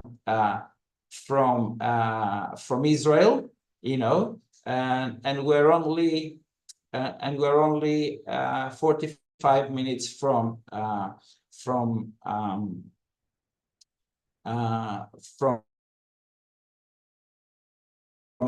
Egypt, and only 25 minutes from Turkey. So the geographical position of the country has been the main reason, in my opinion, and I think in most people's opinion, why the island has been divided and has been occupied for so many years.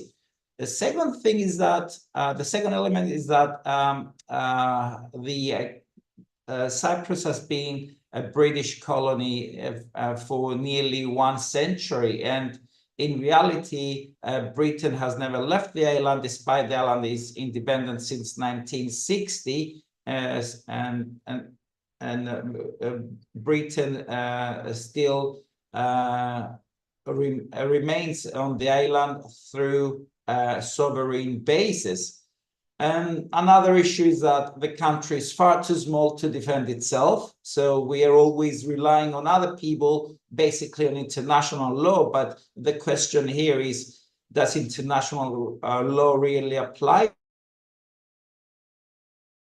So this is a major challenge for the international community. And finally, the country has not had a clarified political direction. We wanted to remain independent. That's in 1960. We didn't want to be we didn't want to be part of the Eastern Bloc. We didn't want to be part of West, and that brought that was brought into the problem, like where do we go as a country? What is our political direction? And that caused a lot of a political dispute in the island between the left and the right wings.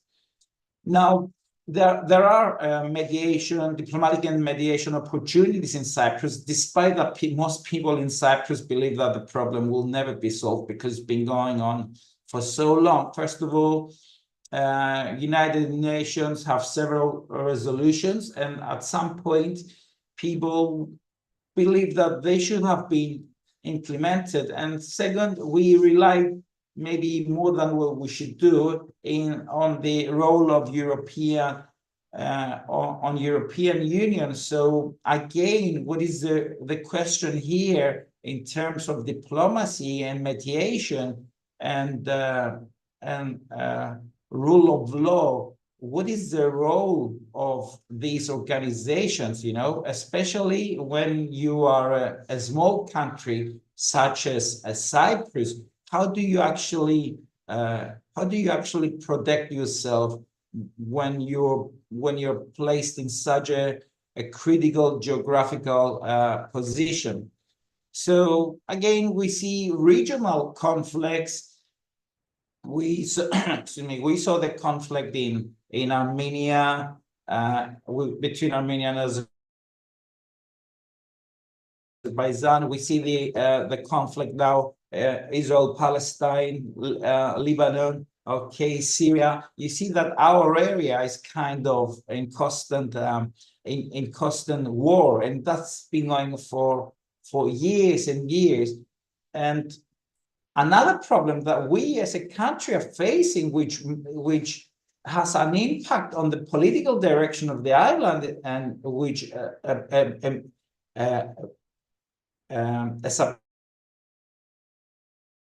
substantial proportion of the population is moving towards kind of far-right ideas, is that Cyprus not only is a small island, and not only we're in a difficult geographical position, but as a result of the conflicts that take place in our area, we face serious immigration challenges, as we are the first arriving point. So approximately 6 to 7% of the population of the island now is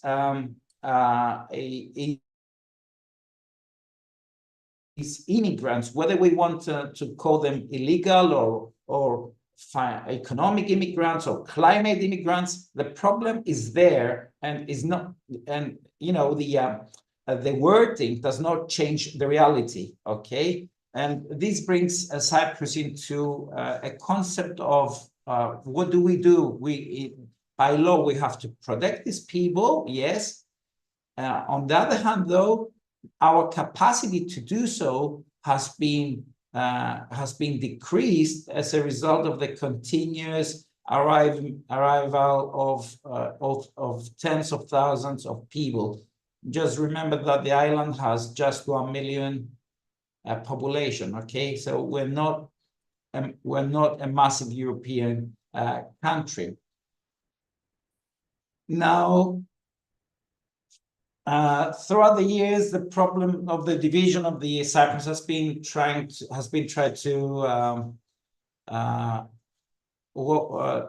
be kind of not resolved, but to bring people together through kind of soft policy rather than hard talk politics. And we have technical committees between the two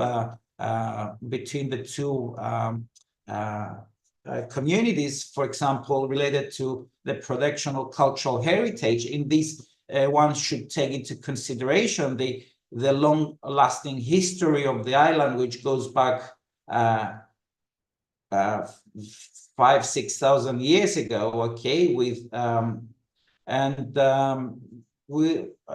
these technical committees also focus on the restoration of churches and mosques, and there are a lot of bringing religious leaders together, and also we should pay attention on the initiations by the government and let's say of the Greek Cypriot community to involve Turkish Cypriot young people in EU projects in order to enable them to understand the benefits of being part of a recognized country, because the fact that they're not a recognized state creates them a lot of problems, but that's because this is the result of the Turkish invasion and the fact that the problem has not yet been resolved. And this is not based on my words; it's based on the UN resolutions and the EU political approaches. There is a path. I believe that I want to believe I'm very optimistic person, and I believe that the problem can be resolved. There is currently kind of a movement from the Greek Cypriot side, from some politicians coming from different parties, from both left and right wings, okay, not including the far right wing. I want to clarify this, which simply do not want the island to unite, and of course that's in both sides. And there is currently a movement of towards bringing headquarters of establishing regional UN headquarters in the Republic of Cyprus, believing and supporting, and I do believe to this idea, and I do support this idea, that such the development of such headquarters in the Republic of Cyprus would bring stability to the island, would turn the country into a source of peace rather than a source of conflict. And we believe that this could have become a multiplier effect in order to enable peace in the broader region of Middle East, which is kind of, we believe that is like it's kind of a place that it seems like nothing can be resolved, and all we see is just fluctuation on the level of conflict. There has never been peace in the area, and this is really worrying. We see this is an ongoing thing that we experience, and please let me remind you that we're only 170 kilometers from Israel. Okay, it's just across their street. Some people have seen rockets coming from Lebanon to Israel, and the other way. If you're in Larnaca, you can actually see it if it's a clear night. And this is scary because, you know, people of my age, we have, despite that I was just 2 years old when in 1974, we have the experience of war. So we're kind of really worrying, you know, if something goes wrong, something can land in Cyprus. We're not very far, as you understand, you know. Now the realities in the current era is that, okay, we know that we're not the priority of the European policies. We're not the priority of global policies. There are other problems. Okay, for example, the Russian-Ukraine war. I'm not going to go into this dispute why this war started. We can all have our opinion on that. And this war has led to has forced the Cyprus to join the sanctions that the EU sanctions against Russia. Now, this brings the Republic of Cyprus into kind of very difficult position because Cyprus, as a Christian Orthodox country, excuse me, as a Christian Orthodox country, we have very close relationships, cultural relationships, and political relationships with Russia. And Russia and the ex-Soviet Union is a country that has been very supportive to the Cyprus problem, supporting,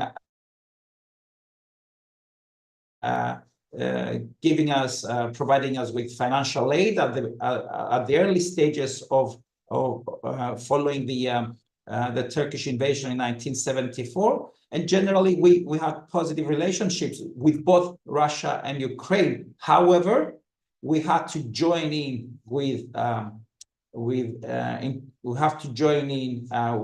when it came to these sanctions, and it's something that has not only hurt our feelings as Greek Christian Orthodox in terms of religion, because we have always had positive relationships, but it's also got to do with the Ukrainians that are also Orthodox. So, like, what is the balance? And this has led to a negative impact on the economy because we had a lot of tourists from these countries, and then now these people are no longer visiting the island, which heavily relies on tourism. So these are the realities in Cyprus now. Of course, we could go on and on and on about Cyprus. Why are we in this situation? But I believe that this map and these three arrows show the reality, you know, coupled with the fact that we are a small island. We are the fourth smallest nation of fourth smallest state of EU. Okay, we're just 1 million people. That's the size of an average city in Germany, for example. Okay, so and our geographical position, which, you know, culture, this is kind of strange because culturally we belong to, and politically we belong to Europe. Okay, our civilization is, you know, we belong to Europe. Culturally and religiously, we belong to Europe. Okay. However, geographically, we fall within Asia. And this, and we're so closely related with Africa, you know, and all these are kind of the roots of the problems. Hopefully, the diplomacy will contribute towards the resolution of the towards resolving this conflict and bring stability. I think this will bring stability to the entire region.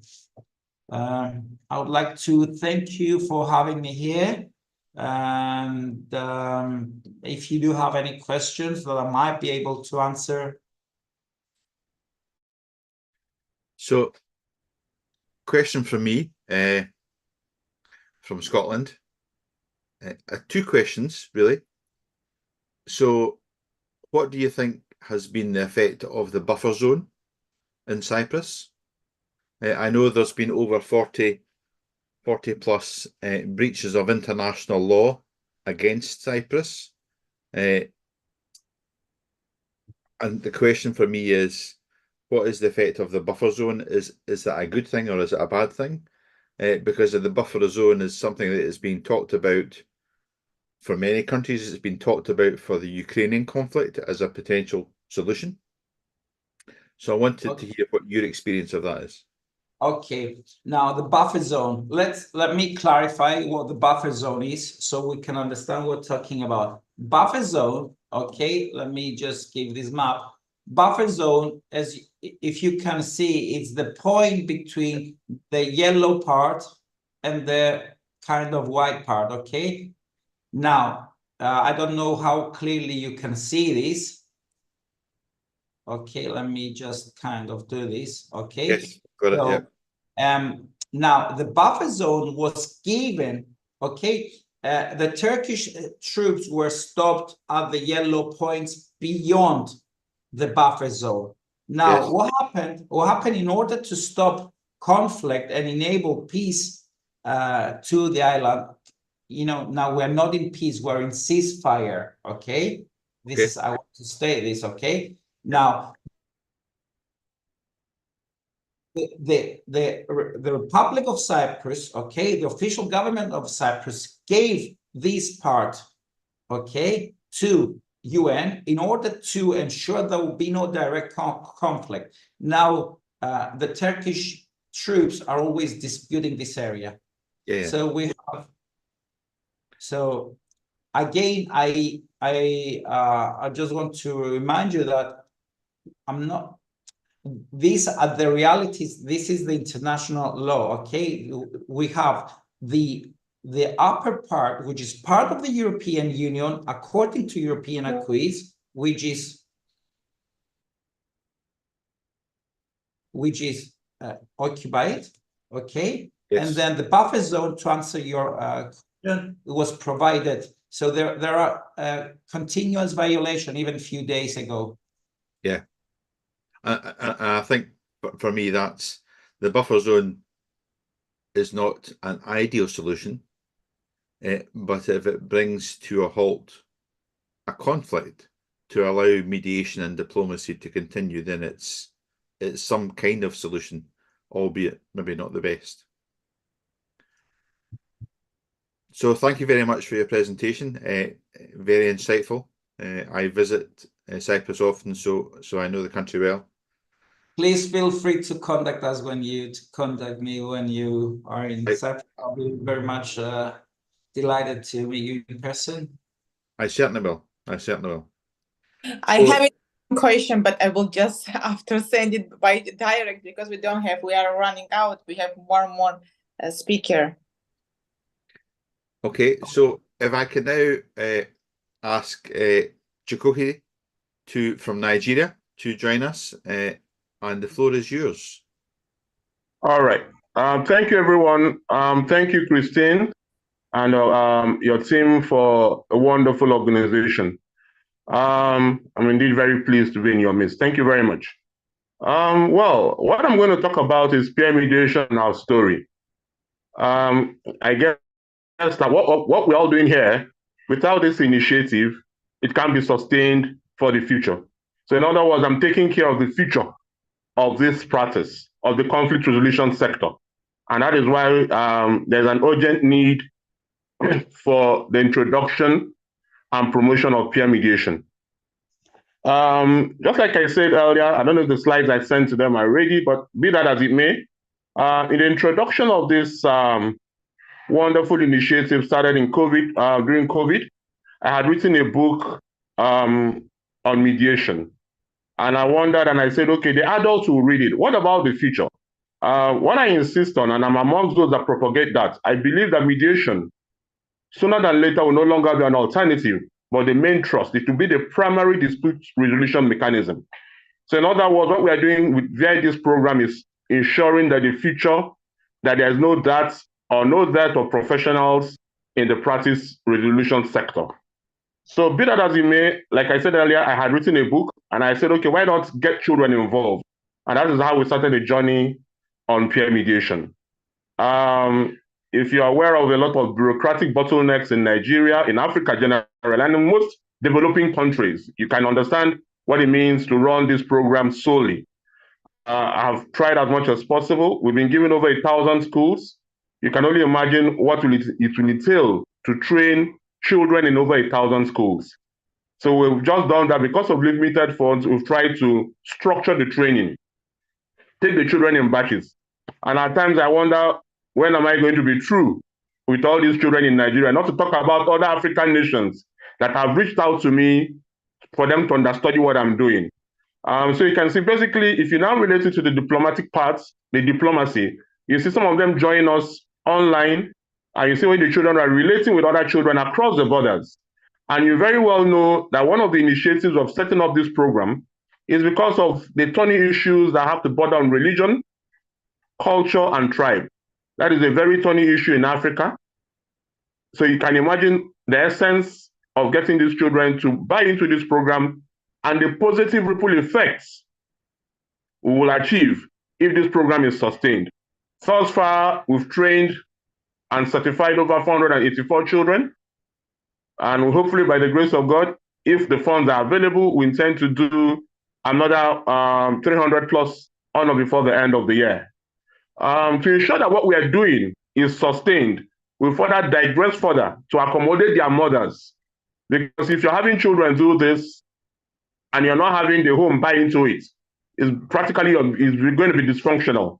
So we are trying to get the children, and we've gone further to involve their mothers via our initiative called Mediation Outreach with Women. And I thought far we are doing successfully well. We've gotten some women across the globe. And we're not really restricting this to Nigeria. It's going beyond the borders to other parts of the world. And you may wonder, what do I now teach these children? I try to teach them about the things that they resonate with. They live in houses. Their parents do businesses. I'm sure they send them to buy some things. They live in communities, and of course, they are from families. So, in other words, what are the faces we expose them to? We teach them about family mediation, landlord and tenant dispute mediation, commercial mediation, and community mediation. So, what are we're doing by that? We are, intentionally building them up to begin to, know how to weather the storm that will come forth from disputes that arise in these circles. Again, we've paid particular attention to active listening. We paid attention to active listening. We paid attention to empathy, very, very key. Because you see, because of the biases in culture and tribe and religion, most people do not feel for other people that are not of their faith. So you need to teach them how to understand why this person is a different faith, or why, to understand the next person, take the place of another. and of course, be very empathetic towards another. Of course, we always stress to them that empathy is not sympathy. That the fact you're empathetic does not mean you're sympathetic. It only just means understanding where the other child is coming from. Again, going further, we've also tried to expose them to, apart from active listening and empathy, to them emotion. A lot of people, you can imagine a child going to school without eating in the morning. That could be very unsettling. So you need to teach them on how to have a grasp of their emotion. How do I do that? I tell them, for instance, that, okay, for you to relate more to it, you have the President of the United States now, Donald Trump. I'm sure if I were left alone in a room, only him, I'm sure I can slap him if he tells me something that is wrong. Because what I'm trying to do by telling them that is that you can control your emotion. So if I see the CIA, the FBI around him, I'll restrict myself, no matter how annoyed I am. So what I try to tell the children is you have the ability to control your emotion. So that is, I'm now going to the introduction. I've talked about the skills we've tried to imbibe in them. Again, I'd like to talk about, I've talked about introduction, I've talked about the skills.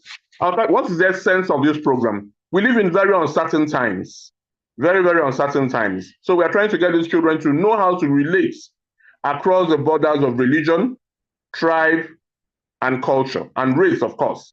We also want these children to begin to manage disputes, prevent these disputes from degenerating to conflicts. Like I said, we all have the ability, every human being here, around us here, within us here, we all have the ability to control our emotions. It's just, do you want to control it? That point between the stimulus and the response. I call it that point that moment to tell yourself the truth. We all have the moment to tell ourselves the truth.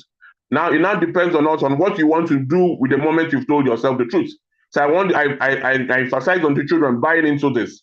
Again, be that as it may, if you now relate the relevance of peer mediation to diplomacy, a few sessions ago, I think that was about last year. Also, I beg your pardon, this beginning of the part, we had some children from Turkey join us. So, we are beginning to build diplomats, young diplomats, by virtue of what we are teaching them. They're beginning to relate across. They're beginning to say, okay, these issues that are happening in Nigeria, it's happening in Turkey also. You're beginning to resonate that it's not only affecting your own part, it's spreading, it's all over the world. So you're not secluded. Yes, for us, and I emphasize to the children, conflict is part of our human existence. It's part of what we are as human beings. So in fact, it happens in Turkey, it happens in Brazil, it happens in Nigeria. The only difference is how do we relate, the approach to relating to that issue that arises. And for us, I have a favorite mantra. I say, join us in sustaining this indelible and worthwhile legacy. It's an indelible and worthwhile legacy. Like I said earlier, when you started, you said something about all of us are talking about mediation. We're talking about peace. And in about 10, 20, 30, in about 40 years, 15 years max, most of us will not be here. So what I'm doing by virtue of my little contribution is to sustain what we have done today for the generations to come. And that's why I use that favorite mantra. Join us in sustaining this indelible and worthwhile legacy. If my videos were here, I'll have told them to share. You see what we've been doing. And I'll keep people that care to know. It's not about the millions of dollars you give. It's about that little contribution to ensure that this program is sustained. Like I said earlier, we have children from Turkey, I have children from Malawi, I have children from Uganda. In fact, there was a time we had children from Utah in the United States join us for this session. So it's a global thing. We are trying as much as possible to go beyond our horizon in introducing this thing. And whether we like it or not, we have a convergence of different practitioners in the practice of mediation. So invariably means, without much ado, it invariably means that mediation is indeed the future of conflict resolution. You have lawyers, you have teachers, you have mechanical engineers who are all mediators. What does that mean? It means there's no problem that will arise that one person will not have the knowledge about that. So the earlier we get these children involved in it from very early ages, from 7, we are getting children from 7 years to 17 years to be involved in this program, the better for all of us and the more positive ripple effects it will be for us. Thank you very much for this time. I'm indeed very grateful and obliged. Thank you very much. Thank you very much, Chikohi.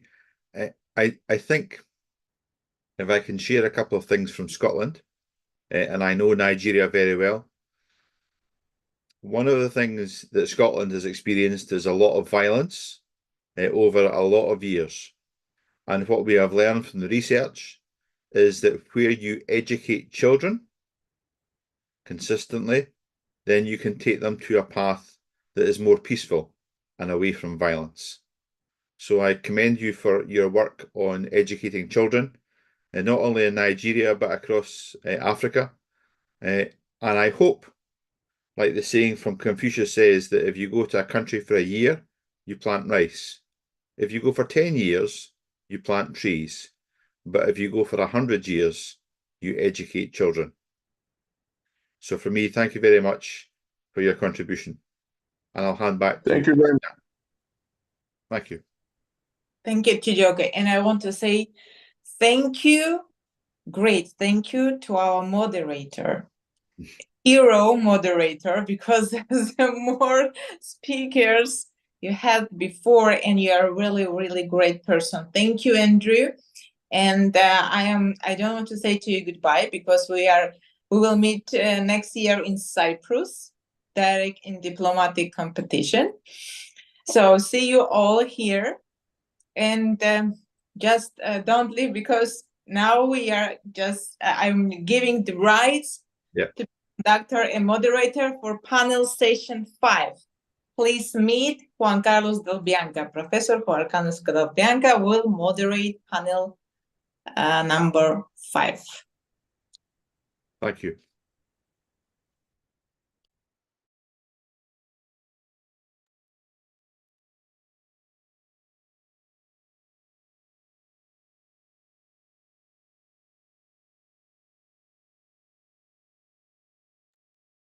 Professor, please unmute yourself. Oh, I'm sorry again. Sorry. But I'm very worried about the sound. Thank you very much, Kristen. And now we are going to start our section 5, I believe. And we start with Carolina Villamosovska. I think that's the right pronunciation. And Carolina, she's a lawyer, patent attorney, trainee, and PhD researcher. And she's from Poland, and she's going to speak about AI, powered mediation, revolutionization, international diplomacy with artificial intelligence. Caroline, please, it's your turn. Thank you very much. Hello, everyone. Thanks for the invitation and the possibility to join with you some insights on how AI can power mediation, revolutionizing and international diplomacy.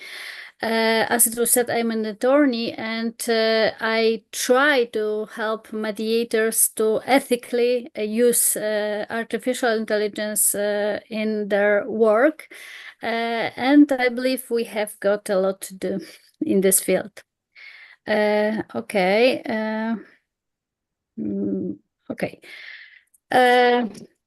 Introduction. Mediation. To start, let's clarify what mediation means in international mediation.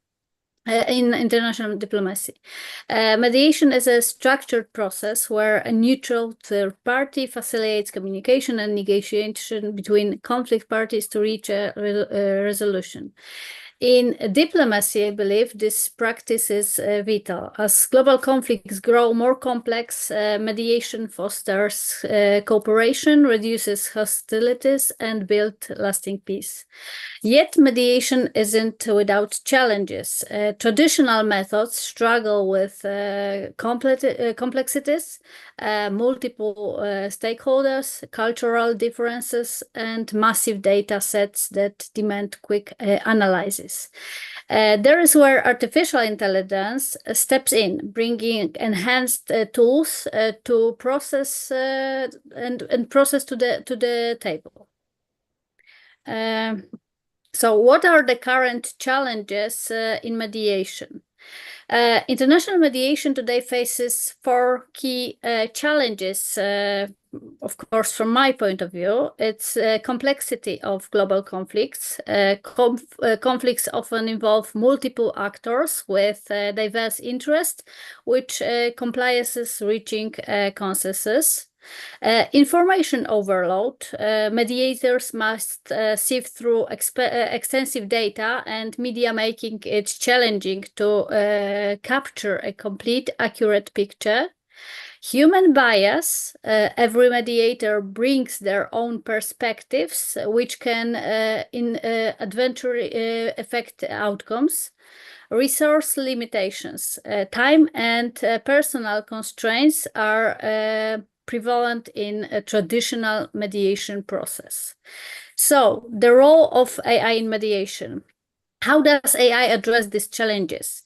AI enhances mediation in several ways. Automated data analysis. AI can sift through large volumes of data quickly, providing mediators with a concise, relevant summary. This prevents information overload.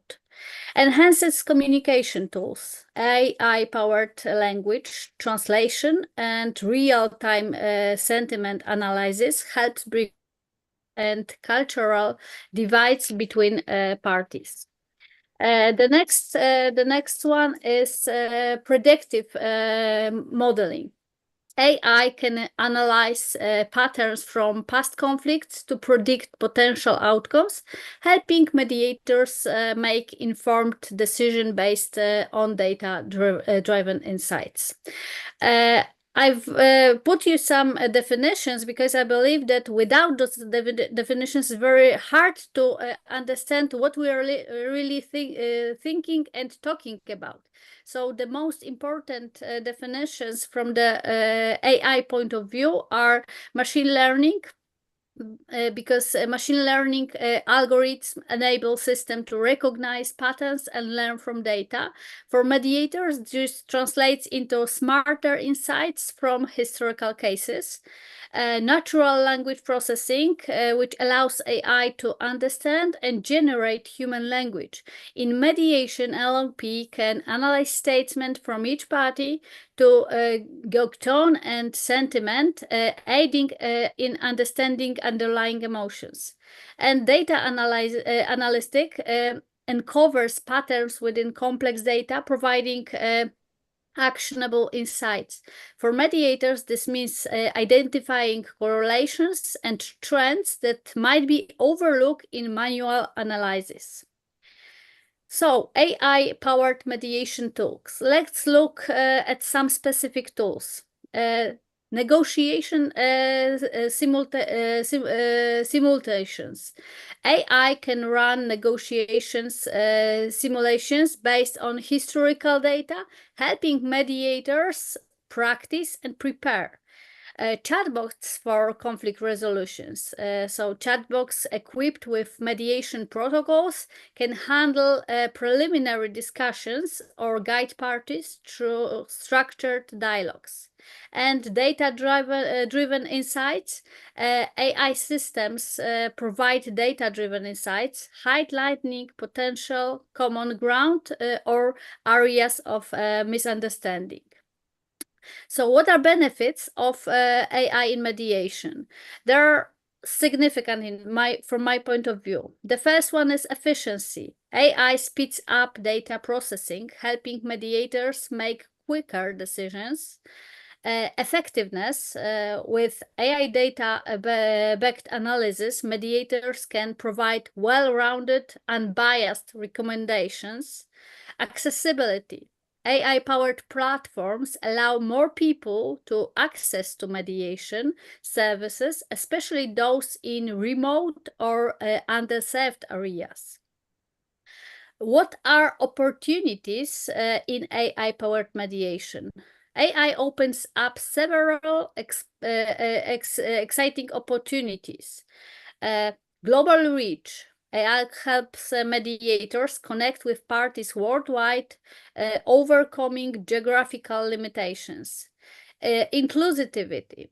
AI tools can bring gaps between diverse stakeholders, facilitating collaboration among groups of people from different countries, with different languages and different backgrounds. Capability building. AI empowers mediators with training tools and resources, building a local capacity to manage conflicts independently. But there are also ethical consideration in AI-mediated process. We must process with caution. Ethical concerns include bias in AI algorithms. If an AI system is trained on biased data, it may perpetuate those biases into recommendations. Ensuring diverse training data is crucial. Transparency and accountability. AI algorithms should be transparent and accountability should be clearly defined. Mediators need to understand how AI-generated insights are derived to avoid misinterpretation. So, future directions. Looking ahead, the integration of AI in mediation is likely to grow. Future goals include full integration into mediation practices. AI will become an integral tool for mediators, from pre-negotiating analysis to final agreements. Collaboration between AI experts and mediators. Interdisciplinary cooperation will ensure AI tools are developed with an understanding of both technical capabilities and mediation needs. So, in conclusion, AI has the potential to transform international mediation by streamlining processes, enhancing communication, and improving outcomes. However, we must balance those advancements with ethical safeguards. Let's embrace this opportunity to collaborate and leverage AI for a more inclusive, efficient, and impactful approach to mediation. I encourage all stakeholders, mediators, policymakers, and AI experts to work together, refining AI applications to ensure they serve our common goals of peace and cooperation. Thank you for your attention, and I look forward to your thoughts and questions on this important, in my opinion, topic. Thank you very much. Carolina, thank you so much. You were brilliant as always.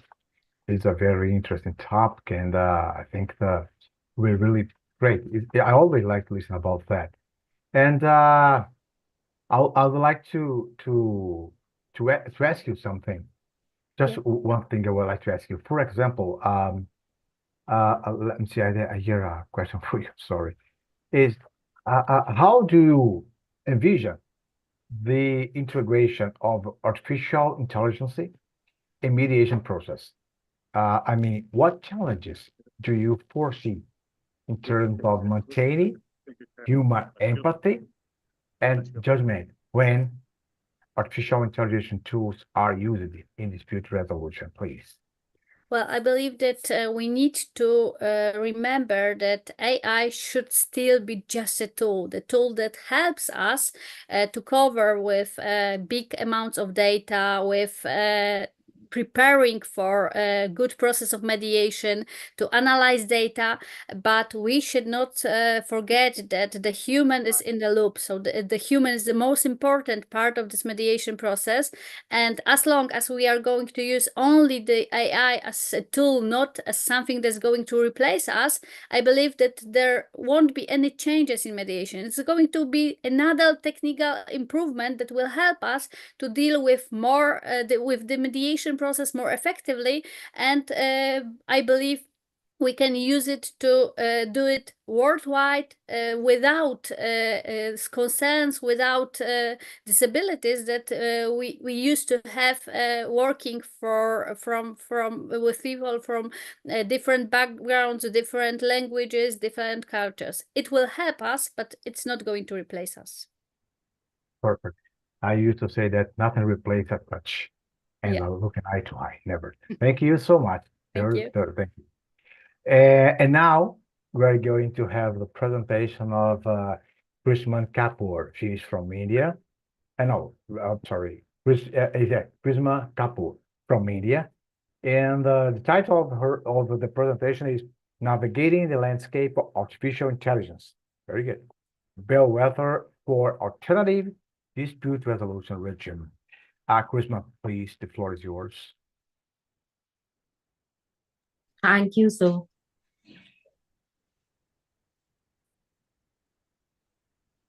So, in the evolving world of ADR, I would say AI is not just a bellwether.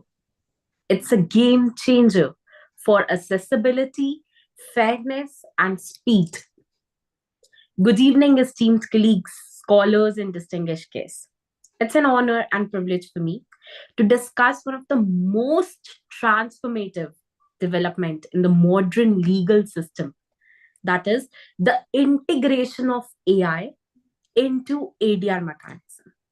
So as we all know, that technological advancements are reshaping the very fabric of our lives. The field of legal is no an exception to this. It's a time for us all to delve deep into how to resolve these disputes outside the courtroom. The question that we all face today is that can AI provide innovative solutions to these issues? Would AI help to explore, enhance the ethical considerations that accompany this shift? So, let me first provide an introduction about AI and ADR. It's a new frontier for us. The legal landscape we know is evolving. We are witnessing unprecedented changes that have been driven through technological development and complexities that have brought accessibility to accuracy and efficiency of ADR processes into mediation, negotiation, and arbitration. So, I would firstly be pondering upon one of the very thoughtful questions, which is, I would say, a foundational question, which would tickles into everyone's mind that can AI effectively replace human mediators or arbitrators in resolving disputes? So, in order to understand this answer, I would firstly define what AI is.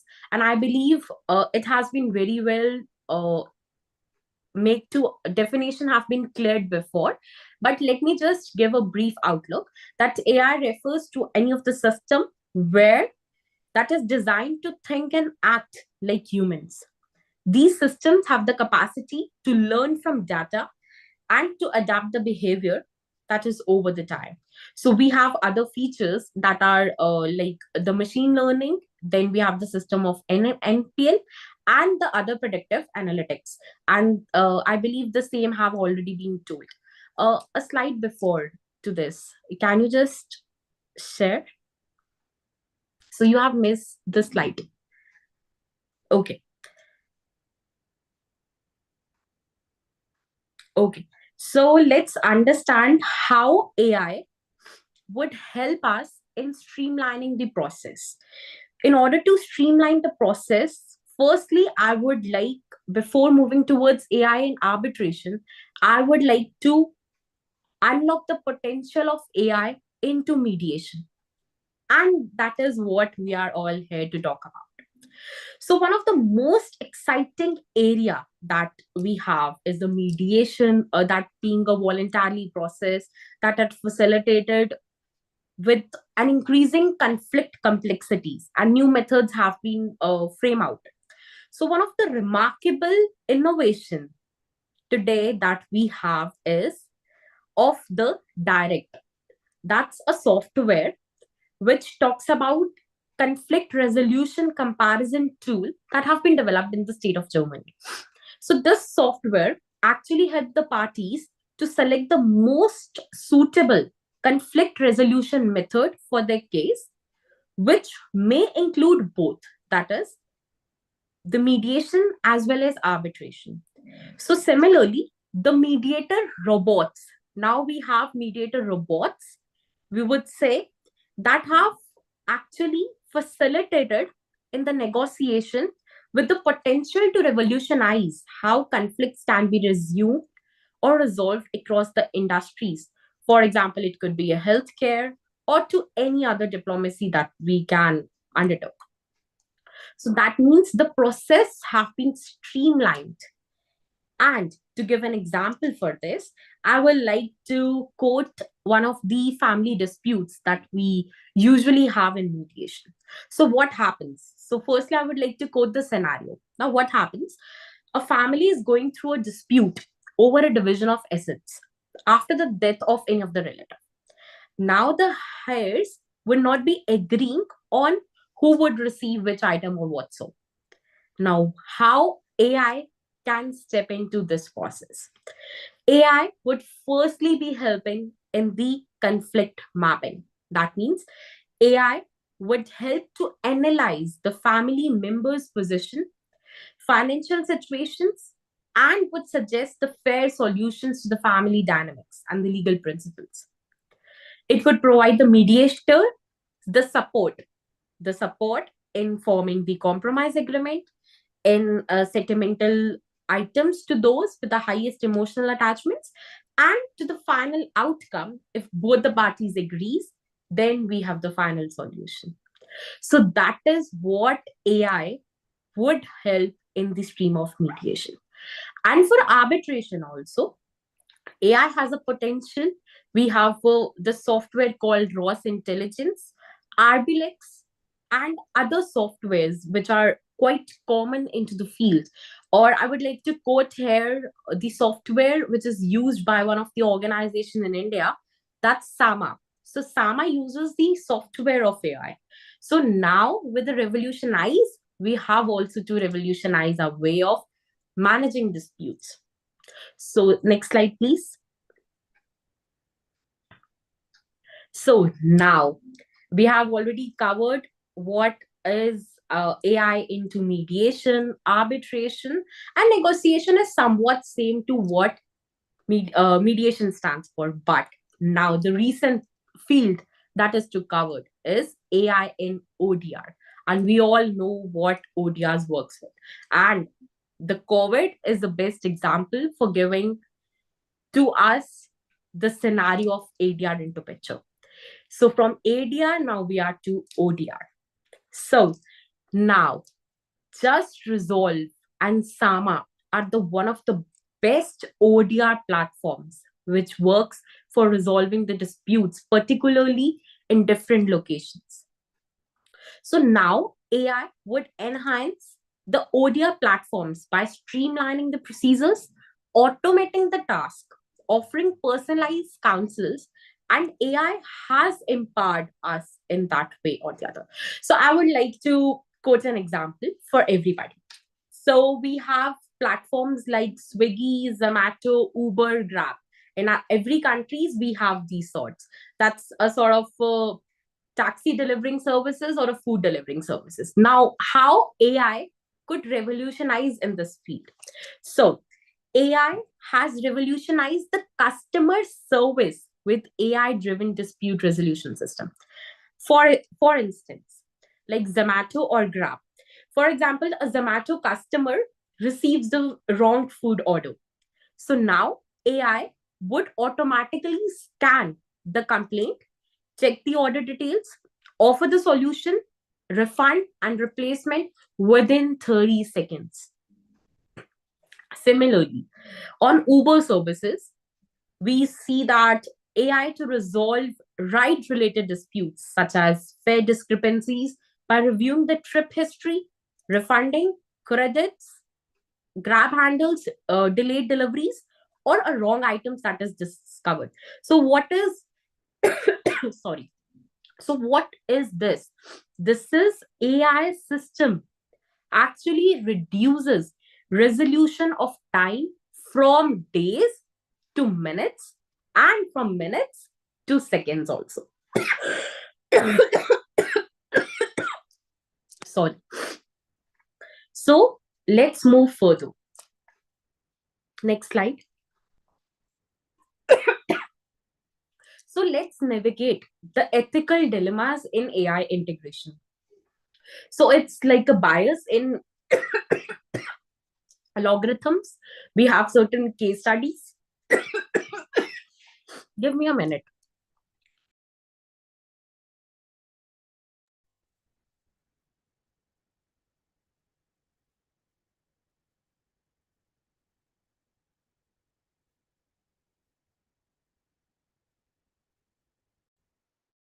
Really sorry, I have a sore throat. So, the bias in AI algorithms, we have transparency, accountability, and everybody knows what black box stands for. So, data security concerns. So, these are certain things that would pose as a challenge to AI. Next slide.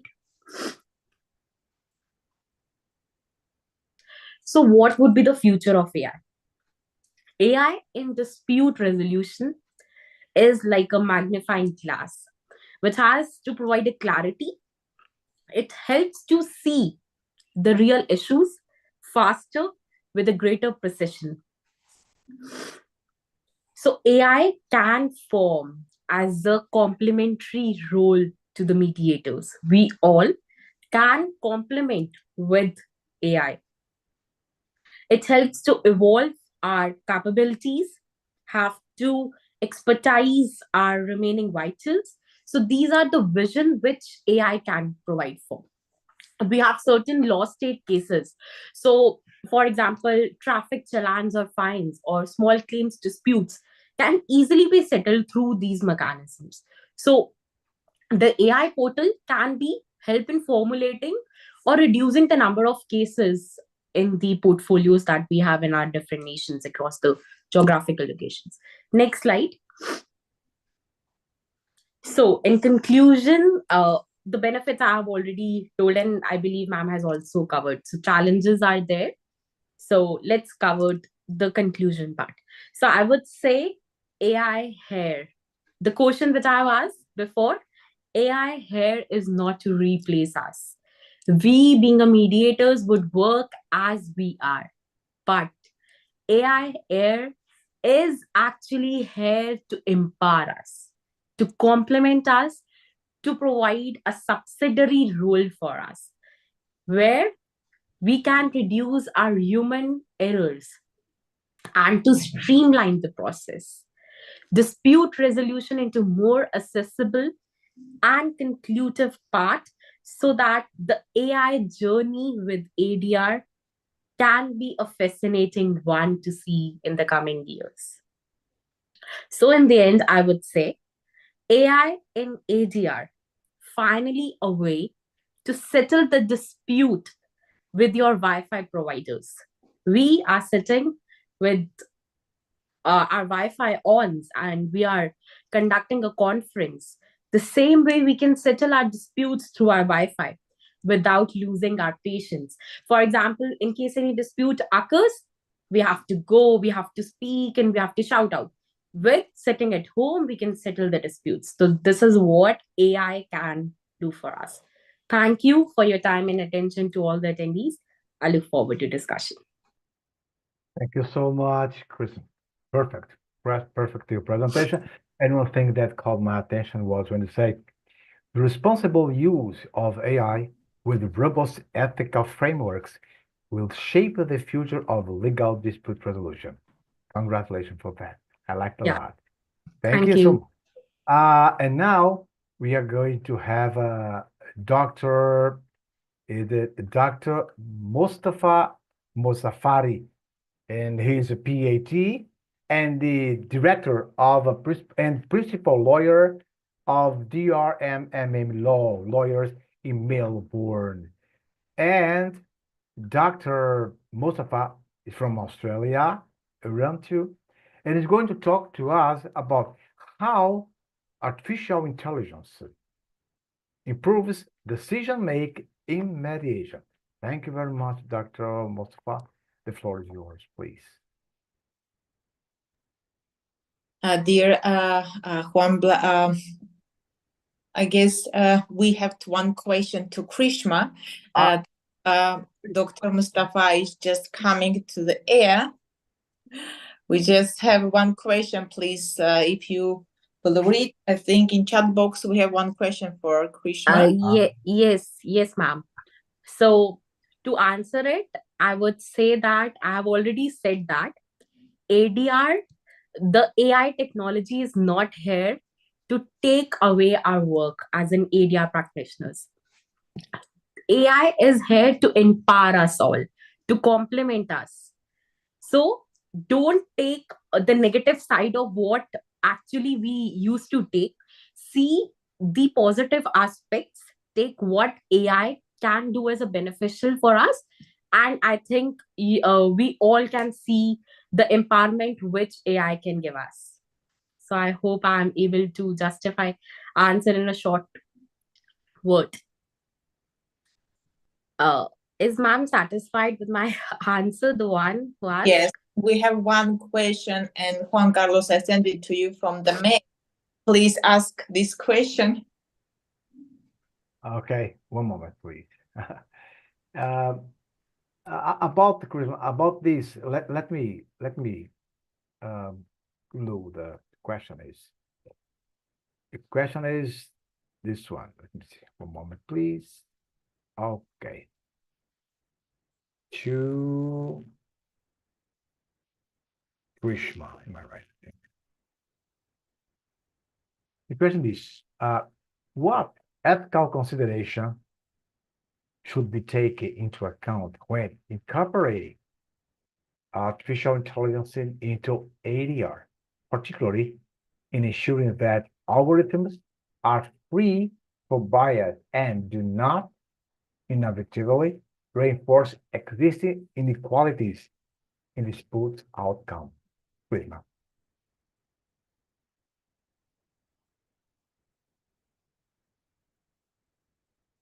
Yes. So to answer this, I would say, for this, while storing the data, the algorithms, we have to actually see that the biasness is not created. That means the at the time of filling the responses into the AI technology, we have to for sure follow this path that a neutral equality could be maintained. But I would say that we should not be totally relying upon AI fully. As I have said, that a balancing of a situation needs to be weighed out. That means complement to the benefits is to be taken, and on the edge of it, the negative aspects need to be eliminated. So this is one of the negative aspect of AI. I've also mentioned my PPT, the team would share. So the biasness would be there, it would be eventually there. Like we being the humans are also meant to do errors, right? So we also sometimes get biased to that this person is like this person is like this. So it's inevitable to remove it. But to remove that in one way or the other, we have to complement it with the human mind. That means the human mediators has to remove this. So much. Thank you very much. Very good. Thank you. Okay. Now, Dr. Mustafa, question, Dr. Can I just add to little what Yes. Karishma has said? Yes, ma'am. I am actually traveling, so you won't be able to see my face properly.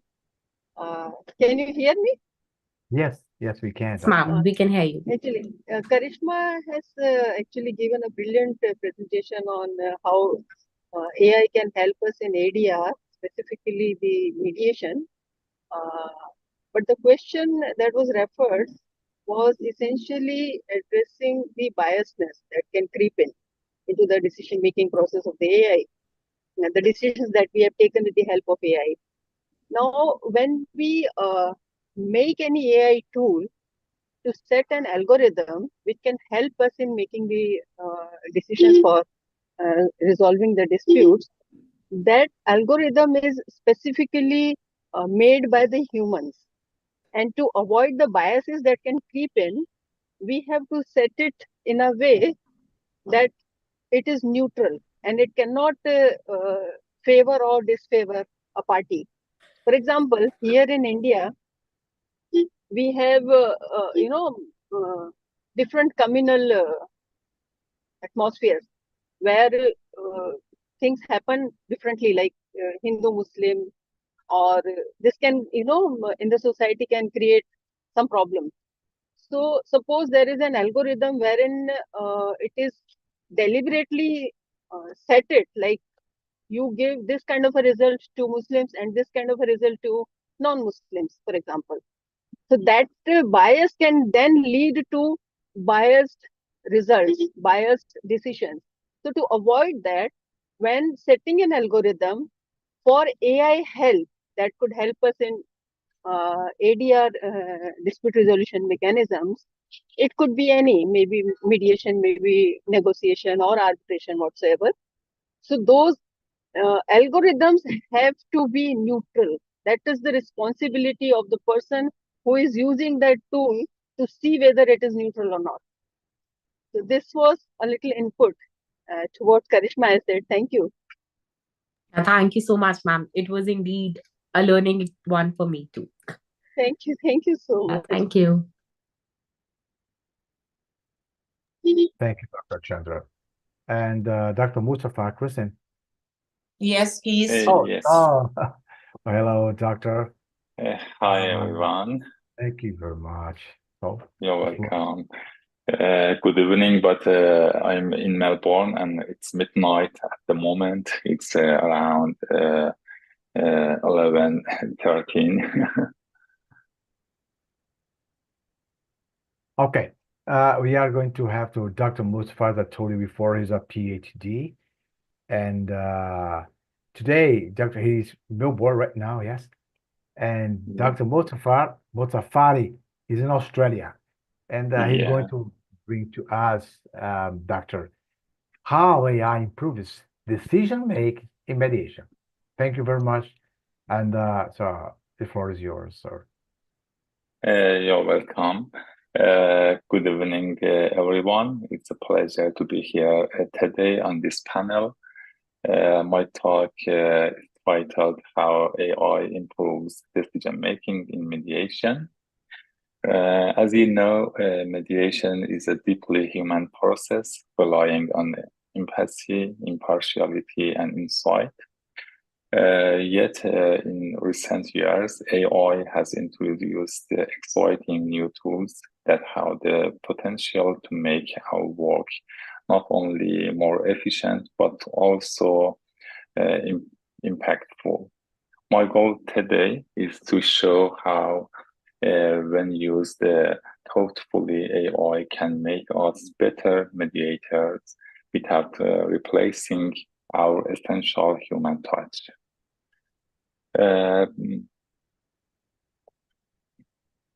I don't know.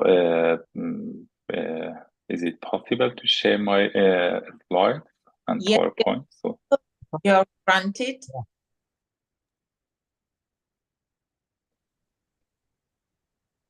Yeah. Okay. AI's role in addressing mediation challenges. Let's start by acknowledging the challenges mediators face every day. As mediators, we deal with complexities that range from managing large amounts of information to navigating the emotions and biases of the parties involved, and even our own unconscious bias. First, the complex emotions and the communication. One of our primary roles as mediators is to uncover and understand the emotion driving each party's position. Often people may use white, but beneath the surface, there may be frustration, anger, or resentment. Two, extensive documentation and data analysis. In many cases, we work with thousands of documents, emails, and records. Manually reviewing and categorizing this data takes considerable time and effort, and it's easy to miss subtle but important details. Finally, bias risks. Even the most experienced mediator can fall prey to unconscious biases, and these biases can influence how we interpret information or steer the mediation process. Here's where AI comes in. By supporting mediators in these areas, AI can make the mediation process smoother and more effective. Let's look at 3 ways AI is helping us. Sentiment analysis. AI tools can detect emotional cues in language and tone that might be hidden from us. This analyzes alerts mediators to underlying emotions, helping us address issues early to prevent escalation. Pattern recognition. AI excels at analyzing data and identifying patterns. It can flag recurring themes or inconsistencies in large volumes of information, giving us a clear picture without hours of manual work. Predictive analysis. AI can analyze past cases with similar dynamics to suggest likely outcomes, giving mediator data-backed insights to guide the process. AI, in essence, provides us with a second set of eyes that help us catch what might otherwise go unnoticed, offering an enhanced view of each case. Next slide, please. Key benefits of AI in mediation. Let's discuss some of the specific benefits AI brings to the table. Efficiency and focus. AI handles the labor-intensive task of sorting and analyzing data, which saves us time and lets us focus on the core of mediation, helping people. By delegating this work to AI, we can spend more time on creative problem solving, relationship building, and guiding parties toward resolution. 2, enhance fairness. AI can provide insights based purely on data, reducing the impact of any unconscious bias a mediator might have. This impartial perspective supports us in making fairer decisions, helping ensure that our judgments aren't influenced by personal factors or preconceived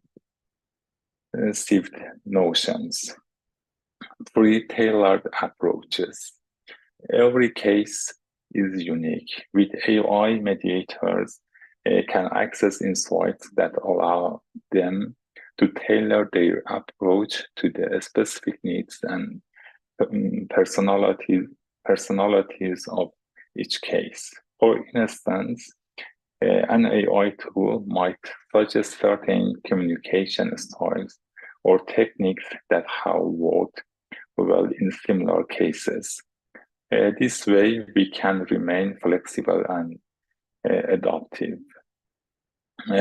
Together, these benefits demonstrate that AI is an ally in our mission to support fair, effective, and human-centered mediation. By handling repetitive tasks and providing impartial insights. AI enhances the quality of our work and the satisfaction of the parties we are helping. Next slide, please. Ethical consideration and conclusion. Of course, it's essential to consider the ethical implication of using AI in mediation. With great power comes great responsibility, and AI is no exception. Data bias and privacy risks.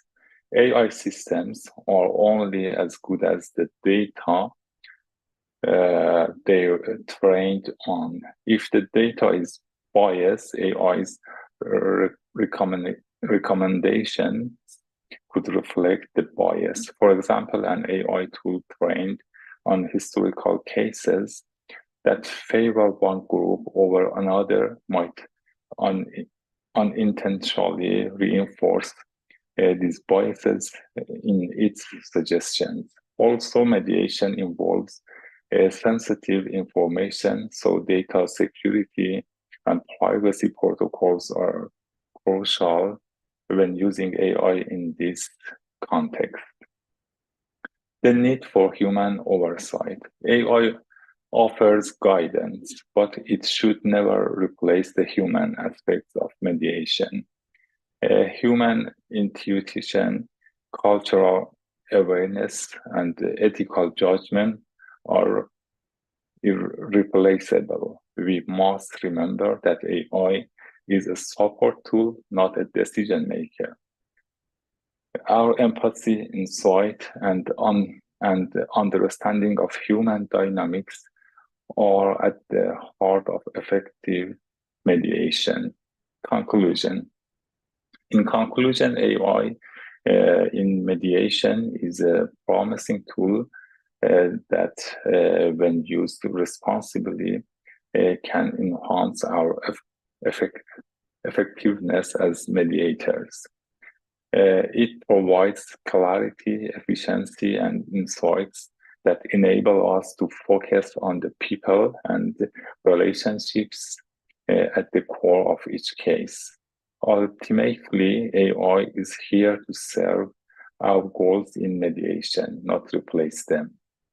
I hope this has provided a valuable perspective on how AI can enhance rather than replace the qualities that make us successful mediator. Thank you for your time.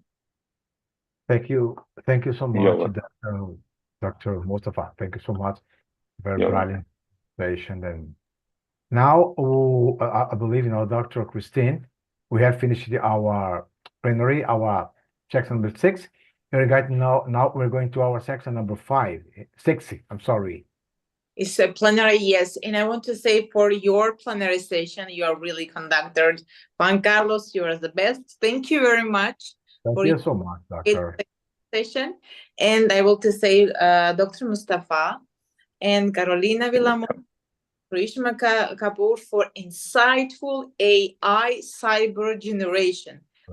I imagine myself that how I can use as a mediator in diplomacy AI, but I will try to don't use it, maybe just sometimes listen, just take a look. But anyway, we always have to rely on as a human being or our feelings.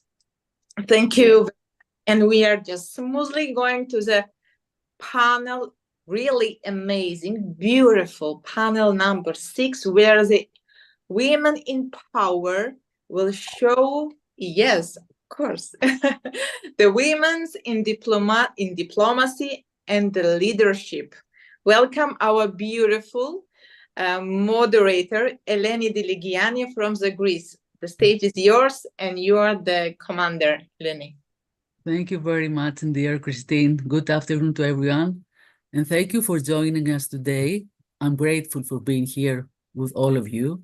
A huge thanks to Christine for inviting me to this important and global event, an amazing event with such distinguished guests and panelists. I think truly is a great opportunity to be among global mediators discussing about peace and mediation diplomacy in our era where war zones are in different places simultaneously.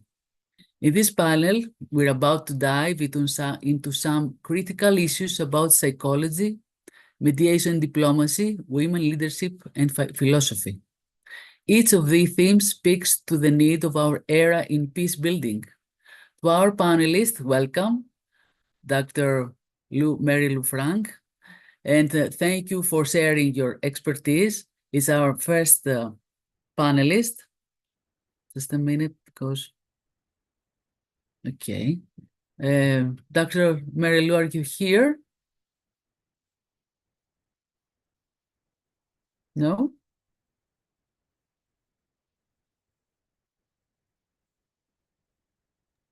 Let me check. I will come back to you. So move forward. Okay, we can move forward. Is Naomi here?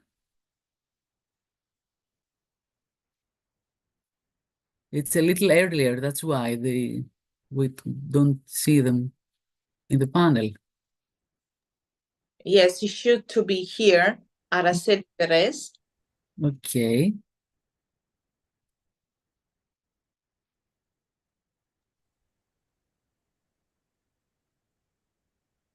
Good morning, buenos días. ¿Me escuchan? Good morning. Good morning. Well, Naomi Buenos días, Dr. Araceli. Sorry. Okay. Naomi is an expert in women's role in leadership and the field of mediation for equality, and will give you the floor to talk about it. Please, Naomi. Ok. Buenos días, Araceli. Yo estoy aquí para ayudarte con esta ponencia. Bueno, yo le pido que habla un poco espacio para que pueda hacer la traducción bien a el tiempo, porque lo tenemos solamente 15 minutos. Por favor, adelante. La presentación sí la mandé. O la comparto yo. La presentación, ¿ahora? Ajá. A ver, un minuto, por favor. La comparto. O la comparto yo. Bueno, ¿dónde está la ponencia? No, está en mi WhatsApp. Ya, ok. Entonces, ¿le puedo compartir yo? Si quiere puede compartir aquí, no hay problema. Por favor.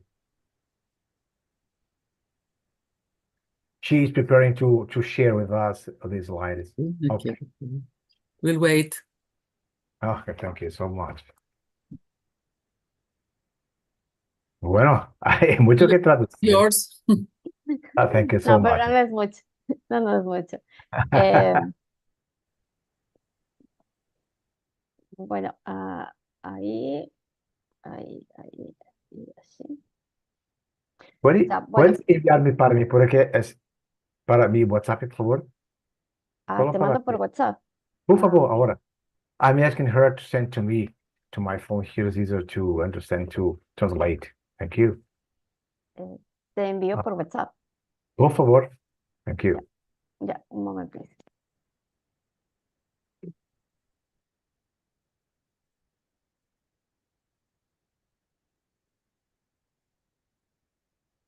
Okay. One more, please. Oh. I sent it to you. You have presentation. Okay, thank you so much. So, Araceli, no hay problema. Yo ahora ya tengo su presentación, su ponencia, porque la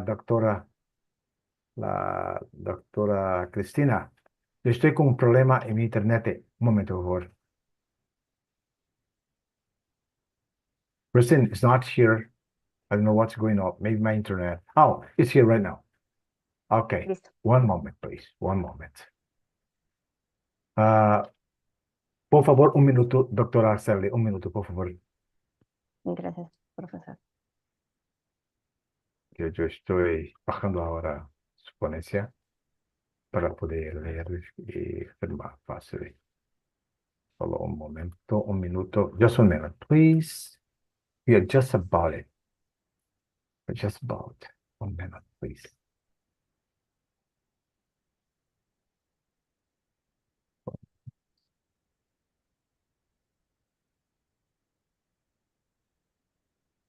Es un tema muy importante Gracias. para eso. Un tema muy, a very interesting topic. I just need to, because my internet's not good at all today.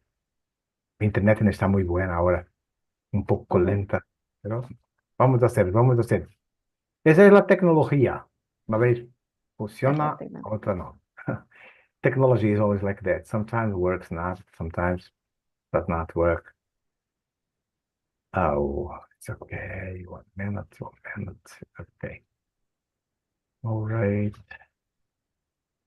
All right, it's about to there. 1 minute, second right now. Control Sally. Liderazgo. Está acá. Oh, ok. Bueno, un minuto, por favor. Ahí lo queda.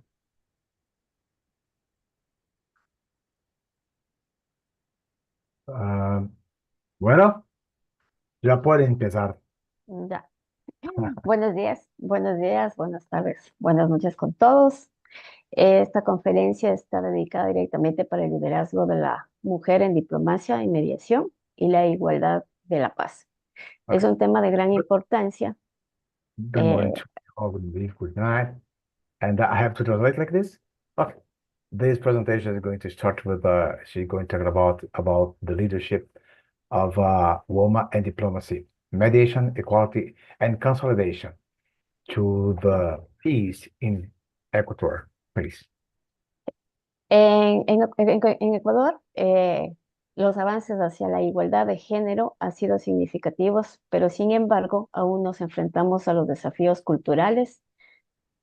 Okay, in Ecuador, the development of equality of gender is going very well. However, we still face some problems, some difficulties. Okay. Esto es lo que buscamos principalmente, inspirar, capacitar y conectar a mujeres potenciales líderes, así como a sus aliados comprometidos con la igualdad para construir juntos la visión diplomacia y la paz en las mujeres que sean protagonistas.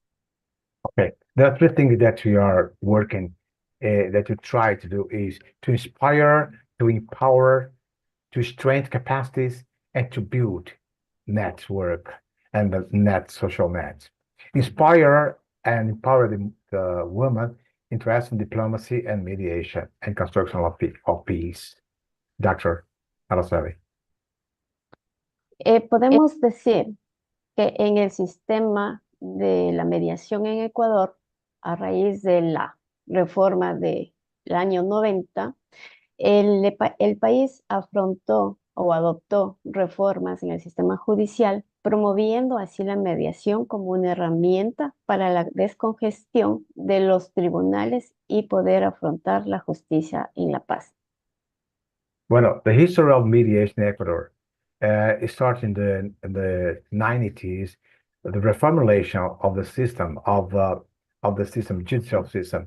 The mediation in Ecuador is developed, it has been developed as a mechanism of alternative dispute resolution, especially from the 90s, as you said before, when the country adapted reformulation and its system and promoted the mediation as a tool to make free a little bit the courts, the tribunals.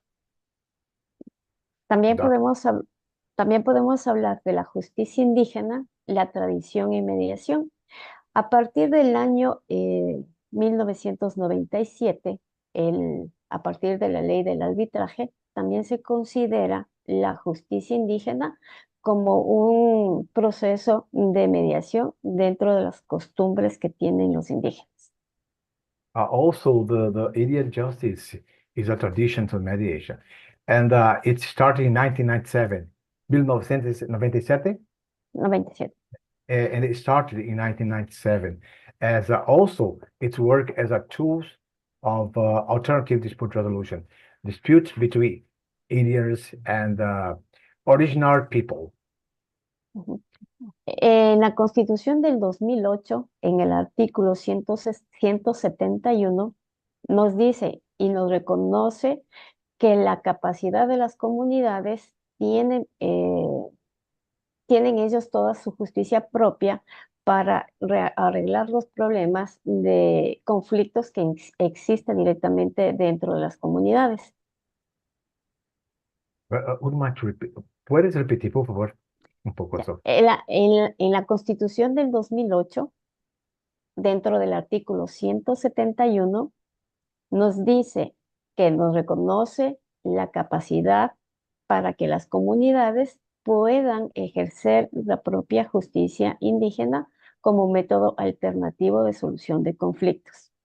Bueno, the Constitution of 1998, 1998, I think, give them the power to resolve the problem among the originarian people, the India and so on, the capacity to resolve their problem by means of ADR system, such as arbitration and mediation too. La ley del arbitraje y la mediación en 1997, dentro del Código Orgánico Funcional aquí en Ecuador, incluye los principios de igualdad y el acceso a la justicia que permite que las mujeres puedan participar efectivamente como mediadoras y árbitros en los conflictos judiciales y comunitarios. Okay, the arbitration law and the mediation of 1997 and the organic code of the Judicial Foundation, they included the principles of equality and access to the justice that allows women participate actively as mediators and arbitrators and conflict resolution. También en la historia y la actualidad, en la diplomacia en mujeres, tenemos que la expectativa inclusiva permite que a la presencia de las mujeres dentro de los espacios nos permite abordar los temas de género. Okay. Also, the Women and Diplomacy and Consolidation for the Peace, the history and actuality, the women in diplomacy. And they give them the opportunity to have a perspective of inclusivity and example of leadership around the world, diversity and leadership too.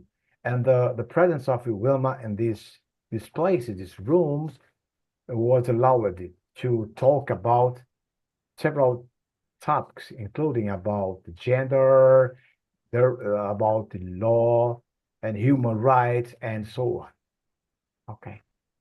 Las mujeres en el liderazgo mundial, ya vemos que hay mujeres que ejercen directamente la mediación y el arbitraje en la ONU, en la Unión Europea y otros organismos internacionales donde se desempeña y se demuestra el liderazgo abogando por los derechos humanos, la justicia social y el desarrollo sostenible.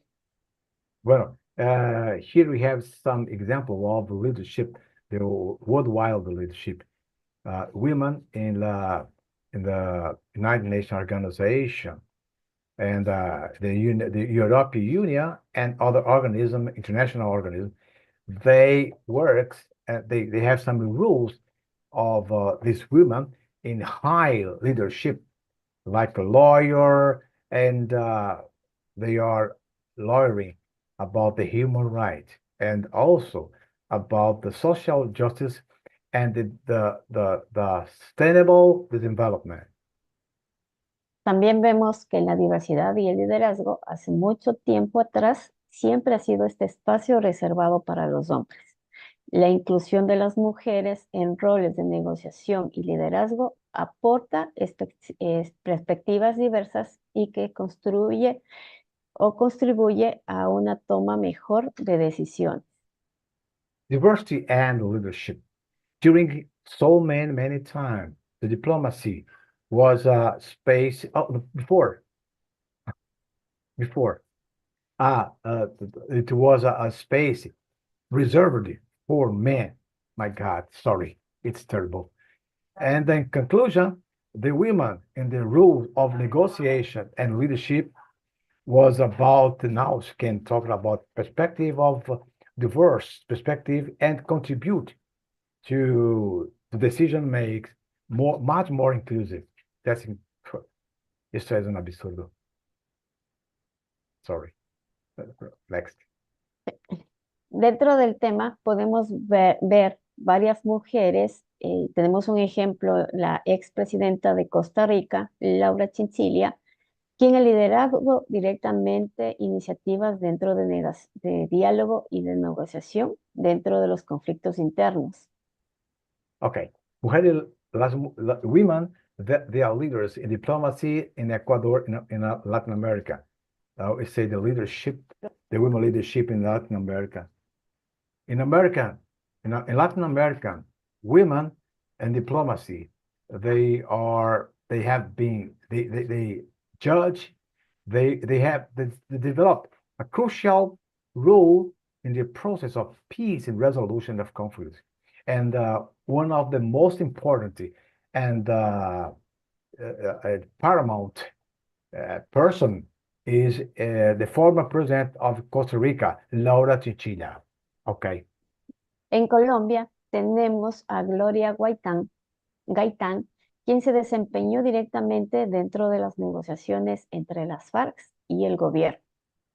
Okay. For example, in Colombia, women such as Gloria Gaitán, she developed a very important role in the negotiation of peace between the government and the FARC. And she created the participation. She was responsible for creating the participation of women and the construction of the new future. Tenemos en Ecuador directamente la ex canciller María Fernández Espinosa, quien lideró los procesos de diálogo intercultural. Okay, like as example, also we have a leadership of human leadership in diplomacy, Ecuador and Latin America. A great example is la ex-chancellor María Fernanda Espinosa. She was a leader in the process of intercultural dialogue, and she promoted the participation of women from original people from Indian people, and they considered the decision made between them. She was the woman who promoted this process, her work was fundamental to promote and for people to try to find to help the necessity of the communities, the poor community, Indian communities, and diplomatic agenda. Araceli Pérez, please. También podemos acá. Tenemos a otras mujeres en el país, Rosalía Arteaga, quien es la expresidenta del Ecuador y una de las principales defensoras de los derechos de la mujer dentro del ámbito aquí en Ecuador. Bueno, sorry. We have here some women from Ecuador that they are in diplomacy and mediation. They are Rosalia Arteaga. She was a former president of Ecuador, and she's one of the main defenders of the law, the right of women and in Ecuador. And Arteaga, she works as a mediator in several International Forum. María Fernanda Espinosa, ex ministra también, y también fue la primera mujer latinoamericana en residir la Asamblea Nacional dentro de los años 2018 y 2019. También ha trabajado en diplomacia internacional, promoviendo la paz. María Fernanda Espinosa, she was the first Latin American woman. She was a president. She was to take over the General Assembly of the United Nations in between 2018 and 2019. Espinosa, she has worked in international diplomacy. She promoted peace and empowering of the women and all the space, the high level, and she was working as a lawyer for politics of equalities. Tenemos Dolores Cuacuango, es una activista indígena y líder de la lucha de los derechos de las comunidades indígenas del Ecuador. Also, we have Dolores Cacuango. She was an activist, Indian activist, and she's a leader in to fight for the right of Indian communities in Ecuador. And also, she has worked for a position of a formal diplomat in her leadership, and also the resolution of conflict in favor of the Indian rights. Okay, next. En la CONAI es el movimiento más grande de nacionalidades, es la confederación más grande de nacionalidades indígenas aquí en el Ecuador. Se lo conoce como CONAI. Son quienes han liderado directamente las movilizaciones y los diálogos importantes en los temas de territoriales y justicia social. Okay, CONAI and mobilizations. CONAI is one of the most important institutions to develop this kind of mobilization in Ecuador. For example, of the leadership that include the role of women in the Confederation of National Indian of Ecuador, the CONAI. Also, please, next.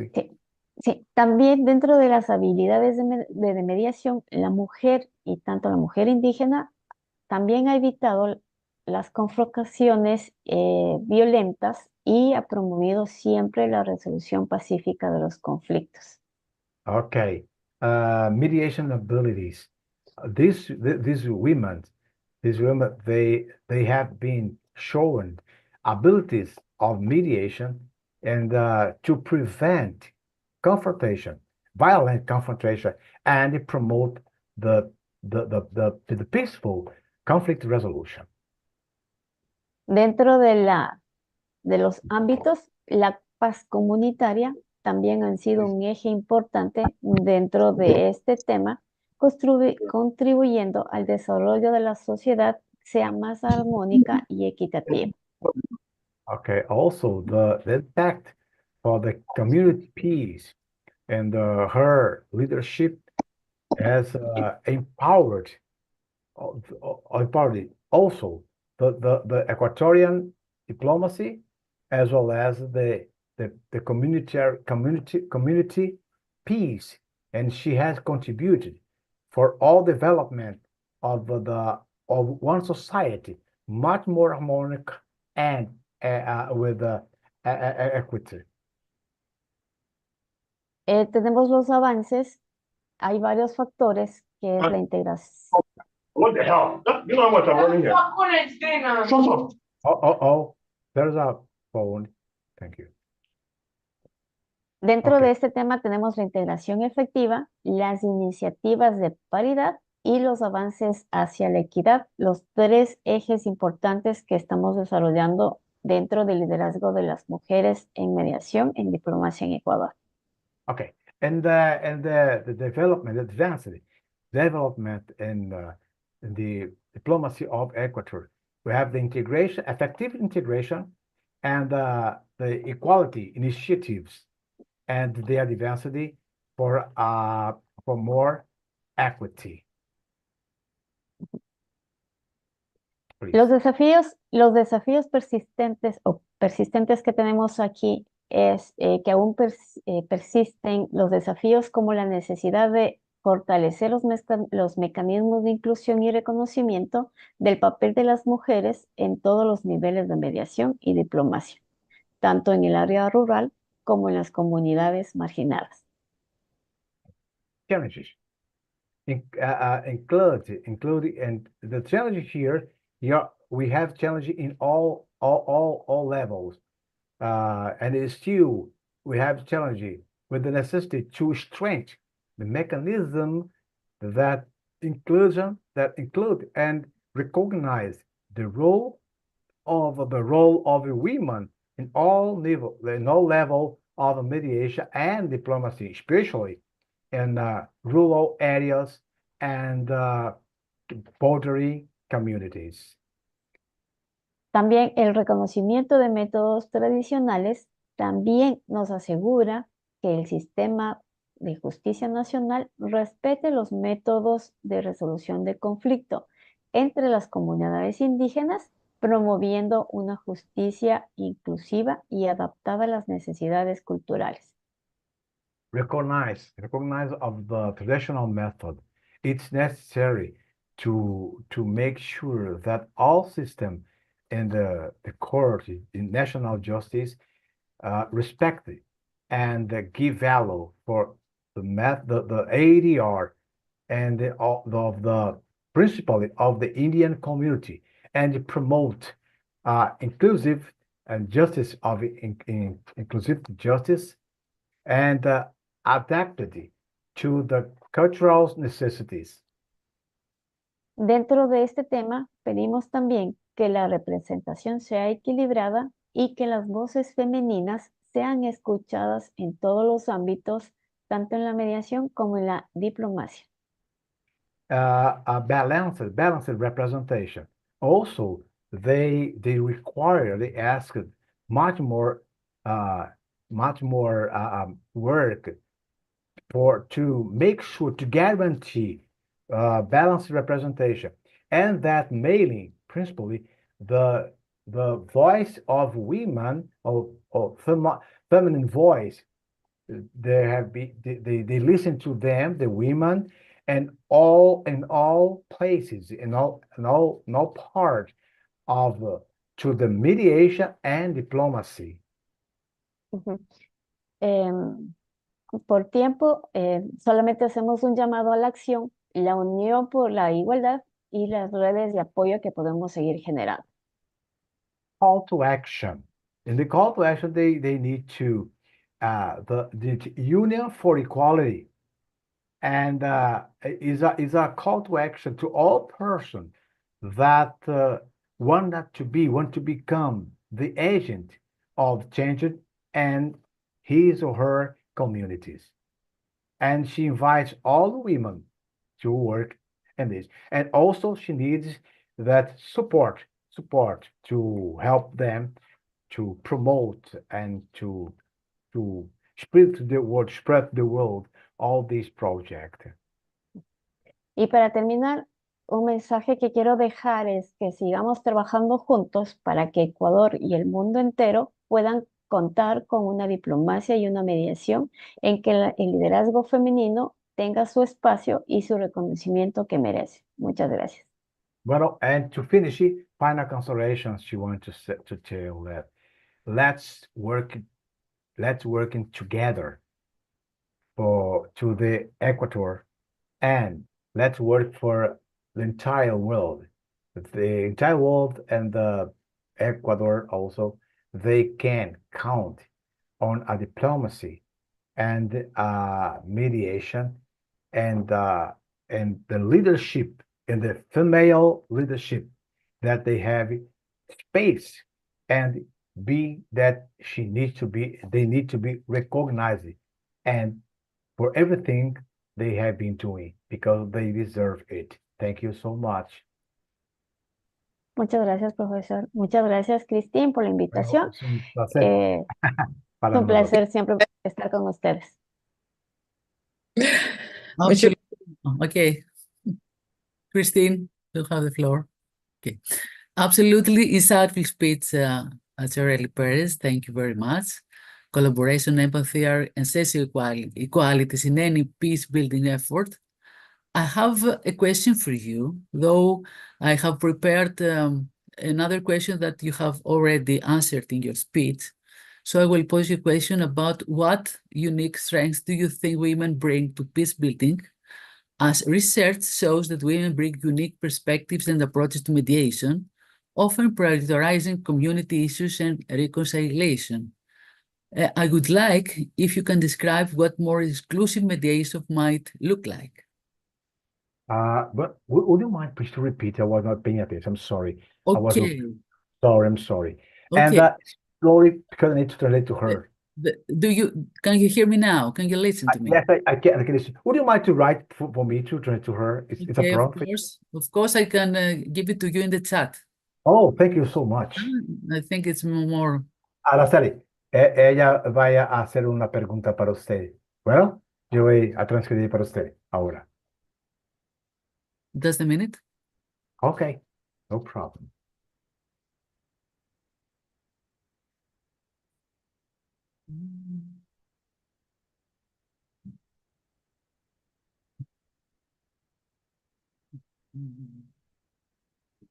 Solo un minuto, por favor.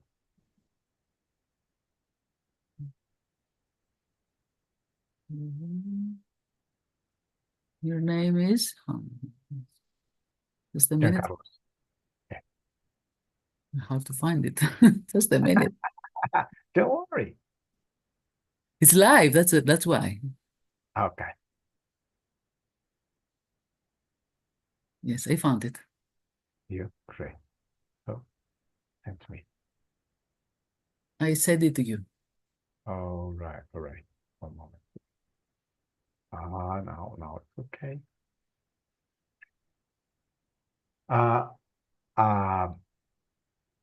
Araceli. Ok, bueno, Araceli, ¿qué fortalezas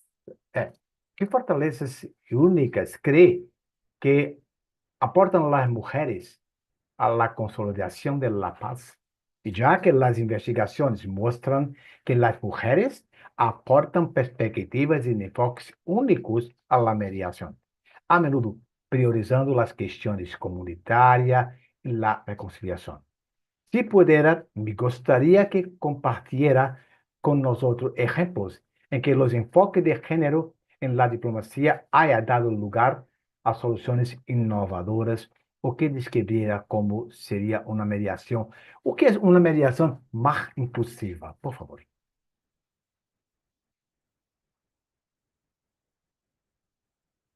No se puede oír. Escucharte, por favor. Ya. Ahora. Muchas gracias la pregunta. Espacio para que pueda. Ya. Thank you very much for the question. Muchas gracias la pregunta. Dentro del ámbito que yo estoy promoviendo aquí en Ecuador. Here in the space, the place we are promoting here in Ecuador. Es la formación desde la escuela, colegio, para evitar. Since this school, the formation of these people since in this school. Para evitar que existen estos conflictos en personas ya adultas, irles formando desde más pequeños para la toma de resolución de conflictos. Okay, and they start teaching them at school to avoid, to prevent that when they become adult, they do not have this kind of conflict and they can resolve them with no problem. Y darles a las mujeres el apoyo que necesitan, tanto en capacitaciones y formación de las mujeres y manejar el área psicológico dentro del tema exclusivo de género que se puede generar. Okay, and also give the women support for them to know how to deal with the conflicts about gender that they can face, and for the women have condition to overcome, to superate all the problem. También hacemos las campañas directamente en redes de apoyo, en fundaciones netamente creadas para evitar la violencia de género y las casas de acogida hacia las mujeres maltratadas. Okay. Also, they make and campaigns to promote the conscientization to avoid gender violence and in the places. Thank you so much. Okay, thank you so much. I can't hear you, Dr. Eleni. I can't hear you. Muted. Okay. I was muted. Okay. Okay. No problem. Well, thank you very much for your answer, dear Araceli. Women often bring a collaborative approach which is inclusive and has proven effective in building trust. I would like to pass now to our... Let me turn to her.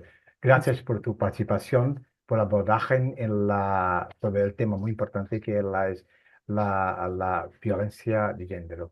Gracias. Gracias a ustedes. Thank you very much. Have a nice day. Well, I will address to Professor Mary Lou Frank, who is an expert doctor in psychology, International Women's Think Tank. You have conducted excessive research on emotional intelligence in conflict resolution. And I'd like that you start our discussion by explaining how psychological principles are currently being applied in mediation diplomacy. Dr. Mary Lou, you have the floor. The floor is yours. Hello, my friend. It's so good to see you, Eleni, and so many other friends here. First thing I want to do is I want to acknowledge the people who organized this. Has this been just amazing to look at all the different individuals who are involved and the good work that they're doing and bringing this incredible group together? And it's really, I realize that I am a part of this women's group, but I'm also talking about some things in psychology. So because of the wonderful speaker that just went and my friend Jean Del Bianco, who was also talking, I'm going to add some things, and I see Chijoke is there also. Hello, my friend. That I'm going to add some things about women too, because I don't want us to lose the focus on that. There's been so much research done on that, and it's so important that I'm going to talk about some of the psychological, but you're going to see me weave some of that through also. So I'm going to go ahead and share my screen. And just let everybody know I'm very humbled to get a chance to be here today and to get to listen to all of you. And if you have any questions, please let me know. I'm going to try to watch the chat, but sometimes when you're speaking, you can miss some things. So please help me if there is something else that I need to clarify or bring up. My background is a little different. I'm a psychologist. So I'm going to look at things through a little different lens than people who look at it through the law. I'm going to look at mediation as an opportunity more for healing than just to solve the problem. Certainly that's an important part of it, but the parties own it, and I believe very much that there is more potential in this exercise we do than just getting to a dollar amount or a solution. And I want to acknowledge the world we're in today. It's a violent world. There are people who are stressed, who are alone, who are hurting. And we need to realize that as mediators, especially when we talk about diplomacy, that sometimes our role is with families and with our communities, but sometimes we have a larger audience for which we're working. I wanted to mention about women's role in that. And many of you have probably already looked at the United Nations booklet that they published that had to just a couple years ago to increase women's involvement in mediation. And it's really important to realize that even though they put that out there, the majority of the women who are dealing with diplomatic mediations is probably about 20%. So women still aren't at the table. So we need to make certain that they're involved. And there's some reasons for that. And I'll bring out the research as we go on. One thing we know is that women have a tendency to seek more equitable solutions, even when it involves fewer gains for themselves, because they know if it's equitable, that the parties are going to be more happy with it, and that bilateral conflicts are resolved more effectively when both sides are represented by women. And that seldom happens. But if that happens, then you're going to have something that lasts longer and people are more satisfied with. And you see, I'm citing the research at the bottom and can share the slides with Christina and my other friends if that's necessary. Women are bridge builders and always look at the emotional elements of mediation. And they have a tendency to make sure that they give voice to people who aren't at the table. They represent the children. They represent the oppressed, the elderly, the people who may not be represented in the mediation context. And those skills are also, as we know, associated with positive peacemaking and leadership. And all I'm doing is adding to what my distinguished colleagues said right before me. So individuals from marginalized groups value women mediators because they're going to be more equitable and fair to both sides.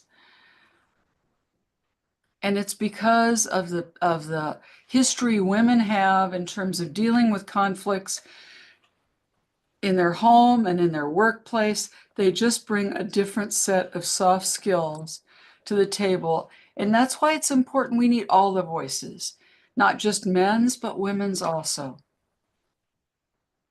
And research continues to show the value.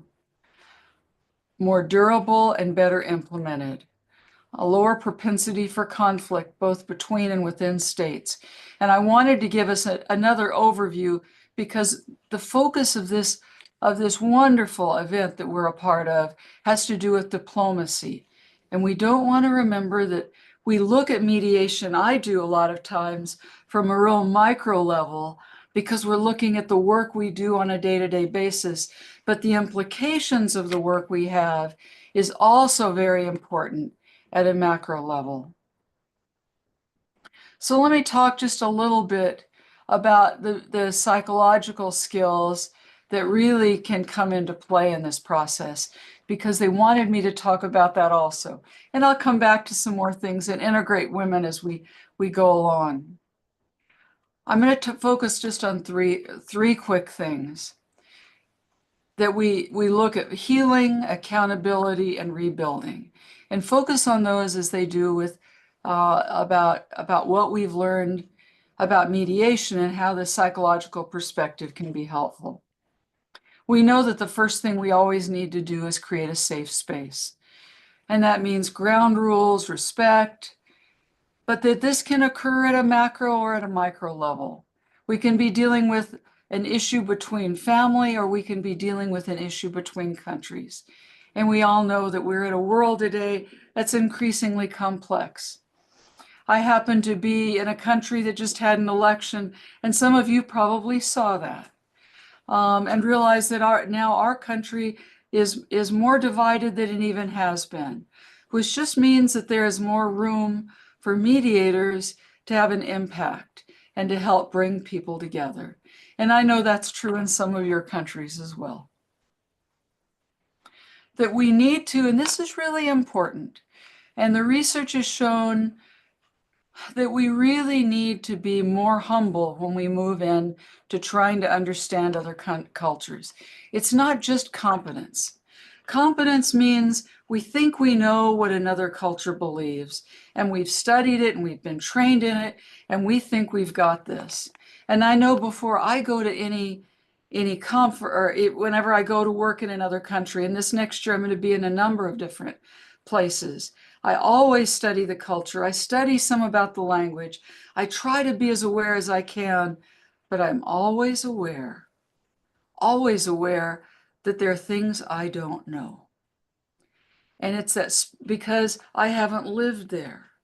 All I've done is read what books say or what the internet says, or maybe what I picked up from some friends.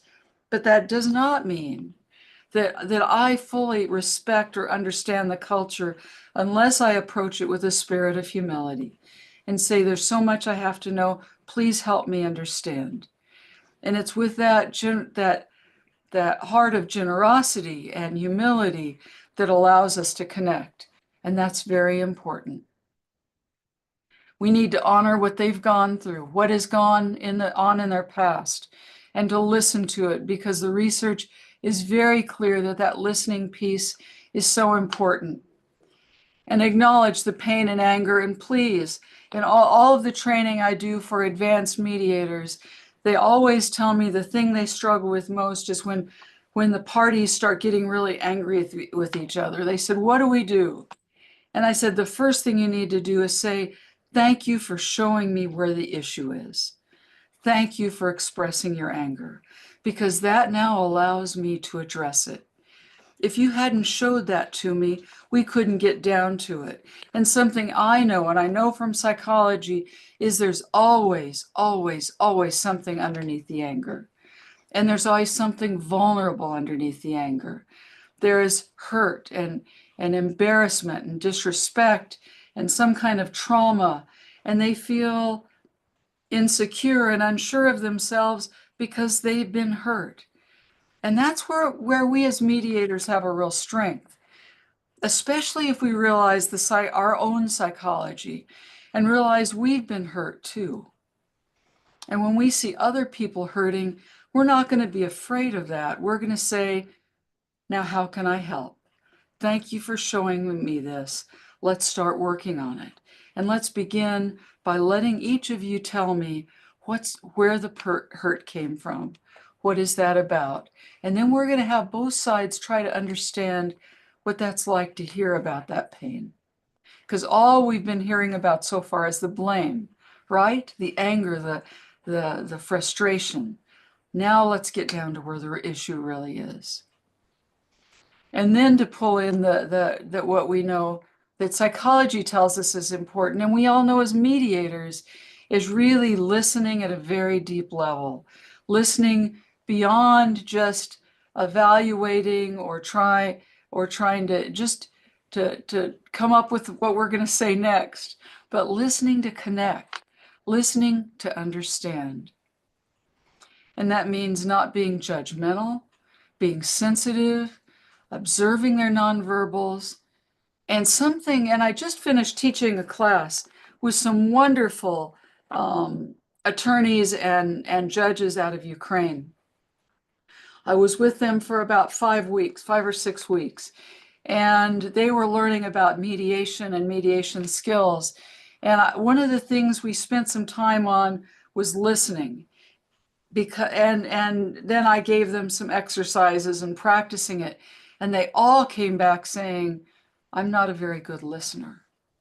I can listen better.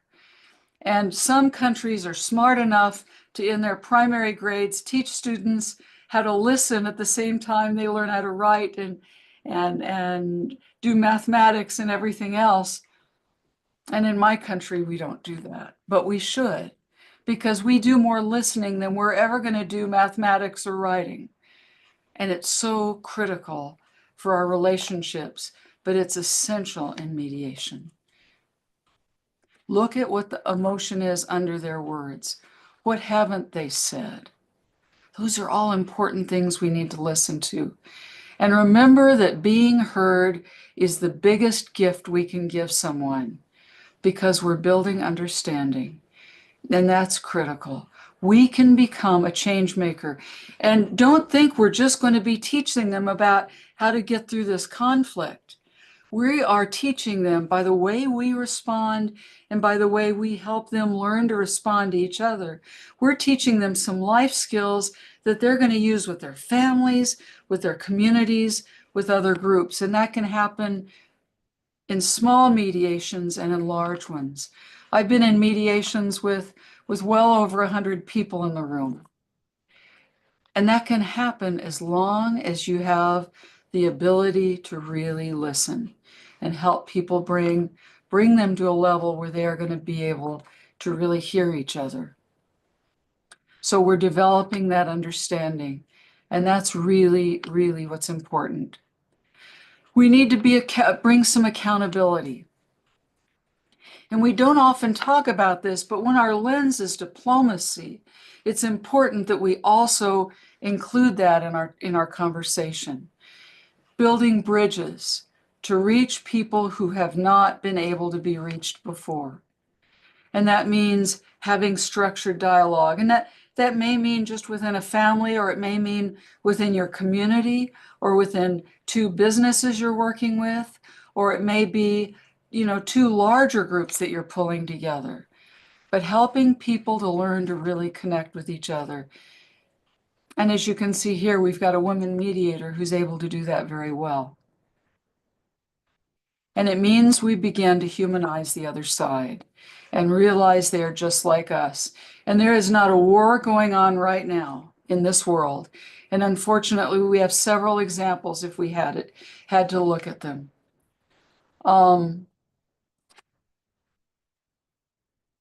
There is not one of those where people haven't dehumanized the other side. When you listen to what they say about the other side, they don't talk about them as being humans. And there's something that happens neurologically. And I also teach neuroscience, usually once a semester, just because it keeps me up in the discipline. In neuroscience, we knew that parts of our brain get activated when we start dehumanizing another person. We don't treat them with the same respect. We don't think they afford the same rights. So what's really important in mediation, and a crucial thing we do as mediators, is that we help humanize the other party and help them realize they are like them. And then we can get engaged in helping them work together to resolve their problems. And if possible, repair anything that has happened that was unjust. And if we are fortunate, we might even restore the peace. And it's so important that we realize that this is a very difficult process. We don't say that a lot in mediation, do we? How hard it is, and the work we do, what a challenge it can be. And that's why I have so much respect for all the members of my mediation family in the world, because the work we're doing is important, and it's also hard. Freud, one of the very first psychologists there were, said that the first man to hurl an insult rather than a spear was the founder of civilization. Isn't that true? The first person who could just express their emotions to another person and maybe scream and yell at them, that's so much better than trying to cause some physical injury. And we need to realize we're about that process, facilitating that. And then finally looking at rebuilding, ensuring that there's some collective healing that goes on and that we can maintain that trust and safety.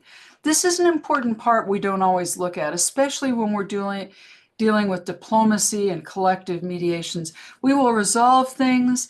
You've noticed on a national stage, two countries will come together, everything looks fine, but we don't do that extra step. We don't do it enough.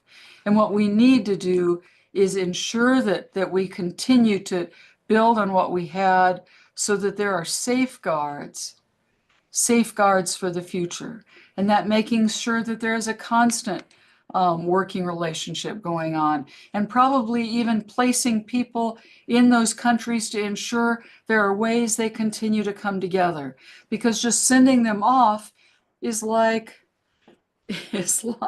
sending our children off when they have been fighting with each other, isn't it? And then never monitoring what might go on after that. Focusing on where we're going to be in the future is always going to be important. If we are fortunate, we might get to forgiveness. And I know that this is difficult, and I have certainly talked a lot in people who are in countries where they are at war, that at some point it will be important for them to forgive. And they look at me and they said, how could I ever do that? And I said, you will do it for you, but it will also impact them. You will get to a point when the hate is so heavy, you no longer have to bear it. And so what you need to do is get to a point where you can let that go and move on.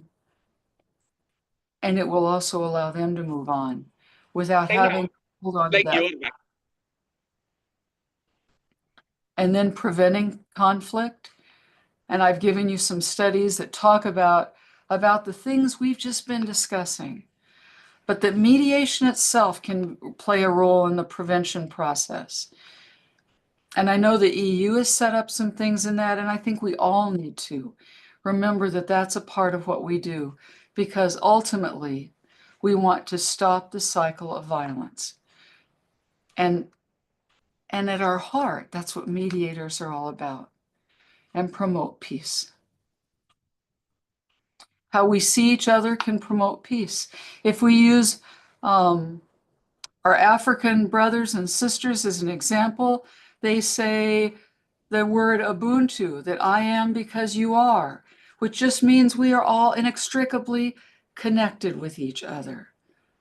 We can't do one thing without realizing other people are a part of that also. We are all connected, and we don't want to forget that. So we've talked about those things, and I wanted to end with bringing in some pieces about women again. In diplomacy, we have an unfortunate pattern of not including women. Women only represented 14% of negotiators at 13 to 14% within the last decade, and similar numbers, even a little worse in terms of mediators. And in terms of peace agreements, it's even more catastrophic in terms of the numbers. Only because we know from research, having women at the table changes the process. And I know that it does. I've watched it. We bring something different. And it's not that we don't need men, because I think we very much need men. All I'm saying is it is important that we also bring in these other voices, because our skills are different. We see things differently. And the research shows that we make certain other voices are also represented at the mediation table. We have positive outcomes, and we also have more long-lasting agreements. So bringing women is very important. Peace begins with each one of us, my friends, and how we can approach conflict in ourselves and with other people. And it's because of who we are. Ken Cloak, and I said this last week in another presentation, Ken Cloak always says to mediators, don't forget, you are the technique. It's not just, well, we do this and do this and do this, and we go through these stages, and it's us. It's what's in our hearts. It's what we bring. It's our knowledge and our ability to understand other people that are going to make a difference. And I wish you all the very best. You are the peacemakers, and I'm so humbled to have been here. Thank you so much, Eleni. It's so good to see you again, as always, and Jean Del Bianco, and I know some of my other friends are on also. I'm going to stop sharing for a minute if there are any questions. Thank you, thank you, thank you so very much. This could not have been, I couldn't have been more honored to be a part of this incredible event. Thank you, Marie. Thank you. Really, we are honored to have you as a speaker. Saito. Eleni? Thank you very, very much. For me, I would like to make about your speech. I understand that it seems that unhealed traumas are dominating our lives and leads to conflict like war. And having them healed would bring us peace. I don't know if you agree with me. That is what I have noticed from your speech, and that when we hear each other and build bridges within one another, we unite people and keep them connected to each other. And if we forgive one another, we can be all together in a peaceful world. It's not easy, I know, but it's a way of thinking. Well, I totally agree with you, Eleni. Yeah, okay. it is. And we just don't want to forget. And please, as mediators, I've had people tell me, what do I do when I get so traumatized? Say, first of all, approach mediation with a spirit of compassion, not just empathy. Our goal isn't to feel others' pain. Our goal is to honor their pain and to show how we can help. Because once we do that, we enter into a different process. Our brains even light up differently because we don't get tired. We don't get weary of just getting stuck and feeling their pain. But now our whole focus and our attitude is one of, how can I help? Honoring their pain, acknowledging their emotions, and then saying, what can we do to make things better? And how can I be a part of that? And they will tell us, if we listen really closely, they will tell us exactly, because they know what needs to happen, and we will be able to facilitate that. But you're right, it is. It's not easy, and it's incumbent on all of us, all the wonderful faces that are here and the other names of people that are here and that may be listening to this after it's recorded. We are so critical to this world today. We need every one of us, and the opportunity to bring us together like this, it means so much to me that this group has done this, because we need to support each other. Thank you very much. Thank you very much. Well, I have a question for you, if you can answer. Well, despite women's proven impact in peace building, women's voices are often marginalized in high-stakes diplomatic mediation. In your opinion, what barriers have you encountered or observed, and how can we proactively work to remove these barriers in international diplomacy? And are women or ladies treated differently, even though in your speech you have spoke about these topics, this question? I'd like your answer. Thank you. You've got a couple questions, Eleni, and they're very good ones. Okay. So let me go ahead and try to do that. First of all, and you may have been in the meeting we were at in Vienna this last summer when we had someone from the United Nations, and I stood up and mentioned the research. And I was told by people at the UN that they are working to try to make certain they get more women involved in mediation. But I was really clear, but they have not done that yet. In smaller stakes mediations. And your question about, challenges I've had, I bet I've had the same challenges all of you have.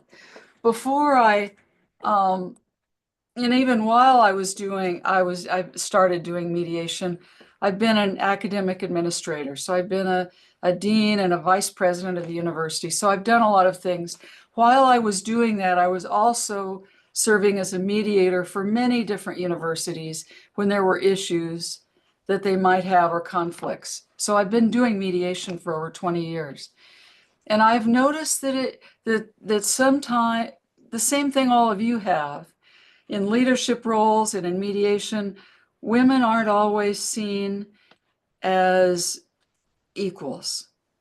And even though many of us think, well, we're so far beyond that, we're 100 years from that, we got equality, we must be equal. But that's not the case. So what it does mean is women, we need to be appropriately assertive in terms of showing people what we have to offer. And we still have to do that.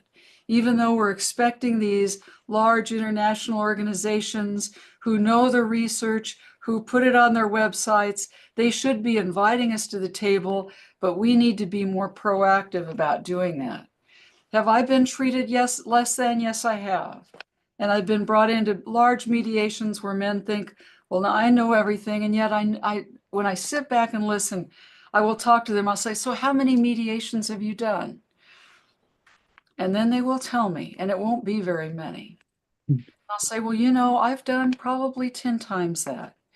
And I really appreciate the fact you value mediation. And I know we're going to value each other in this mediation because we're both very important to this process. So I'm never want to shame or embarrass anyone, but I want to make sure we make our voices heard. So people take us seriously. And that doesn't mean we need to be hard or rude or disrespectful, but we've got to be persistent. Does that make sense? Yes, of course. And I think that means at every level. And I think a number of us in the meeting with some of the people from the UN last summer, people were very appropriately assertive about saying, but you're not including women. And part of the issue is the UN hasn't been as strong of a body as it could be. And so I think there are some things we need to do to get these large international organizations, help strengthen them so that and then help educate them and keep holding them accountable and say, but you didn't put women there. And I'm wondering if that's the reason that the children in that country are still having a hard time.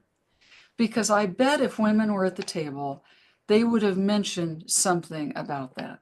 That would have been part of what was discussed in the resolution of the conflict. And that's not a stereotype. That just means women think about all the groups that aren't at the table. Very inclusive by their nature. Yes. Yes. And it has to do with who we are as women. And we don't want to negate that. You know, the things our strengths that we have are things we need to celebrate and not be ashamed of, and make certain that we have a voice too at putting ourselves in positions where we can.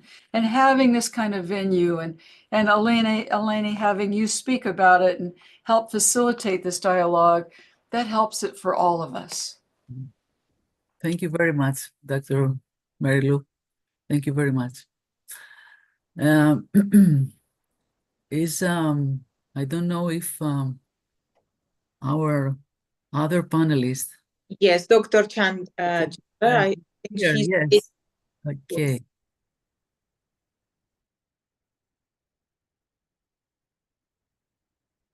Well,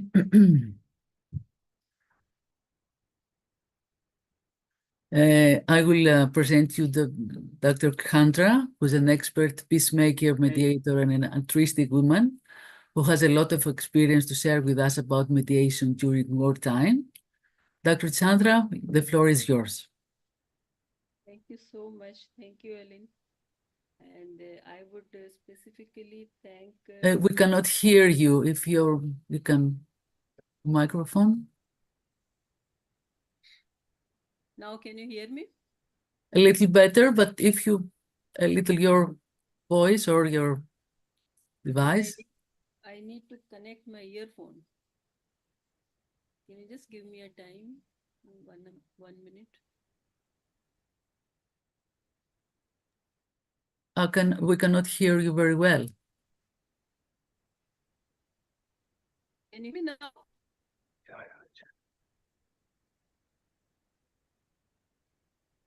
Maybe we can help bar technical.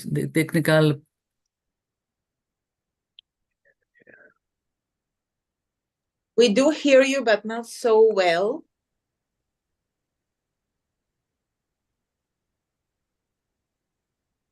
Hear me now? Yes. Okay. So first of all, let me thank organizers and thank the audience as well for having so much of patience for hearing so many panelists since morning. And particularly Dr. Mary Liu, who has laid a beautiful ground for taking this discussion further, women in diplomacy and mediation. My topic today is that why mediation fails in wars. So first of all, I'll be talking about the obstacles that mediation faces during the war. Then I'll be talking about the key obstacles. And then finally, we will discuss about how women can help overcoming all these mediations and how they can perform. However, their percentage in participation at the mediation table is quite low, as Dr. Mary has already told us about that. It is barely 14 to 15%, which is very, very less compared to the mediators who are otherwise practicing in the legal sphere as a mediator, where we sometimes see that it is over 30% in certain countries. In certain countries, there is over 40% even, because women essentially can perform better in mediation is, I think, has been proven by many studies. Dr. Mary would definitely agree with me there. Women by nature are considered to be peace-loving persons. And unfortunately, across the world, we do not have very many women leaders in politics also. In my own country, for example, we are still struggling to have 33% women reservation bill. Although the population-wise, we have 50% women in a country. But we are still struggling to have 33% women reservation bill. The actual women participation in our parliament here in India is barely 11 to 12%. So that apart, why mediation fails during wars? What are the major obstacles that we get to see? If we take the recent examples of wars, for example, in Ukraine and Russia, mediation process just began but failed. It couldn't reach its logical conclusion, or it couldn't even get to the process of bringing the top leaders to the table for negotiations. It had just begun and failed. In Israel and Hamas war, we have seen that mediation was not considered as an option. Why was that? So these are certain questions which we see at the global level in war zone areas.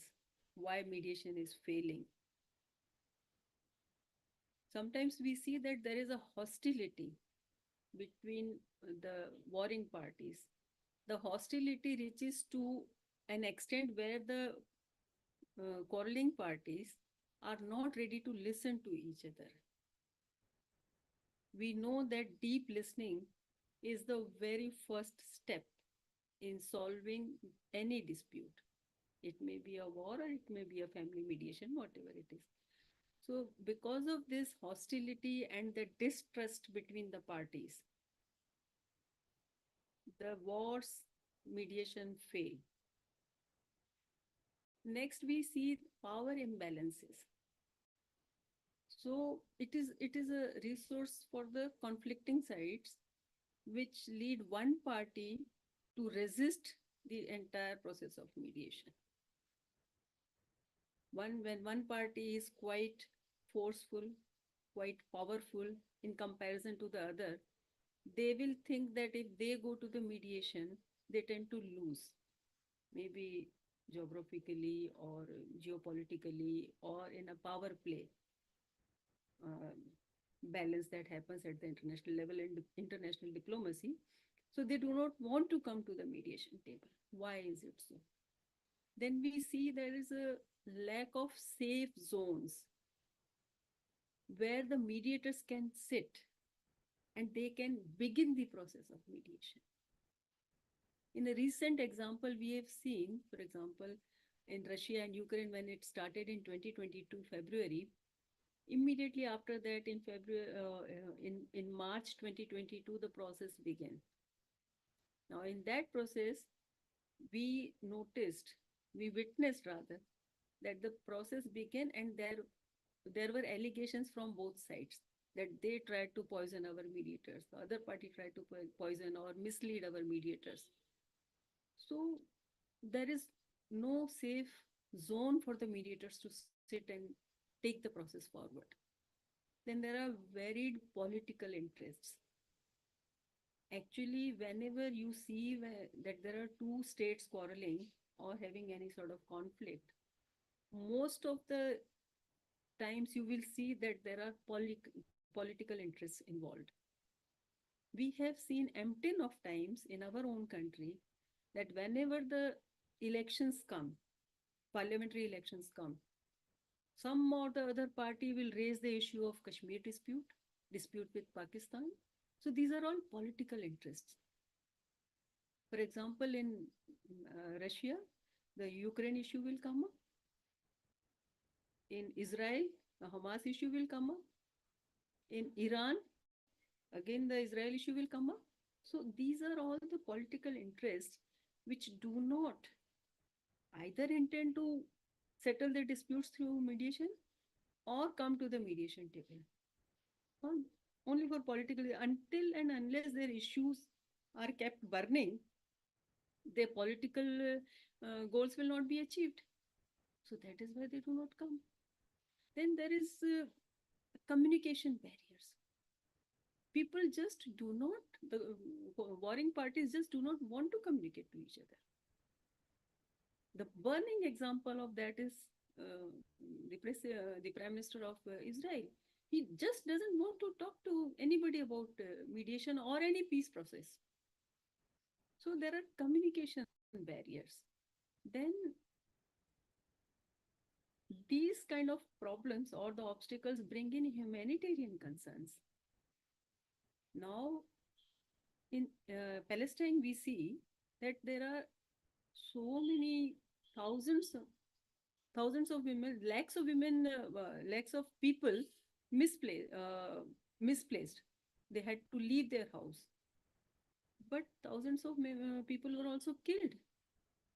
So because of these devastating results to their country, these people, they do not want to listen to any mediation because they had that preconceived notion in their minds, these leaders, that their mediation is going to fail, that the opposite party is not going to listen to them.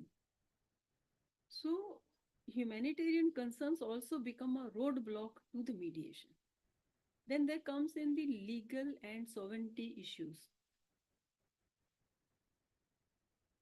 International law, they think, is quite complicated. They have seen the international law failing. Just imagine an arrest warrant is issued against the president of Russia, and he is roaming free. He is reigning as ever. No harm is caused to him. He is been sanctioned by the West, but their economy is booming.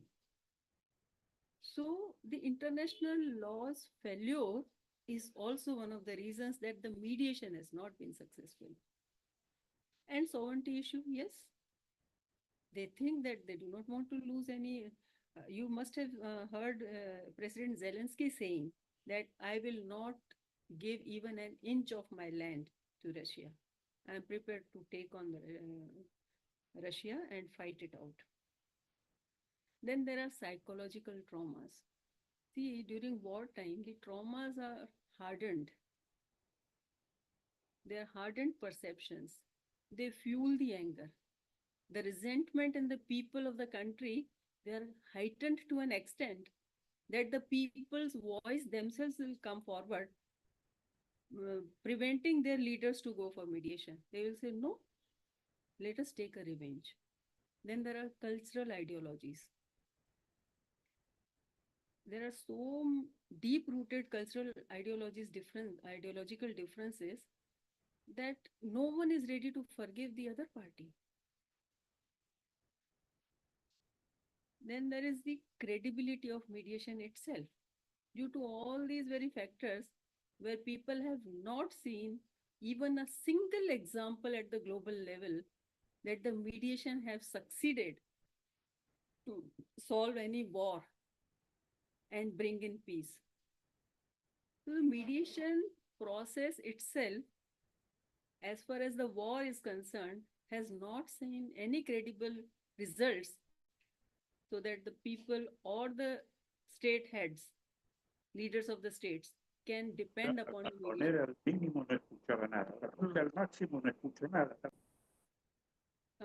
Beg your pardon, I couldn't listen it. Hello, I couldn't hear you. Continue, Dr. Chatra, continue. Please continue. Okay. So there is a lack of credibility of mediation process at the international level in the war zones. Then there is a fear of authoritarian regimes. They generally tend to pressurize or control the smaller groups. And there is economic and resources strain. Like Ukraine is completely dependent on the West, more specifically the US, for their arms and ammunitions to take on Russia. So their economic condition is not that strong to take on Russia. That strain brings a lot of strain in the public also. They lose their faith in the heads of their states.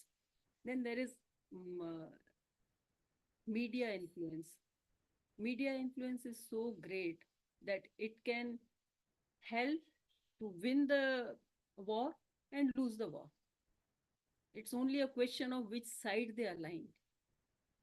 So these are certain most important general mediation obstacles which we tend to see. Now let me just share with you the key obstacles that we face.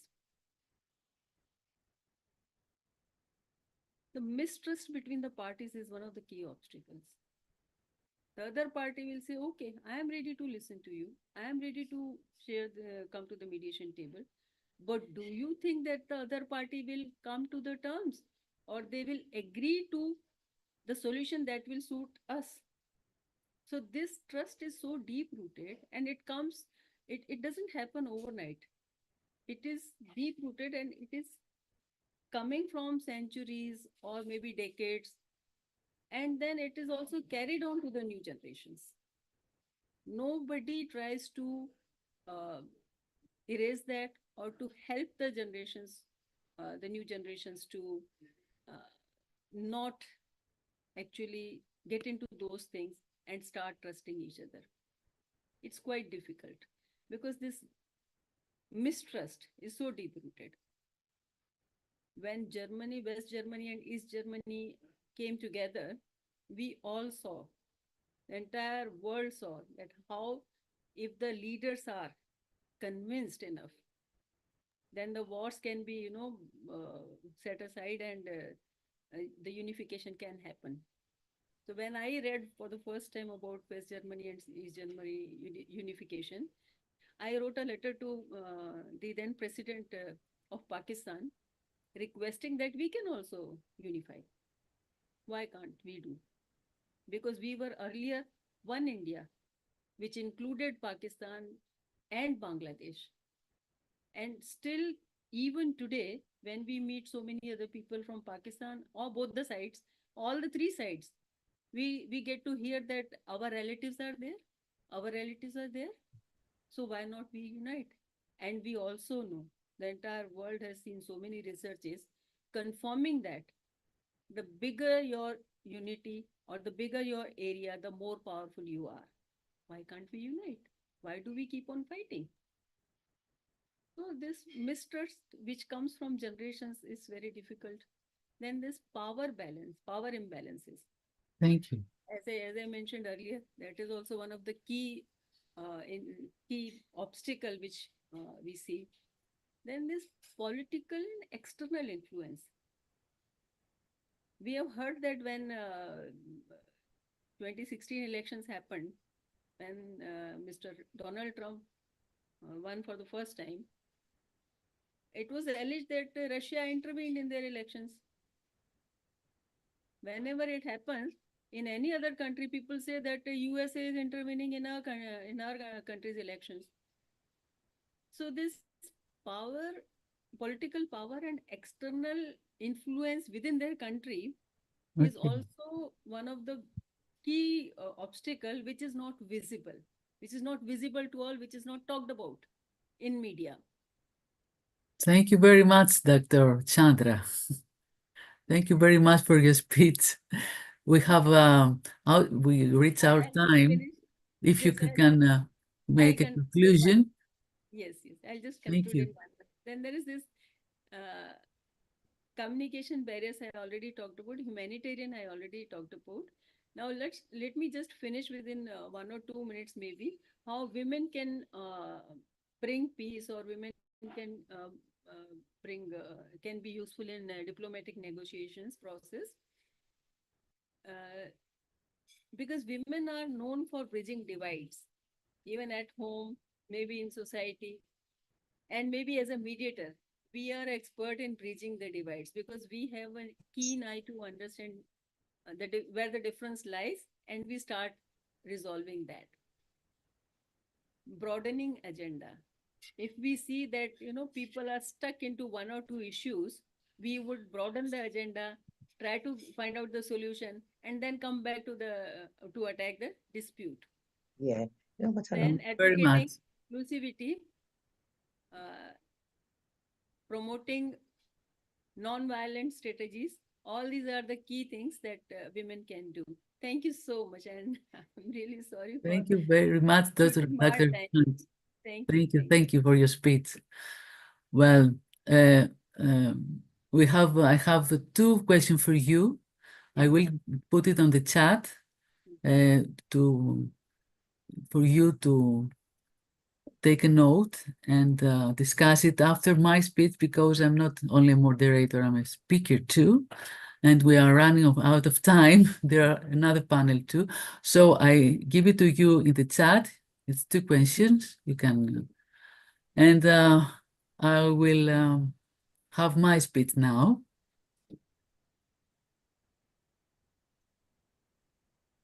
Okay, thank you. Thank you. Thank you. Thank you. Well, just a minute.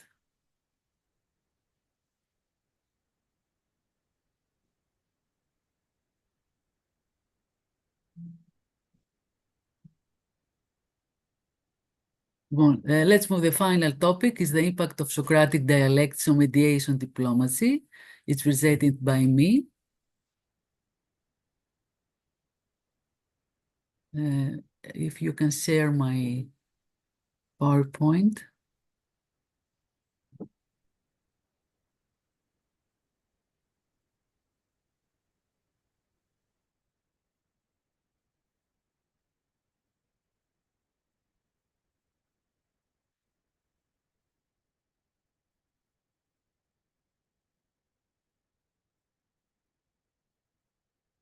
Just a minute.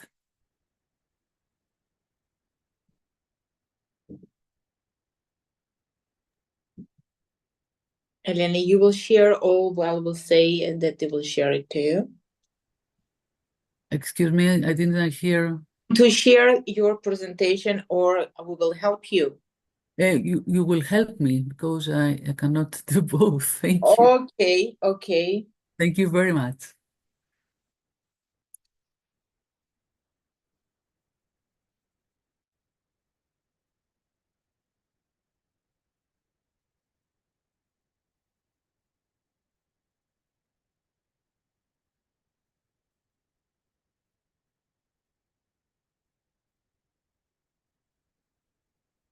Well, is the impact of the Socratic mediation method on diplomacy, mediation, and peacemaking. Please, the Socratic method developed by Socrates, the ancient Greek philosopher we all know, is a form of cooperative dialogue where participants ask and answer questions to stimulate critical thinking and uncover underlying beliefs and aims to challenge assumption and lead to a deeper understanding or realization of truth. What is the Socratic method? The Socratic method is a method based on dialogue. What is his aim? Its aim is at uncovering truth. Socrates would engage in a conversation, usually by asking a series of questions to help his interlocutor realize contradiction or gaps in their knowledge. The Socratic method is central to the philosophical legacy of Socrates, and it involves a process of inquiry and debate between the individuals with opposing viewpoints.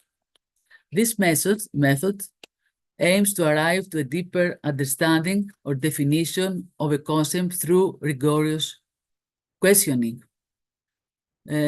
What's the key steps in Socratic method?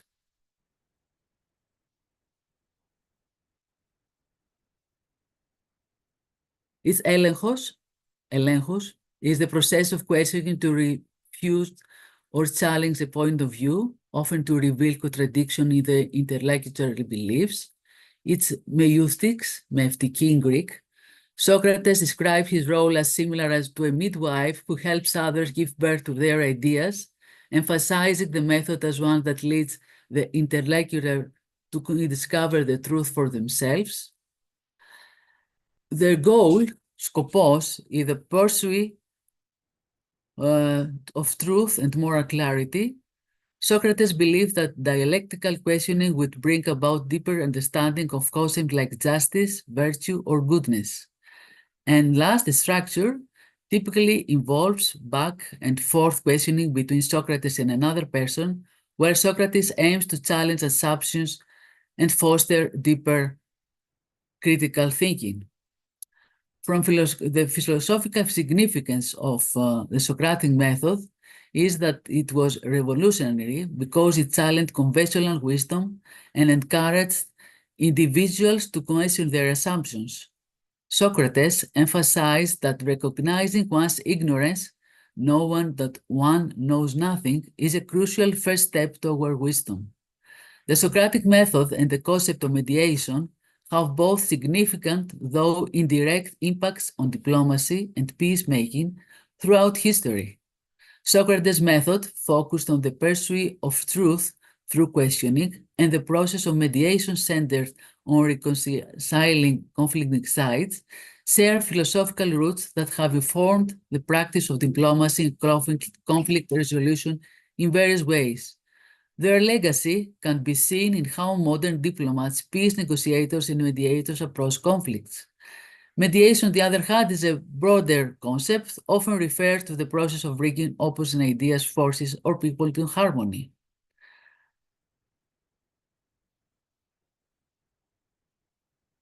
The resemblance between Socratic method and diplomacy mediation is that both Socratic method and mediation involve a process of dialogue aimed at resolving a form of tension, whether it be a tension in understanding, with dialectics, or a tension between opposing parties or ideas, which is mediation. Both aim to move forward a greater truth or resolution by addressing contradictions or conflicts. In both processes, questions are essential. Socrates' method revolves around challenging questions, while mediation involves asking clarifying questions to understand the position of both sides.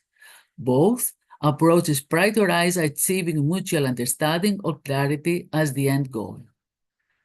The difference now, please, the difference between Socratic method and mediation is that though Socratic method is a philosophical method focused on examining the truth of concepts, often in an intellectual debate, mediation, on the other hand, is more practical, and the mediation techniques is used to resolve dispute or conflicts between opposing sides. In dialectics, Socrates plays a direct role in questioning, guiding the interlocutor towards contradictions in their beliefs, often without the goal of compromise. In mediation, the mediator acts as a neutral party and helps guide both sides to an agreement, usually without taking sides. The dialectical method often leads to aporia, which is a state of puzzlement, when no clear answer is reached, while mediation seeks a definitive resolution where both parties find common ground. Socratic dialectics tends to focus on ethical, metaphysical, or epistemological issues. For example, what is justice, while mediation deals with more practical concerns such as reconciling disputes between parties. The impact of Socratic method, please, the next slide, please. Thank you. The impact of Socratic method on diplomacy and peacemaking is that Socratic dialectics as a method of critical questioning and dialogue has influenced the way we think about rational debate, the discovery of truth, and the ethical foundations of negotiation. Although Socrates himself did not directly engage in diplomacy, his method has shaped the intellectual foundation for the kinds of dialogue and reasoning often employed in diplomatic negotiation and peacemaking processes, which is encouraging critical thinking and ethical clarity. The Socratic method pushes participants to clarify their ideas, examine underlying assumptions, and resolve contradictions. In diplomacy and peacemaking, this kind of critical thinking is essential, for diplomatic negotiation often involve deeply rooted disputes. The Socratic method encourages parties to think through their position and recognize any contradiction, which can open pathways for more productive discussion. Socratic lifelong quest for ethical clarity underpins many modern concepts of human rights and international law, which are essential in peacemaking negotiation, such as, for example, the Geneva Convention or the Universal Declaration of Human Rights. A significant example in diplomacy were, after World War II, the philosophical underpinnings of justice and human rights, which can be traced for the creation of the United Nations. Both processes involve the careful examination of what constitutes justice, responsibility, and the rights of individual states is influenced by the Socratic idea of ethical inquiry. In conflict resolution, the method of dialogue-based inquiry can help. Diplomatic efforts often fail when parties are fixated on winning an argument. The Socratic method, with its emphasis on mutual exploration of ideas, encourages participants to collaborate in finding truth, similar to how peace negotiations work. The Socratic method fosters humility and recognition of one's own ignorance, which can be critical in diplomatic negotiation where intransigence often leads to failure. Another significant example in diplomacy is about the South African Truth and Reconciliation Commission, which was established in post-apartheid South Africa under the leadership of Nelson Mandela and Desmond Tutu, and embraced the process of dialogue and questioning to reveal the truth about human rights abuses during apartheid. The impact of mediation on diplomacy and peacemaking. Mediation, in both philosophical and practical forms, has had a directly and profound influence on the way conflicts are resolved in diplomacy and peacemaking. The process of bringing conflicting parties together through the facilitation of a neutral third party with the goal of finding a mutually acceptable solution is foundational in many modern peacemaking efforts. Mediation has been central to the field of conflict resolution, where mediators help conflicting parties come to an agreement. In diplomacy, mediation often distrust prevents a productive dialogue. The neutrality of the mediator and the structure, process-oriented nature of mediation are key components of peacemaking. In international diplomacy, mediators like the United Nations, foreign diplomats, or respected leaders step in to facilitate peace talks. Mediators help conflicting parties articulate their position and needs, facilitating a structured dialogue that seeks to harmonize the interests of both sides without imposing solution.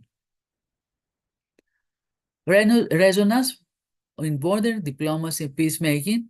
Please, you can go to the next slide. Thank you. The influence of both Socratic dialectics and mediation is clear in modern diplomacy. On dialogue, the negotiation and the resolution of ethical issues through communication and understanding. Diplomacy today often involves facilitating long-term dialogue rather than imposing immediate solution, ethical foundations rooted in human rights and justice. Mediating between conflicting interests, much like synthesis of opposites to create new integrated frameworks for peace. Next slide, the conclusion. While Socrates' dialectics and the mediation emerged from different philosophical and practical traditions, both have deeply influenced the methods of diplomacy and peacemaking today. Socratic method has helped shape the way diplomats approach negotiation as a process of inquiry, focusing on uncovering the truth and resolving contradiction. Mediation, both as a philosophical concept and a practical tool, is central to conflict resolution, enabling peacemakers to reconcile opposing sides and bring about durable solutions to conflicts. Together, these approaches underscore the importance of dialogue, critical thinking, and ethical reflection in the pursuit of peace. Thank you very much. This was my presentation. Thank you very much, Eleni. We just want to conclude, and I want to thank you as a moderator, as a professional peacemaker in Greece. Thank you very much. Yes, and I want to thank all your panelists, the speakers, the greatest speakers, Dr. Marilu, and thank you very much for your insight. And it was really cool pleasure. Dr. Professor Chandra, thank you very much for your insights and the deep understanding of and the compare how you compare between different cultures and different geographic situations. And I want to say really thank all of you and Dr. Araceli as well. And now we are smoothly because we have questions they are all in the chat box. Please, we are running late. And now we start our last panel session, number 7. So the God create a land in 7 days. And today we will create our huge annual conference in 7 sessions with the great people who came worldwide. You know, the bell from the church is ringing, start to ring. This is, I guess, the sign that we ever think we are doing correct. You can even listen now. So thank you very much. And I want to give the floor to our moderator of the 7th panel, our ambassador in Asia, the founder of Equalaw.training, and he is an arbitrator, mediator, peacemaker, and the lawyer. So Rajanji, please take your stage, control your panel session, and we are greeting the first is Antonio Sotti from Argentina.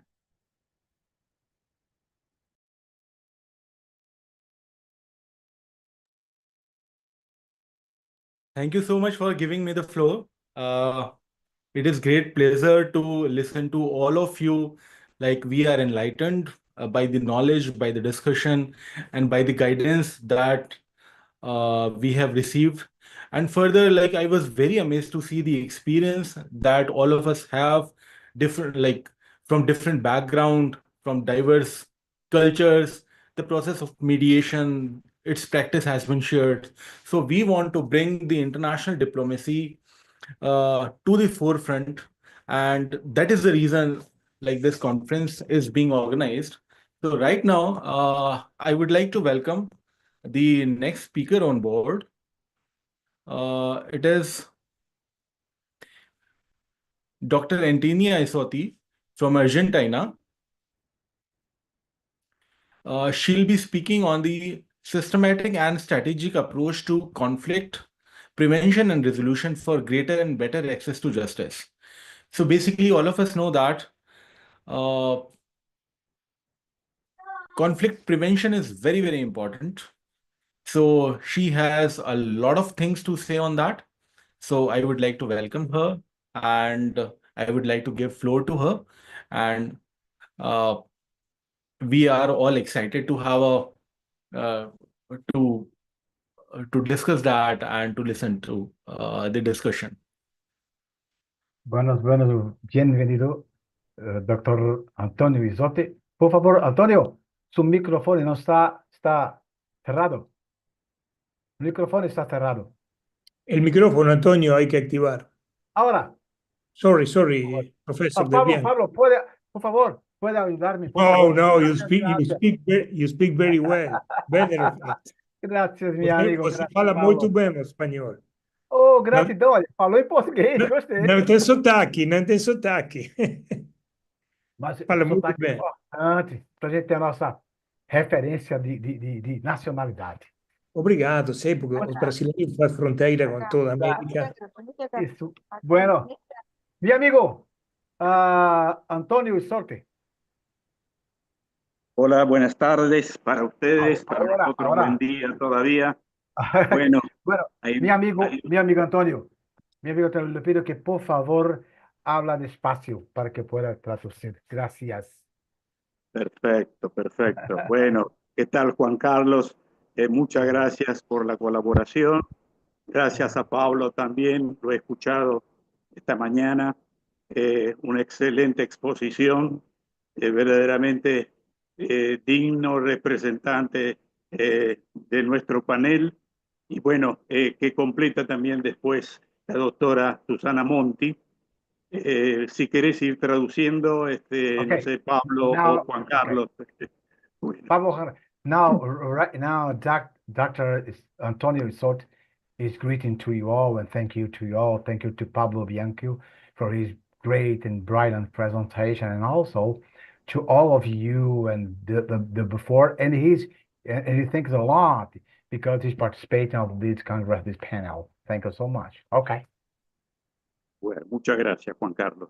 Bueno, en primer término, quiero agradecer a los organizadores, en especial modo a la doctora Cristina, que ha sido tan amable, a la que admiro muchísimo, como hacía todos los distinguidos colegas que están participando. Okay. No sé si quiere decir traduciendo. Okay, I would like to thank you, Christina, for this so great event.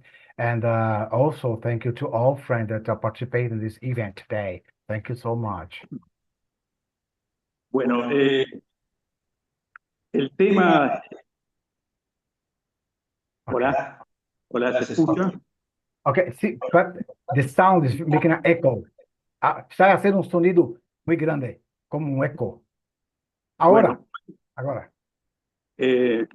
Me despierta mucha admiración este evento por la evolución que está teniendo a nivel académico y profesional. This event, for me, awake me a great admiration for what's happened in this event, academic and also professional. Bueno, al hacerse eco precisamente de la interdisciplina tan necesaria para el futuro de la mediación, y yo en mi ponencia extiendo y, digamos, estoy muy complacido de que esta organización abarque también la evolución doctrinaria y jurisprudencial de todos los métodos de manera estratégica y sistémica para afrontar los arduos y difíciles problemas que se presentan a nivel internacional. Okay, he is very happy because here he can hear and find the diversity of subjects of matter that's not unique, but the diversity of method of subjects that we are discussing. He is very, very, very happy because we can discuss about many things, about everything about the law, about and other things, and the court decision that's most important too. Okay. Bueno, eso precisamente para poder aportar nuestros conocimientos y nuestro expertise en cada una de las disciplinas y de manera interactiva, la interdisciplina y, si es posible, aún más la transdisciplina a esos efectos. Okay, he's speaking because very important because he's going to talk about these interdisciplinary knowledge. We get knowledge for all parts, and this is a very, very excellent part of this event for him. Porque precisamente a nosotros nos compete como expertos en operadores en materia de prevención. Resalto ese estadio de todas las etapas de la conflictividad, prevención, porque es mejor prevenir que curar, ¿no es cierto, Juan Carlos? Perfecto. He's telling that it's very important because it's very interesting because you are talking about prevention. Most important is to prevent the question without trying to resolve. So the most important is to prevent than to resolve. Bueno, porque nuestra función tiene por objetivo y por meta como faro, como el puerto deseado al que queremos llegar, que es la paz, ser constructores y puentes a esos efectos. Yes, because our function and we have to work like a light in the port that guide the ship, and we have to prepare people to work for this, to lighten the people, to support them for that. Y parafraseando al gran Gandhi, que decía que no hay caminos para la paz, sino que la paz es el camino, And yo he diría said, que nosotros, sí, as Gandhi said, there's no way to peace. Peace is the way. precisamente nosotros somos constructores de ese camino de paz, cada uno en su ámbito y en su expertise disciplinario. Okay, and each of us, we are builder, we are constructor of this way. We are all constructor of this way. In each way of his subject, his matter, but we are all, each of us, responsible to construct this way. Máxime teniendo en cuenta que se trata de lograr a nivel mundial y a nivel social una mayor equidad y un mejor y más fácil acceso a la justicia para poder lograr nuestros objetivos. Okay, and this is say that it's very important that we need to have easy way to reach the justice around the world, not with the barriers, but an easy way to reach the justice. Bueno, a tales efectos estoy muy complacido y tengo una profunda admiración para todos los colegas tan distinguidos que están participando todavía. Sí. I'm sorry. And I'm very happy for being participating with you all, for all distinguished colleagues that are here together with us today. Por la gran e importante evolución e innovación en materia de prevención y resolución de conflictos. For the great, because it's too long, I forget. And for these, would you mind to repeat, please? Sorry. Señor, ¿puede repetir, por favor? Antonio, ¿puede repetir, por favor? Otra vez. Perfecto. Bueno, y en especial modo, en la parte de resolución, en tener en cuenta que no hay que utilizar a los métodos de manera aislada, como si fueran compartimientos estancos, para afrontar los arduos, difíciles, complejos problemas multiculturales, sociales a nivel mundial. Okay, and you do not have to use the method to resolve the conflict, making them like an aisles that we isolated each of them. All have to work together in harmony to find a solution. Precisamente la admiración en esa evolución que he notado en este notable evento, tan innovador y superador, es la introducción de figuras que generalmente no se discuten a nivel académico en los foros, tales Bueno, como la comediación que he visto que distinguidos colegas han presentado ponencias en ese sentido. okay, and also my admiration about the topics that were discussed here in this event that we do not generally listen to or discuss it in our academic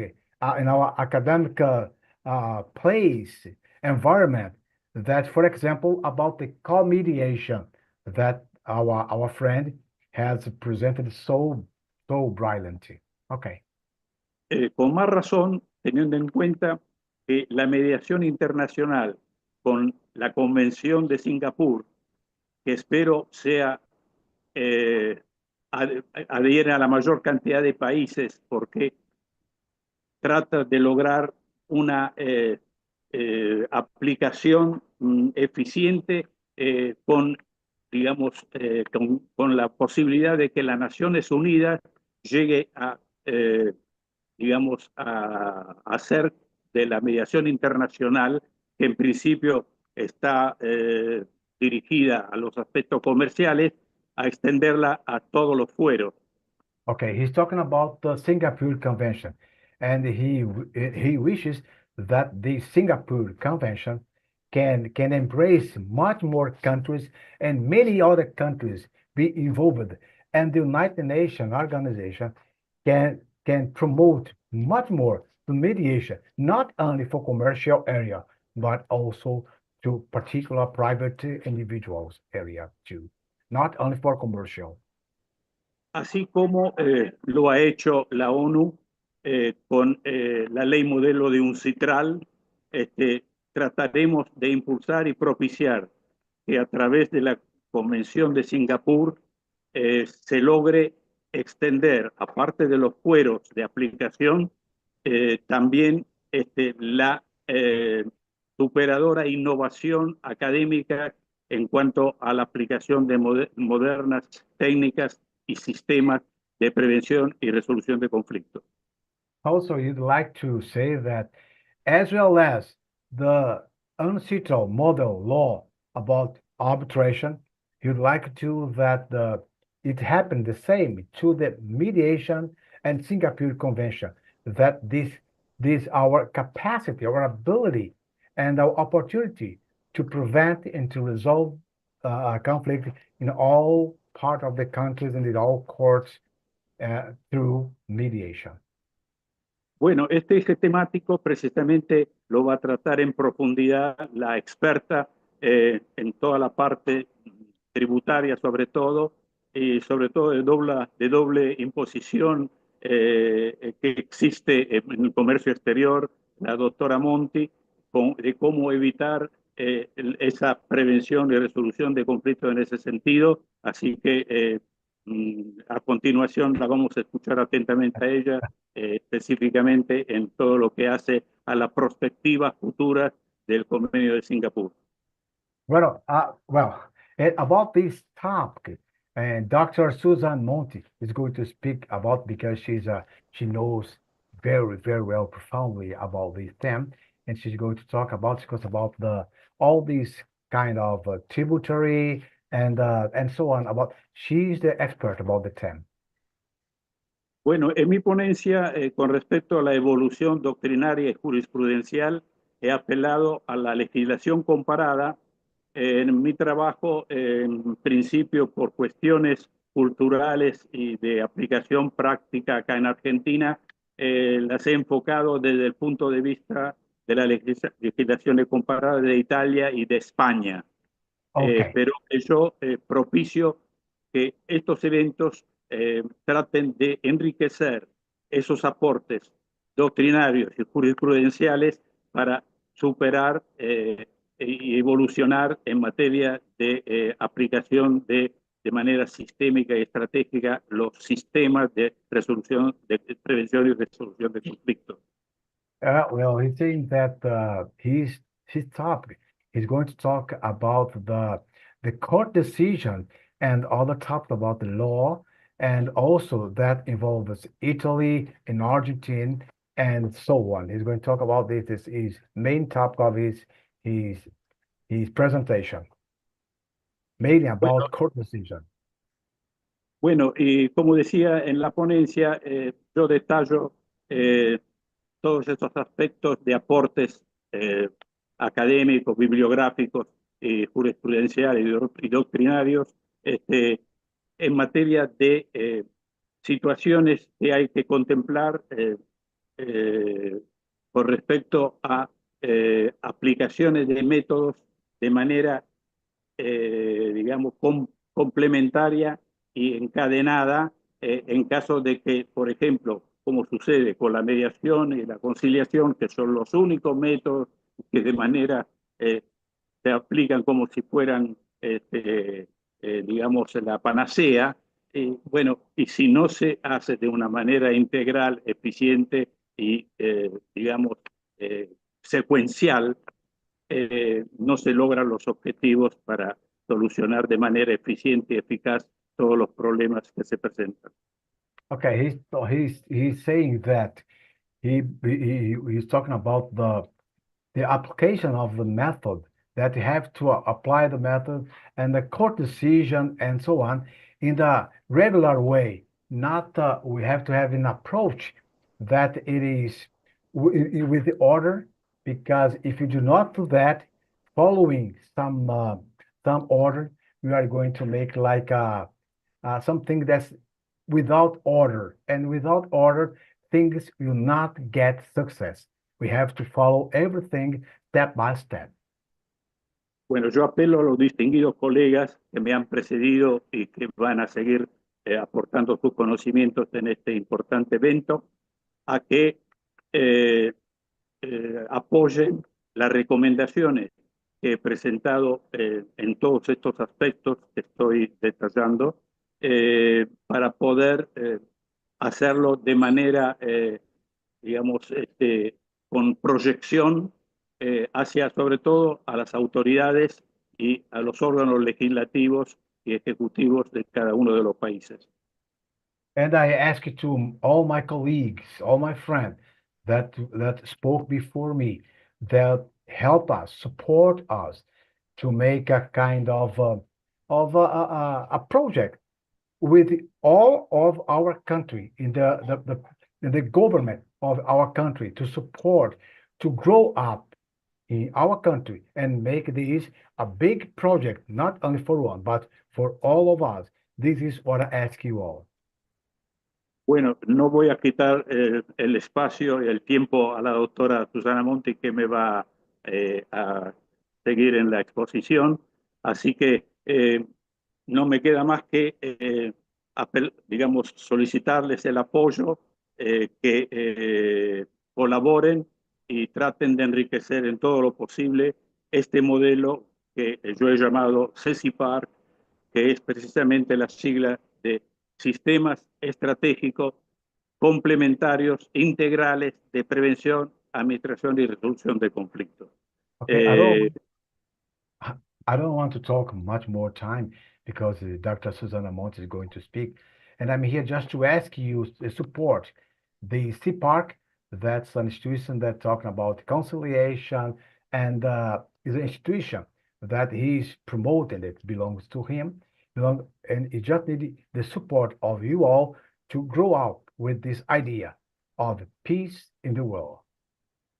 Bueno, con esa esperanza apelo entonces a que puedan seguir colaborando y aportando en ese sentido a todos los colegas, a lo que agradezco y nuevamente a todos los organizadores, a la doctora Cristín Sumonova y a todos los distinguidos colegas Un fuerte abrazo, muchas gracias, un cordial saludo y adelante, a no aflojar.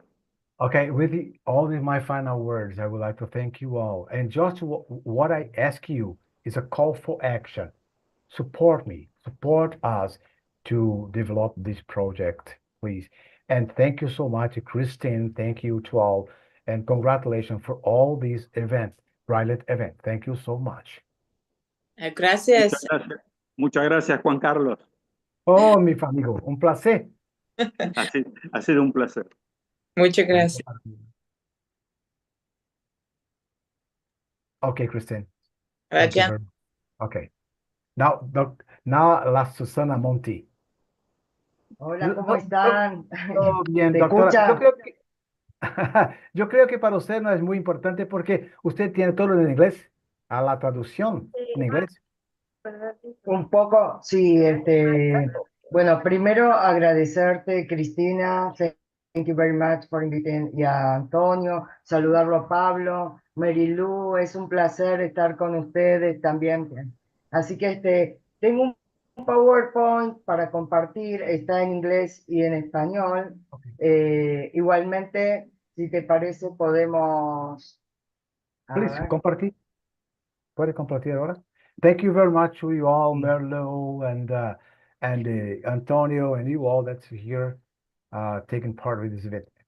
Do you want me to share? Oh, she's going to. Oh, sorry.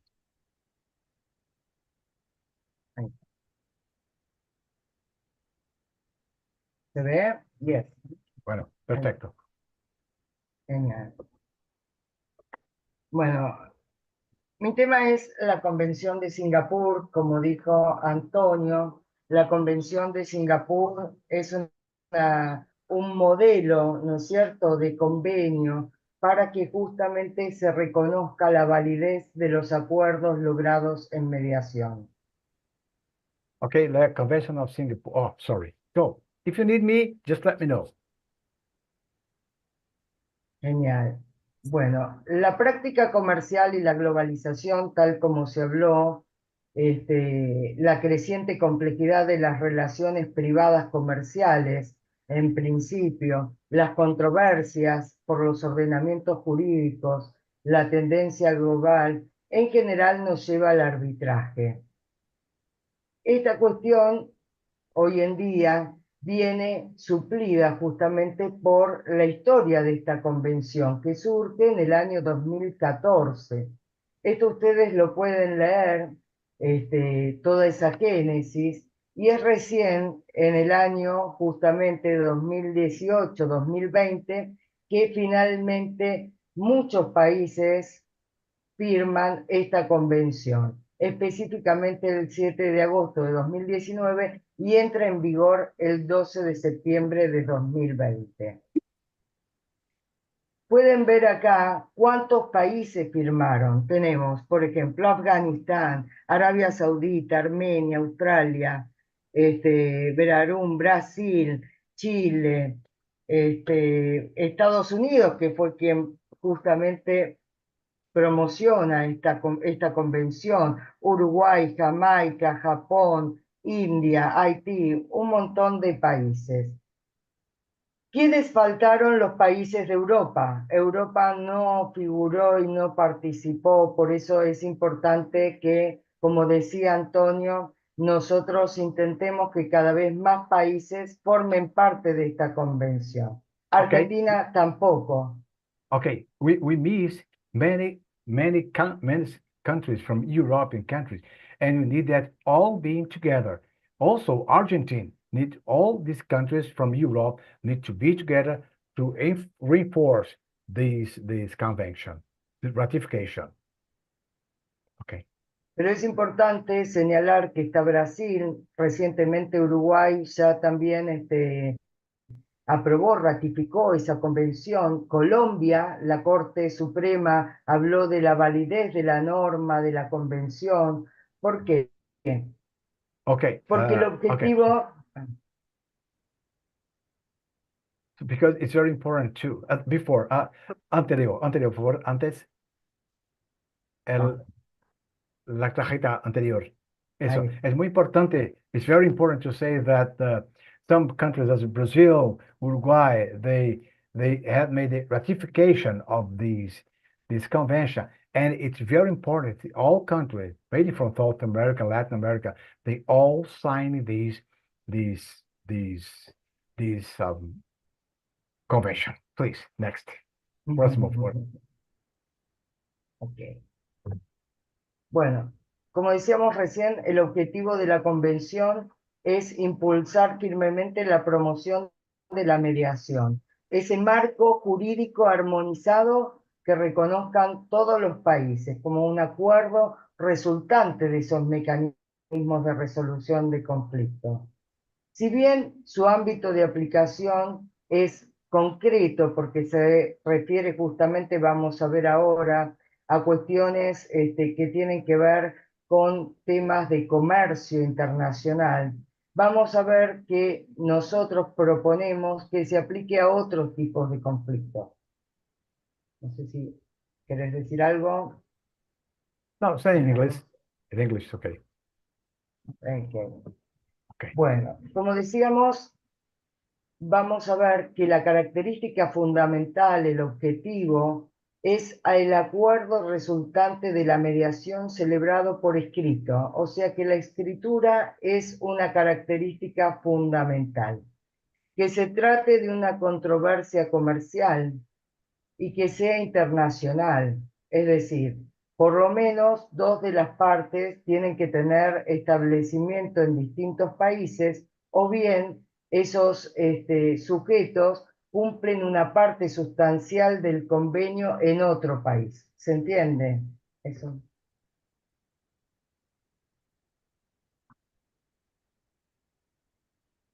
Como decíamos, tiende a resolver esos acuerdos de transacción de controversias que surjan entre las que una parte es consumidor, en esos casos no se aplica lo que tiene que ver con fines personales, familiares o domésticos. Tampoco Okay. se aplica a... I'm sorry. I'm sorry.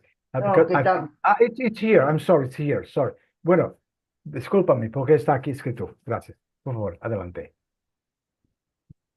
Bueno, tampoco se aplica al derecho laboral, a las sucesiones, pero nosotros, como decíamos antes, proponemos que esto se aplique también a esos temas, ya que se aplica el arbitraje, podría aplicarse también en caso de ampliar esos convenios, esas convenciones, esos acuerdos, podría ampliarse o extenderse la aplicación a otras cuestiones Okay. no previstas en la convención.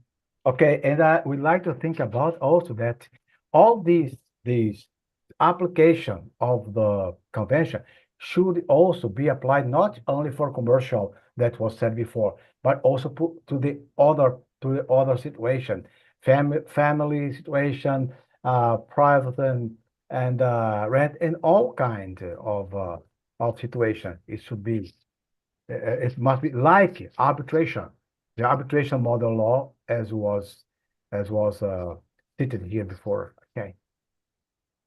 Susana. De hecho, sí, esto no surge de las Firminas, pero como anticipó Antonio y como venimos proponiendo con la doctora María Rosa Caetaño, es que se utilicen métodos combinados, por ejemplo, mediación seguida de arbitraje, mediación seguida de pericia arbitral, pero con estos parámetros y con la validez del acuerdo.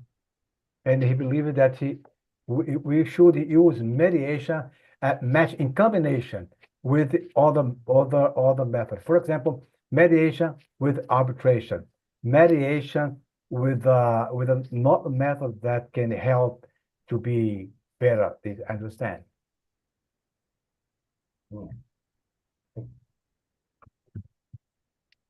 Otros aspectos que maneja la Convención de Singapur es el idioma.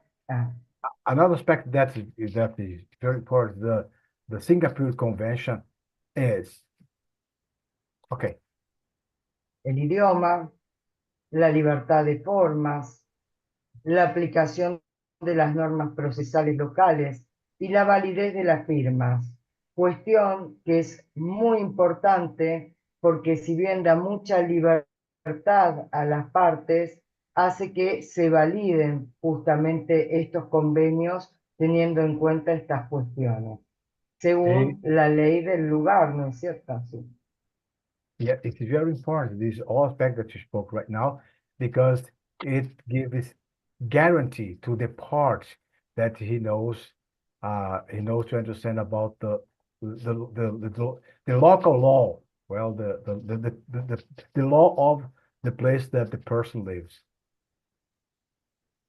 Más aún, la convención trata también la posibilidad de solicitar medidas cautelares, medidas preventivas. Also, it's okay here. Bueno, acá concluyendo también un poco esto que veníamos diciendo justamente de ampliar, primero invitar a los países a que firmen y ratifiquen esta convención, sobre todo Argentina, donde estamos, ¿no? Empezando por casa, y ampliar justamente los temas de la convención, porque en definitiva son acuerdos que nosotros podemos ir firmando con los países signatarios, y justamente que también participe Europa, ¿no? Porque la tecnología nos permite hacer estos acuerdos internacionales y darle validez, logrando sin lugar a dudas la resolución de muchísimos conflictos. Okay, she's telling that it's most important that all countries take part on this convention, signing this convention. Mainly Argentina that she's talking about from there, and also all the countries from Europe. Bueno, thank you very much. Muchísimas gracias, Juan Carlos del Bianco. Un honor, dejo de Fue un honor compartir. conocerte, fue un honor para mí, un gran honor. Ustedes, Carlos, Pablo Gracias Bianco, a todos, gracias. también ahí, fala en portugués. Bien, qué bom. Te esperamos, lo mismo que a Marilú acá en Argentina, también a Cristín, a todos. Gracias, muchas gracias, Susana. Cariño. Gracias, gracias. Okay. Para Janji.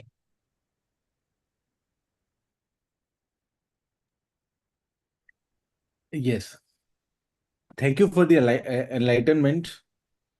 Everybody heard about the views that were shared by you. We were very honored with that.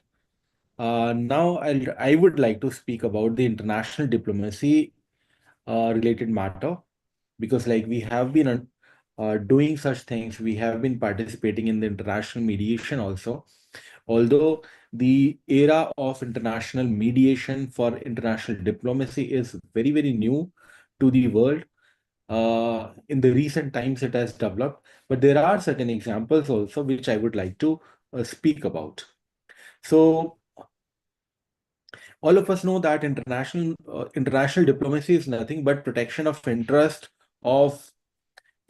economic interest of the countries. So every country, when it is participating in any international diplomacy, it is protecting its economic interest. When any head of the state is visiting to the other head of state, it is only for the purpose of protection of economic interest, for implementing taxation system or related things, because the entire country, entire nation works on the economics. All the warfares, all the other things are secondary to that. The first main priority is economic interest. So we should talk about, or we should focus about the international trade and international diplomacy. So my topic is only that. The topic which I'm discussing is trade and commercial mediation in diplomatic crisis. So whenever the crises are happening, how the trade and commercial mediation can happen. So when we talk about the importance of economic diplomacy, we know that economic diplomacy refers to the use of economic resources, tools, and policies to achieve foreign policy objectives. Because as I say, that every country is working for the protection of their for their economic interest in the international diplomacy.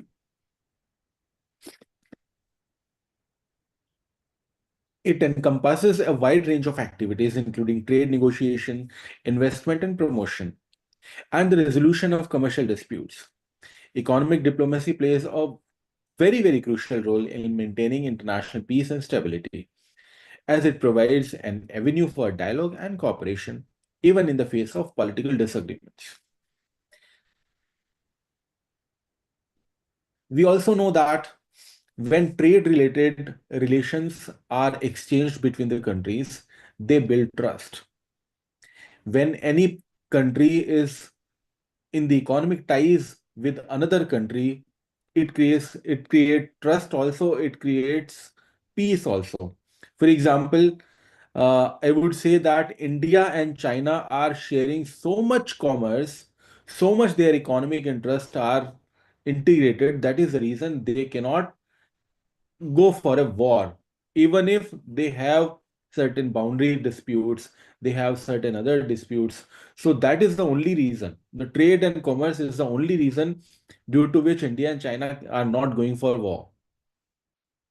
Uh, so I would like to elaborate this particular point, that trade is a very powerful tool for building trust between nations.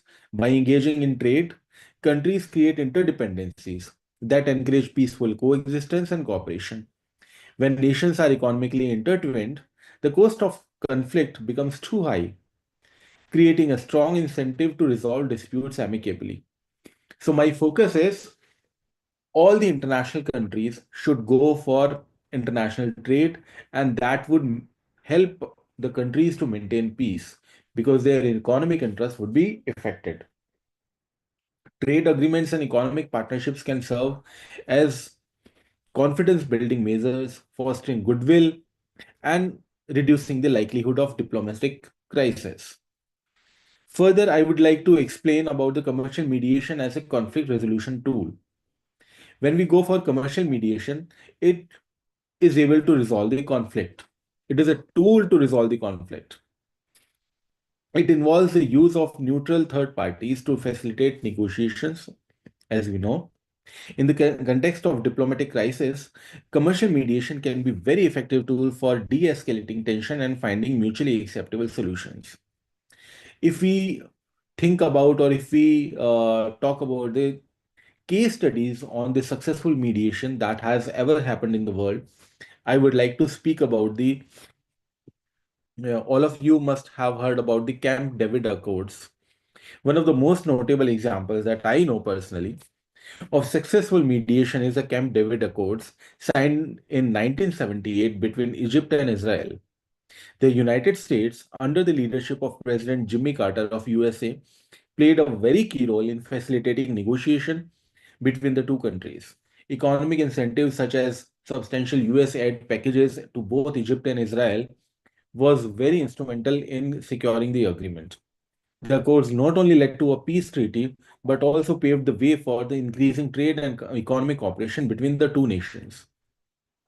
Second example, I may say that the Iran nuclear deal. We know that the Joint Comprehensive Plan of Action, commonly known as the Iran nuclear deal, is another example of successful economic diplomacy. Negotiated in 2015 between Iran and P5+1, the five permanent members of the United Nations Security Council, plus Germany. The deal aimed to curb Iran's nuclear program in exchange for lifting of economic sanctions. So that also worked. Another example we can discuss is of South Korea and North Korea economic cooperation. The Korean Peninsula has long been a hotspot of diplomatic crisis with tension between North and South Korea, but that has also been able to resolve through economic partnerships, economic interest connected. Those are connecting both the countries. North Korean worker, like the workers are employed in each other countries. That is also one such thing that is very much effective where the economic interest are engaged. When we talk about like how to do it, like what are the strategies of effective mediation in the international diplomatic crisis, or how we can do that, The first point is to engage neutral mediators. So what we are doing, like we are participating in this today's meeting, today's event. The purpose is only that we want to know each other, we want to express our views, and we want to engage with each other because, like, we are creating a network of mediators for international diplomacy. So the requirement is mediators should be neutral. So that is the first requirement that all of us know about. The challenges that the next strategy is to identify common interest. So whenever we go for international diplomacy, we will have to find out common economic interest of both the countries, of both the parties. That is very, very important. Sometimes a third participant or the countries which want peace in the area may come up with some kind of economic incentive also. So that also works, as it helped in the uh, Egypt and Israel related matters where USA came forward with economic incentives. So that can also help. Thereafter, another strategy is to foster long-term cooperation. So that can be done through participation, through investment in each other's countries where their assets are situated. If one of the big businessmen of one particular country has invested something on the another country, then it creates such a situation where the two countries will not fight because the economic interests are very, very involved. But there are challenges also. Challenges are first, the economic diplomacy or international diplomacy related matters are very, very new. So I thank Christina that she has started this particular domain. It has given rebirth, like she has given rebirth to this kind of discussion because international diplomacy is not existing these days in larger sense. And that is very, very required. It is need of the hour. So the first challenge is that both the countries, both the parties should have political will. Then only they will engage the international mediators like us or other participants. Another point is complexity of issues. So we being mediators will have to understand a lot of things. Their political connection, their geography, their economic interest, the people's viewpoint, what is the viewpoint of their citizens, whether they want any economic cooperation or not, whether they want to go for war or not, how they are affected with each other. So that is also one such thing where we people like mediators like we people will have to focus on that. So the issues are very complex. Apart from that, there are external influences also. For example, external influences such as the action of other nations or international organization can complicate mediation efforts. These influences may either support or undermine the mediation process. So basically, when we discuss the crisis-related part, these crises can be resolved through international participation in economic treaties. So peace can be maintained with economic cooperation. That is a sentence with which I would like to conclude my today's speech on international diplomacy related mediation. So concluding further, that trade and commercial mediation have proven to be invaluable tools in the resolution of economic crisis. By leveraging economic interest and fostering mutual benefits, nations can find common ground and peacefully resolve their disputes. While challenges and limitations exist, the potential of economic diplomacy to contribute to international peace and stability cannot be overstated. As the world constitutes to navigate an increasingly interconnected and independent global landscape, the importance of trade and commercial mediation in diplomacy will only continue to grow. So, as we are able to see that world is nothing like the international cooperation is nothing but economic participation of one particular party to another party. Here, not only we people being mediator can have a crucial role in that, But the businessmen, business lobbies will also have crucial roles. When a country wants peace with another country, business interests are involved. So where big businessmen, big business houses can participate in that, and they can present their view. They can influence their government also, and the government may put forward that particular viewpoint with the other country, and that is how the peace can be maintained. And we being mediator will have to understand the things, that these things are very, very complicated. And but yes, it has a lot of scope also, because when two countries are at peace in the economic participation, then the businesses would like to enter into a contract. They would like to enter into agreement. They would like to exchange the businesses. Trade, international trade will be more. So that is how more business will be created, more things, more opportunities will be created. So that is how I as a mediator see opportunity in this particular domain. And I again congratulate Christina and the entire team and the other speakers also. I was very enlightened by the views of everybody. So that is how I conclude my speech. Thank you.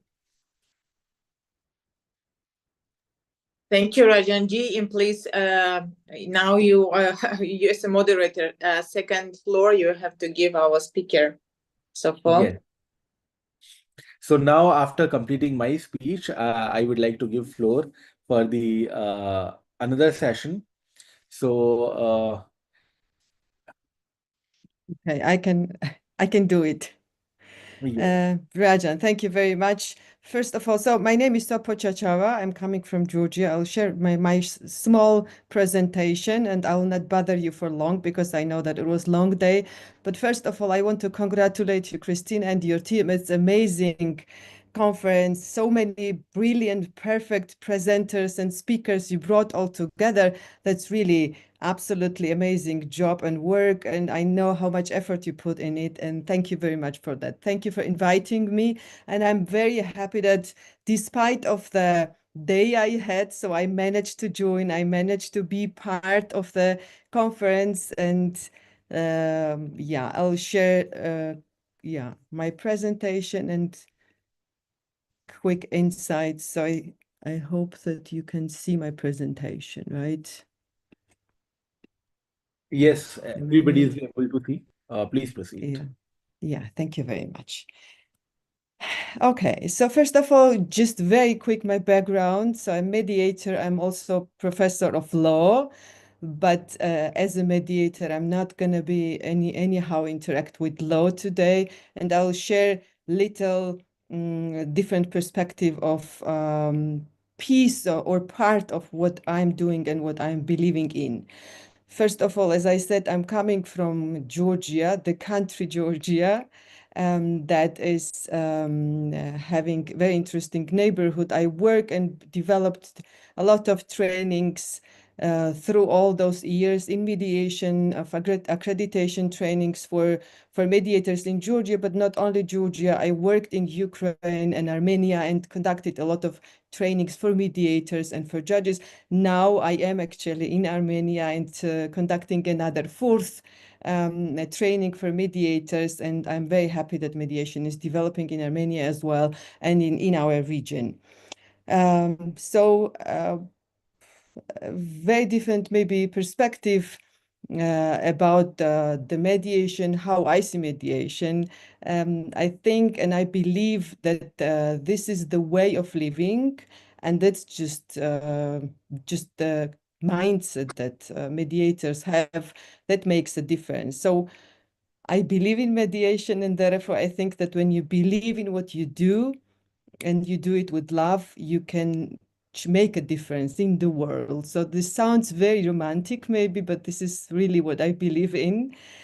And therefore, I was very happy today to hear in the presentations talking about that we are peace builders and we have to be ambassadors of peace in the world. And I thought a lot. So since 2012, I'm practicing mediator. I'm teaching mediation. I'm training, and so I do a lot of research and reading, etc. So, but that's because as I mentioned, I believe in it, and I was thinking, so how we can contribute in building a peace and having more of ambassadors, being ourselves ambassadors of mediation in the world, and also having more of ambassadors that would go in the world and make a difference. So one of the things that we all do, and probably we do it just because we know that that makes a difference, is education. And education is like training, teaching our students in the university, teaching in schools. We are having a lot of programs for school kids.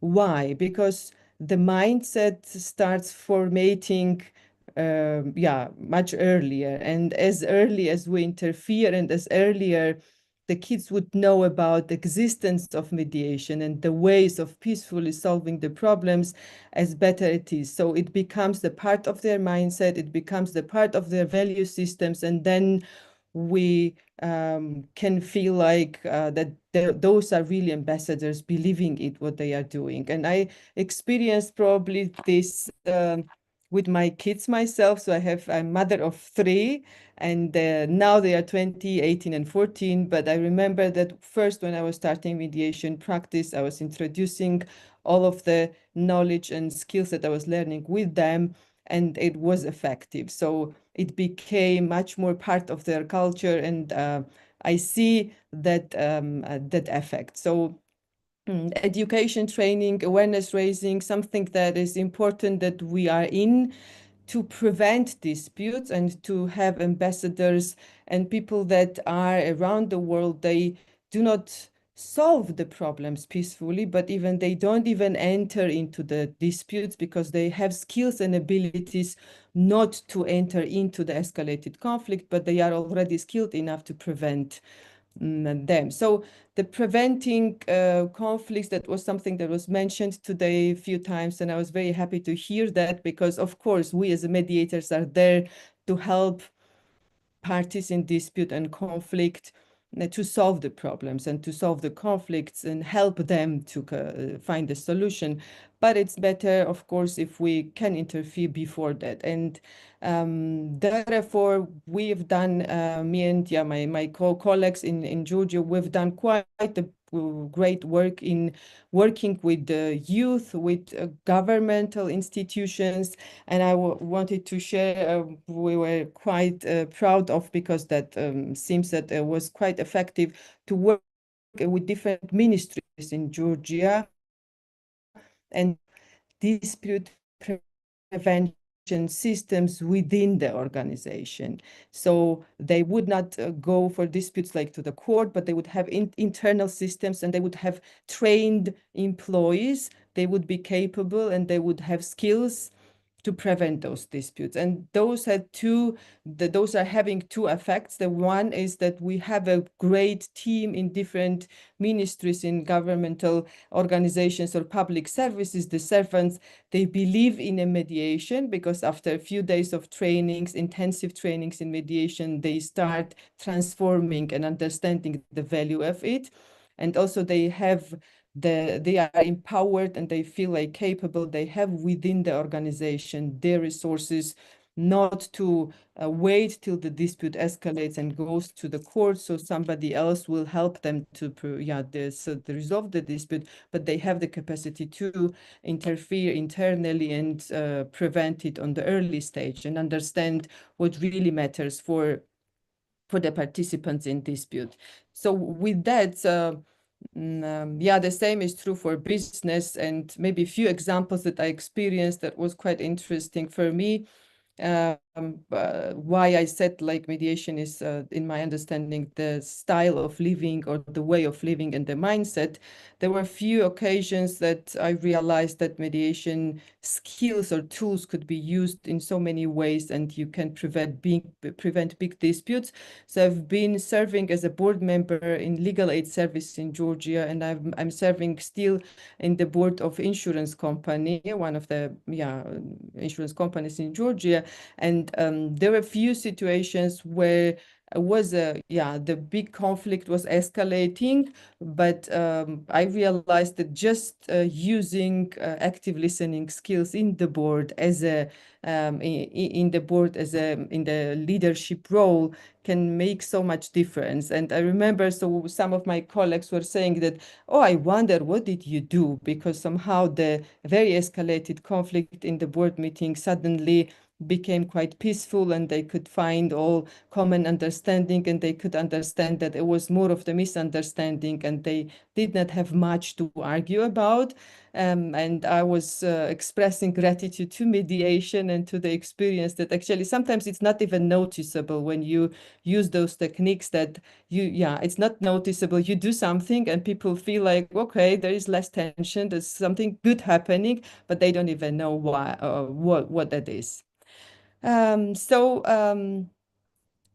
What are maybe the barriers we all know? And I'm not going to bother you. I'll go just through the slides just in seconds. Of course, it's mostly in disputes within the organizations, and I worked a lot with the companies and some institutions. It's like the power. That somebody wants to prove I am strong here, and I'm not going to step back, I'm not going to give up. So therefore, preventive mechanisms are much more helpful, because this proving that I'm right and you are wrong is not that escalated. It's still inside, and it's still like not that like that right and wrong. Therefore, focusing on interests while being in the preventive stage, it's much more effective, and it's much more easier for people that want to prove that they are powerful and strong, that they keep this face and they save their face.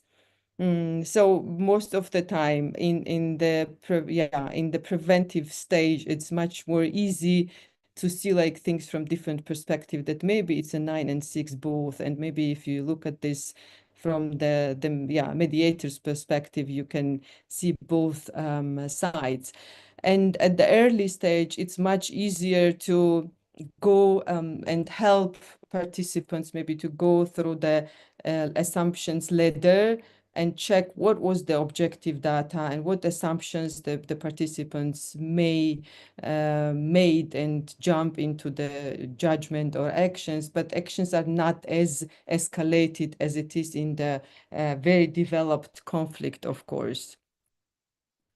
And that's the communication issue that's always very interesting. So we do a lot of trainings for organizations and some institutions, as I said, and it's very interesting how often the participants bring up their examples from their workplace, from their community, saying that, so there is actually very high percentage that whatever we say as a message will be perceived in the absolutely different way, and that's the norm, because this is how the reality exists, right? So whatever we say, there are 4 different probabilities the message could be understood, and knowing that and giving that knowledge empowers people to solve their disputes or prevent their disputes at much earlier stage, because they go and they check in what were the assumptions, what could they understood differently, etc.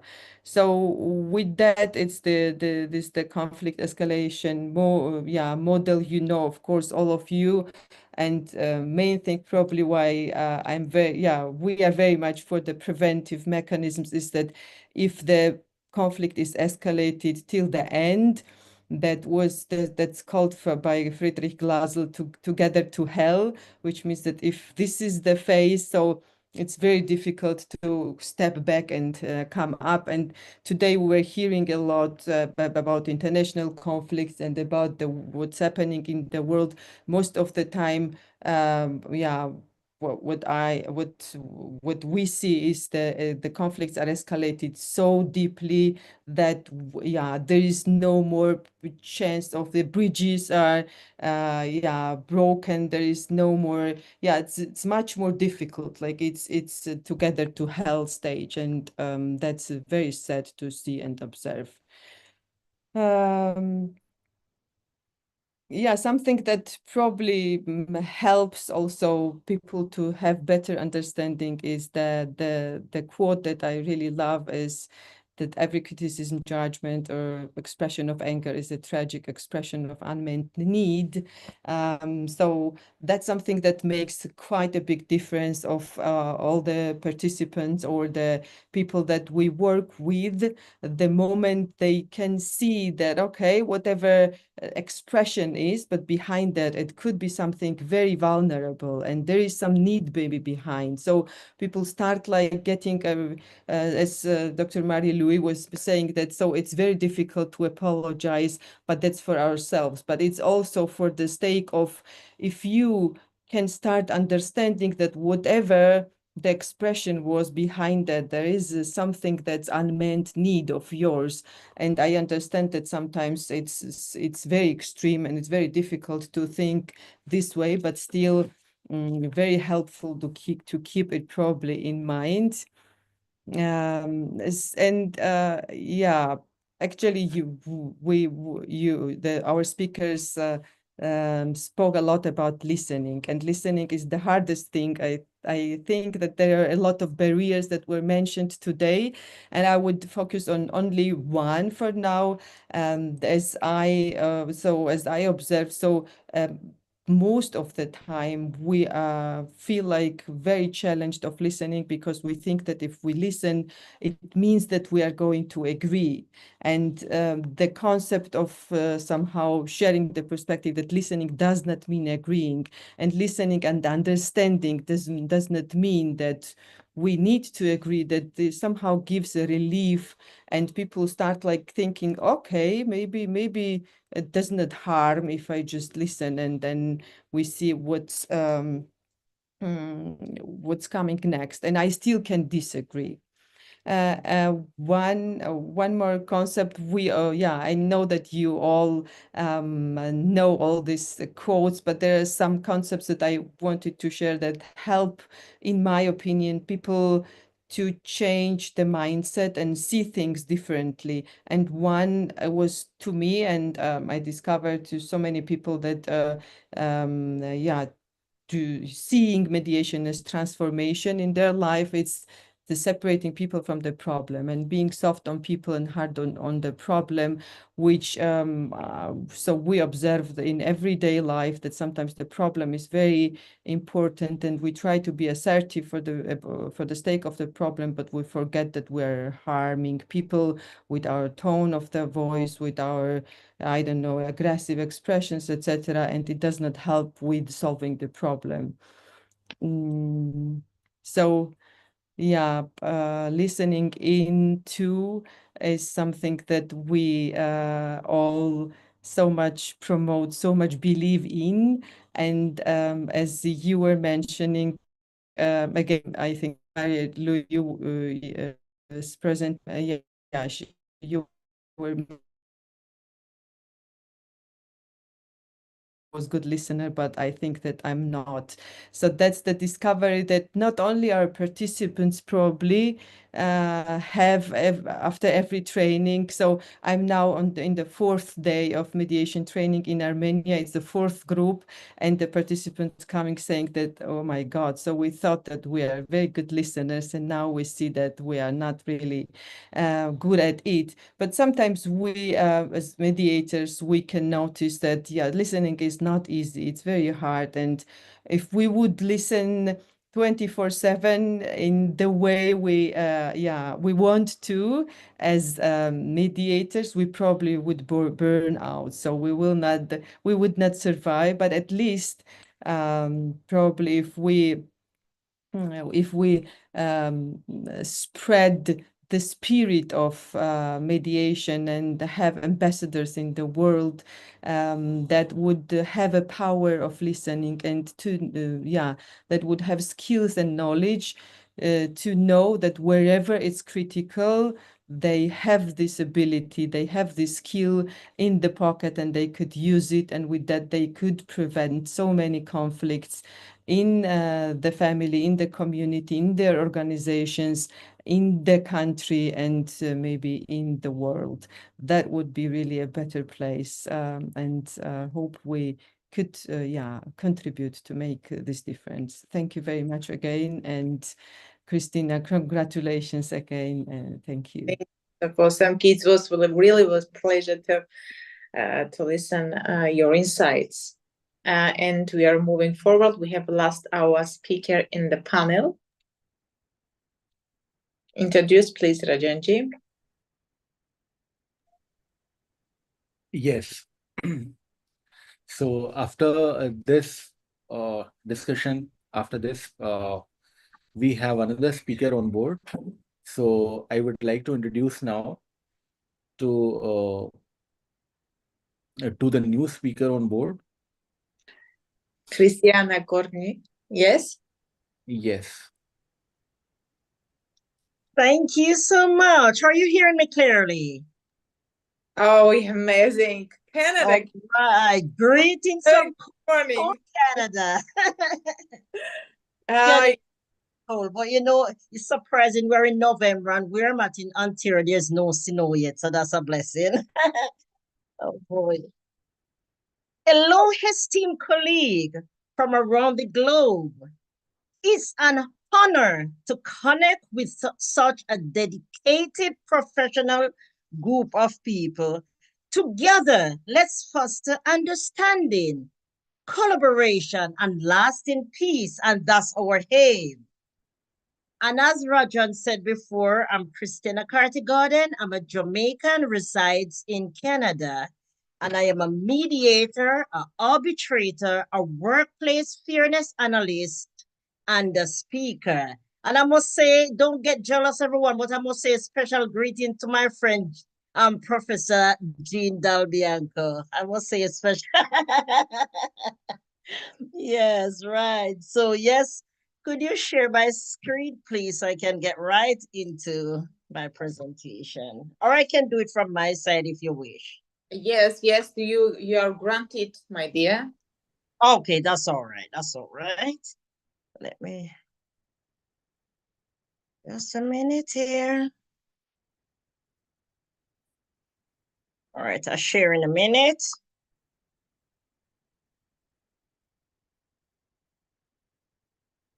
Are you seeing my screen? Oh, share. Not yet. Not yet. Okay. All right. Now it's okay. Yeah. It's Okay, coming. good. Yes. So has everyone seen my topic Okay. is no, sorry, that's not the first one. So mine is on culture awareness in diplomacy and conflict resolution. And that is a very interesting one. I deliberately choose that one. As you know, Canada is we have a massive, huge, diverse culture in Canada. All race, class, and creed are here, so we must be sensitive about that. So that is my reason for choosing this one.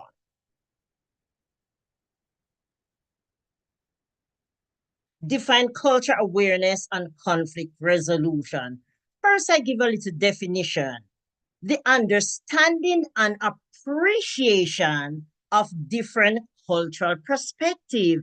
And as I said, it's it's critical to be aware culturally, especially in a country like Canada. So cultural perspective and values, enabling effective communication and fostering mutual respect to have peaceful conflict resolution. It is critical. And I deliberately went in and looked at Christine's information and choose a few countries that I want to present. And I choose the countries for my colleagues that are here so they can challenge me if they would. Yes, so let me look first. And the first one, cultural differences and sensitivity. Very important. Christine, I like the topics that you choose, critical. In Canada, mediators must be culturally aware due to its diversity. As I said before, all races are here. Let's take a little look, especially on the indigenous culture, because those are the persons that the land of Canada belonged to. So they were here before all of us, all of us. So the indigenous culture and perspective, you approach it with understanding and respect for their tradition. For instance, in conflict resolution, the indigenous culture, they might want to sit in a circle circular form where the elders sometimes or most times have to be present. It's important. It's a part of the culture. And I could go on and on and on about this culture in Canada. It's critical. And they take their culture very seriously. Let us take a little look on India's culture. They respect hierarchy and they be sensitive in mediators must be respectful of the hierarchy in the Indian culture and be sensitive to indirect communication. Decision making may involve consulting with a family or a group. So as mediators, we must be very patient. In mediators with their culture, they might have to seek some final decision from maybe a grandmother or a senior person in the family. So hierarchy to this culture means everything. It's extremely important. Let's look again on my friend country here in Brazil. Mediators must build personal connections as relationships are crucial. They respect relationship. Relationship mean everything to them. Must communicate in indirect and gesture matter. Focus on collaborative resolution. That is extremely important. So to take these countries into consideration during conflict resolution. And I can attest to the fact, I think over the years of mediating, I have touched on most culture. So that is critical for me, and I am enjoying it as well. Let's take a look at France. The French value logic, direct communication, and formality. Professionalism and rigorous, respectful debate are appreciated. So I would say before we get into conflict resolution with different culture, it's best to do our research ahead of time and to be knowledgeable and to be aware culturally of each and every culture and country norms. So I said the France, they communicate the direct communication. So we need to take that into consideration. Professionalism means everything to them. And it must be respectful and debates are appreciated. Let me move at the head of time. Let's look on our friend Nigerians. And I know our friends are here from all of these countries. Nigerians value respect. It is important to them. Let me read it first. Nigerian value respect, hierarchy, and community.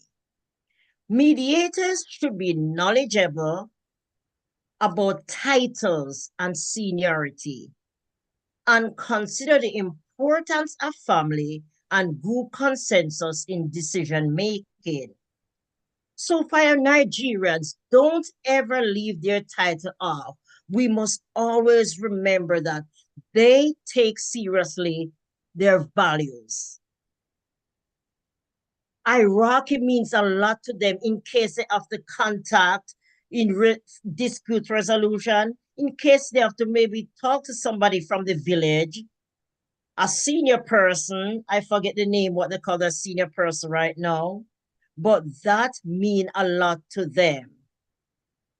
And all these cultures are very important. And all of us have something in common. At some point in time, we need some expert advice to help us in mediation or in general in dispute resolution. But these are critical things to take into consideration. Let me look at my country, Jamaica, and if I may say, I could represent the Caribbean because it is somewhat similar in the Caribbean country. Jamaicans value respect, be warm, handle disagreement openly yet respectfully, and consider a community-centered approach. I can speak for the Caribbean. Simple facial expressions, simple words like, all right, you could say to somebody, okay, please stop talking now. Something, you know, in other culture, that could be the norm. But in the Caribbean, we'd see that as a total disrespect, like, who are you to tell me to shut up? And some may even walk out of the mediation. It is critical. It is critical, if I may express it over and over, to sensitize, to familiarize, and to be aware, to be culturally aware of all the different countries and their culture. For instance, in some cultures where some of us are, not us, because I am not, but so in some culture where some persons are Muslim, we might have to think about it that, okay, at some point in time, this person needs time to go and pray. We know that in the Muslim culture, that's how it is. So that is very important to be considerate about and to be aware. If I may need to K awareness points, to be aware of multicultural respect, important. And as I previously spoke about, the indigenous perspective is wide, is huge. It's a lot to be aware of, but especially here in Canada, we must learn about the indigenous culture and to know how to approach conflict with them and our do's and our don'ts. Christine, I'm not watching time. Please give me a nudge if I'm going over. Language sensitivity is important as well. It's very important with the language. Some language that we use in some culture, as I mentioned before, if you say to somebody, shh, you know that thing we don't want, we want somebody to stop talking, and we put our fingers on our lip and say, shh. It's a no-no for some culture. They see it as disrespect. They see that as disrespect. So these are the things we have to be aware of, like language sensitivity, communication style. Sometime in some calls, somebody might be approaching you, you put your hand forward, like tell them to stop. Some persons see that as disrespect. It is so huge. Time and formality. I remember having a mediation session with a particular culture from a different country. And I remember they were late for the mediation. I said, what the time was? I would say, for instance, 10 o'clock. And they were like, you know what? Time doesn't mean a lot to us and all of that. So, and that I learned from that. I was shocked because most of us on here today would say that time is money. But as hard as it may seem, some culture believe that, okay, if I should be there at 10, and if I'm there at 10:15, it should not be a big deal. But it is to most of us, because as we said, time is money. We spoke about some culture before with the hierarchy. They might have to consult with someone from the village or a senior member of the family in order to come to resolution. We must take those into resolution decision. I spoke already about the nonverbal cues. Hand out to stop. Some persons see that as disrespect. Under the mouth, shh, to stop talking. Some cultures see that as huge disrespect. And as I mentioned before, family influence is critical in some decision making. They must consult with senior family member in order to make a decision. Privacy is not an issue because in mediation, we value privacy. Religious practice, as I spoke about, some culture, in mediation, we shake and to say that, yes, we reach a resolution. In some culture, I should say, they don't shake hands. They don't believe in shaking hands. They believe in the right hand is to do something else and the left hand to do something else, which I will mention what that is, but they don't believe in handshake at the end of a resolution. And as I mentioned before, some culture need time to pray. So during mediation, we might have to give a break, which we do most times. For some culture, pray frequently throughout the day. So we might have to pause mediation several times throughout the day to facilitate that culture.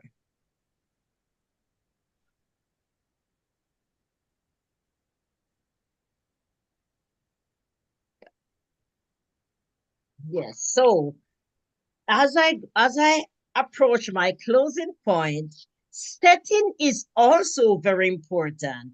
In mediation, setting can have a different meaning.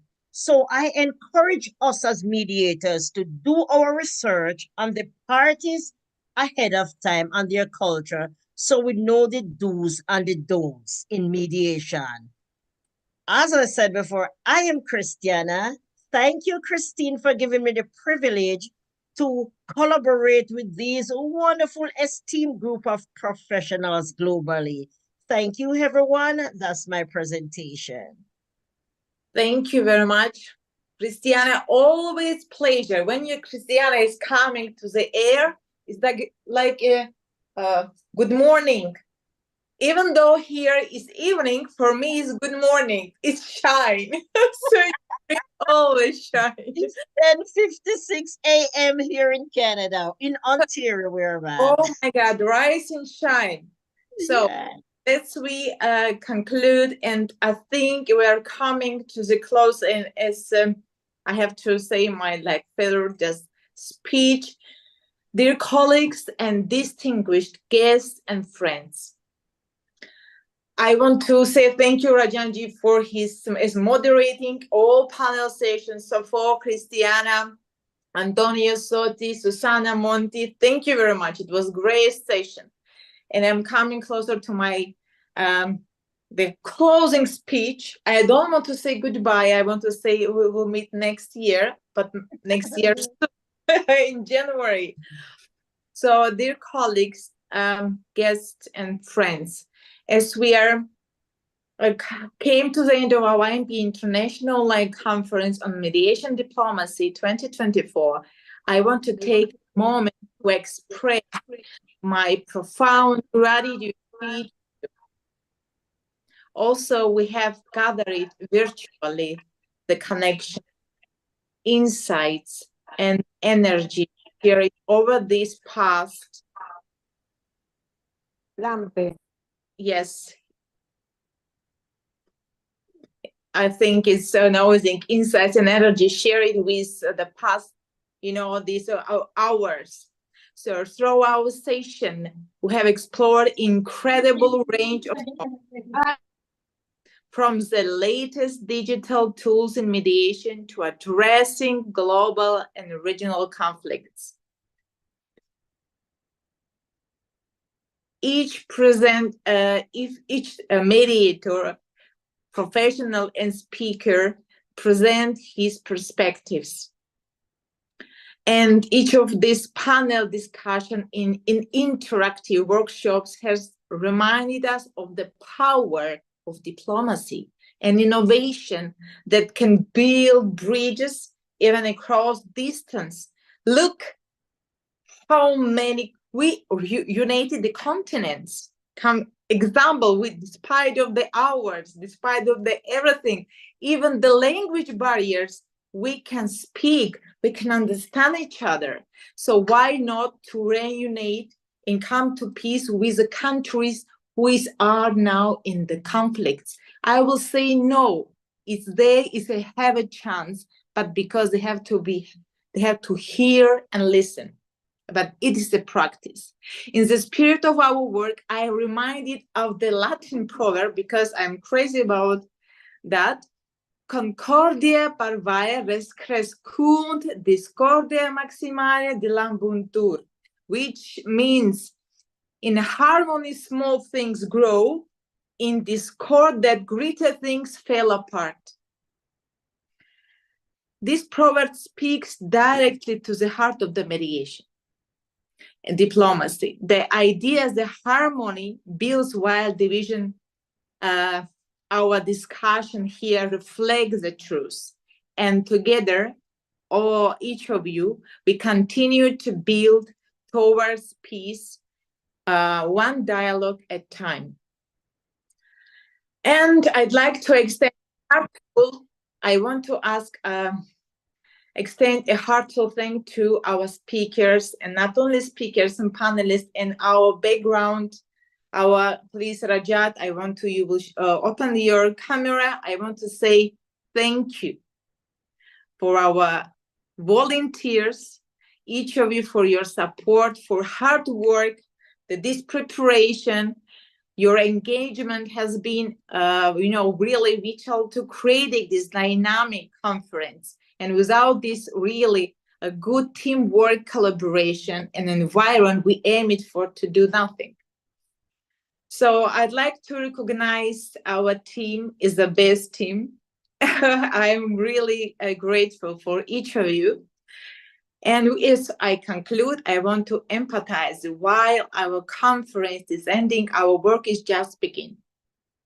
So I encourage each of you to carry the knowledge, knowledge and inspiration that gain it here back to your respective fields and communities. Let's continue building on these ideas to promote mediation diplomacy worldwide. And I think so we are part, I will stay connected with IAMPE. And thank you again. And we are closing our conference. Sorry, Christina, are you going to do a screenshot? Yes, of course.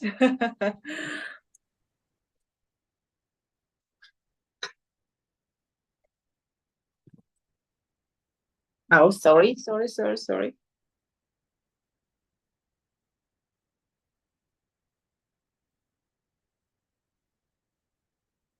You can open cameras in order to, because we don't see Antoni Sotti, we don't see clear him.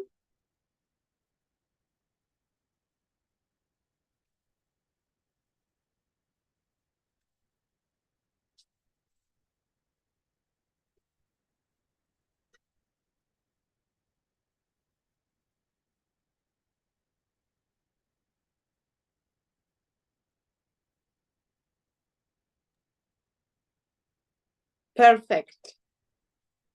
Thank you very much. It was great. I saw everybody, and see you next year. Next year. Y aparecen las opciones. October. Aquí, tengo que saludar. Hola, Christine. Hasta pronto. Bye. Bye-bye, everyone. Nice to meet you guys. Sí. Thank you. Bye. Thank you. Thank you. Bye. Congratulations. Bye. Thank you. Goodbye. Thank you all Nice so much. Thank you. Nice meeting all of you. Thank you. Namaste. Namaste. Namaste. From India. You know where I am today. Hasta pronto. Amritsar. Hasta pronto. Hasta pronto. Amritsar, you may have heard Golden Temple.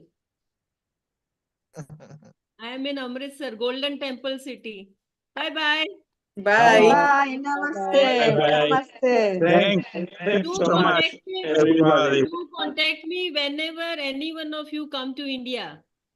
And here maybe we will come closer to South, closer to the Kashmir. Sure, sure. I will take you to Kashmir. Thank you. Most welcome. Most welcome. Bye bye. It's Bye bye. Bye Bye. Bye. Bye. Bye bye. Bye. Bye. Bye.